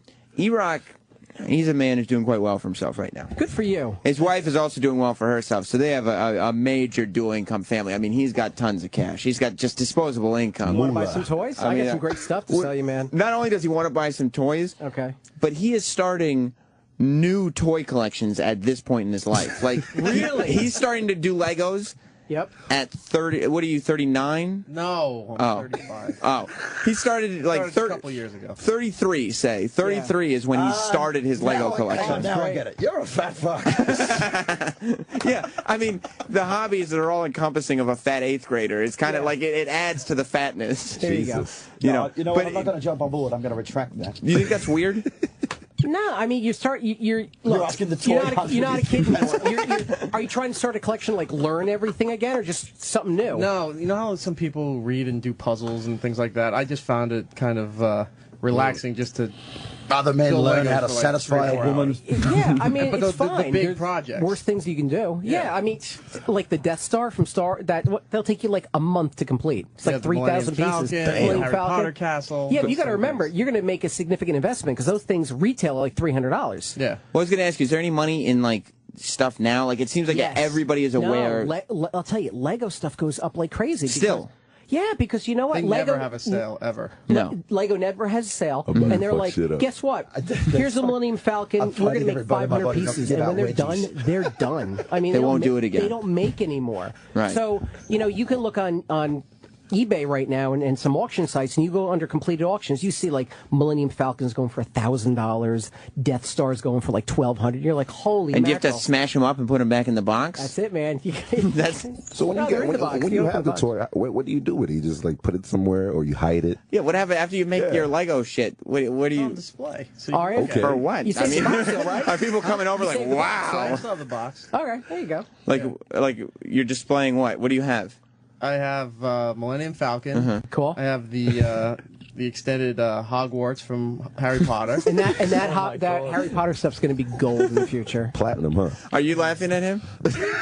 Eric, you got a 13-year-old laughing at you right now. That's not cool, He's man. like, dude, I got a girlfriend. Yeah. Son, give every man in this room a fucking wedgie. Will What's you? Luke is your name, right? Yeah. When did you used to play with Legos, Luke? A couple of years ago. Yeah. When did you outgrow your Lego A collection? couple of years ago.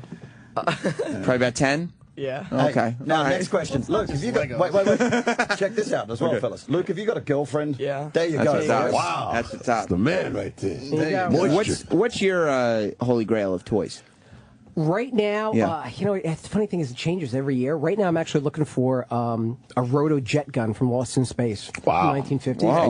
It's like a $5 or $6,000. Yeah. I found a 1967 Ideal Batman utility belt in the box. That was $12,000. $12,000, and you bought it? Yeah, I had to find it for a client. 1970. What did the client? 1967. What was the markup on it? Flipped it for like a quick 15,000. I made a quick 3,000. Like that. Yeah. Have you ever bought anything like big, and then just been stuck with it? All the time. Like what? You know what? I'm trying to actually. I'm trying to actually.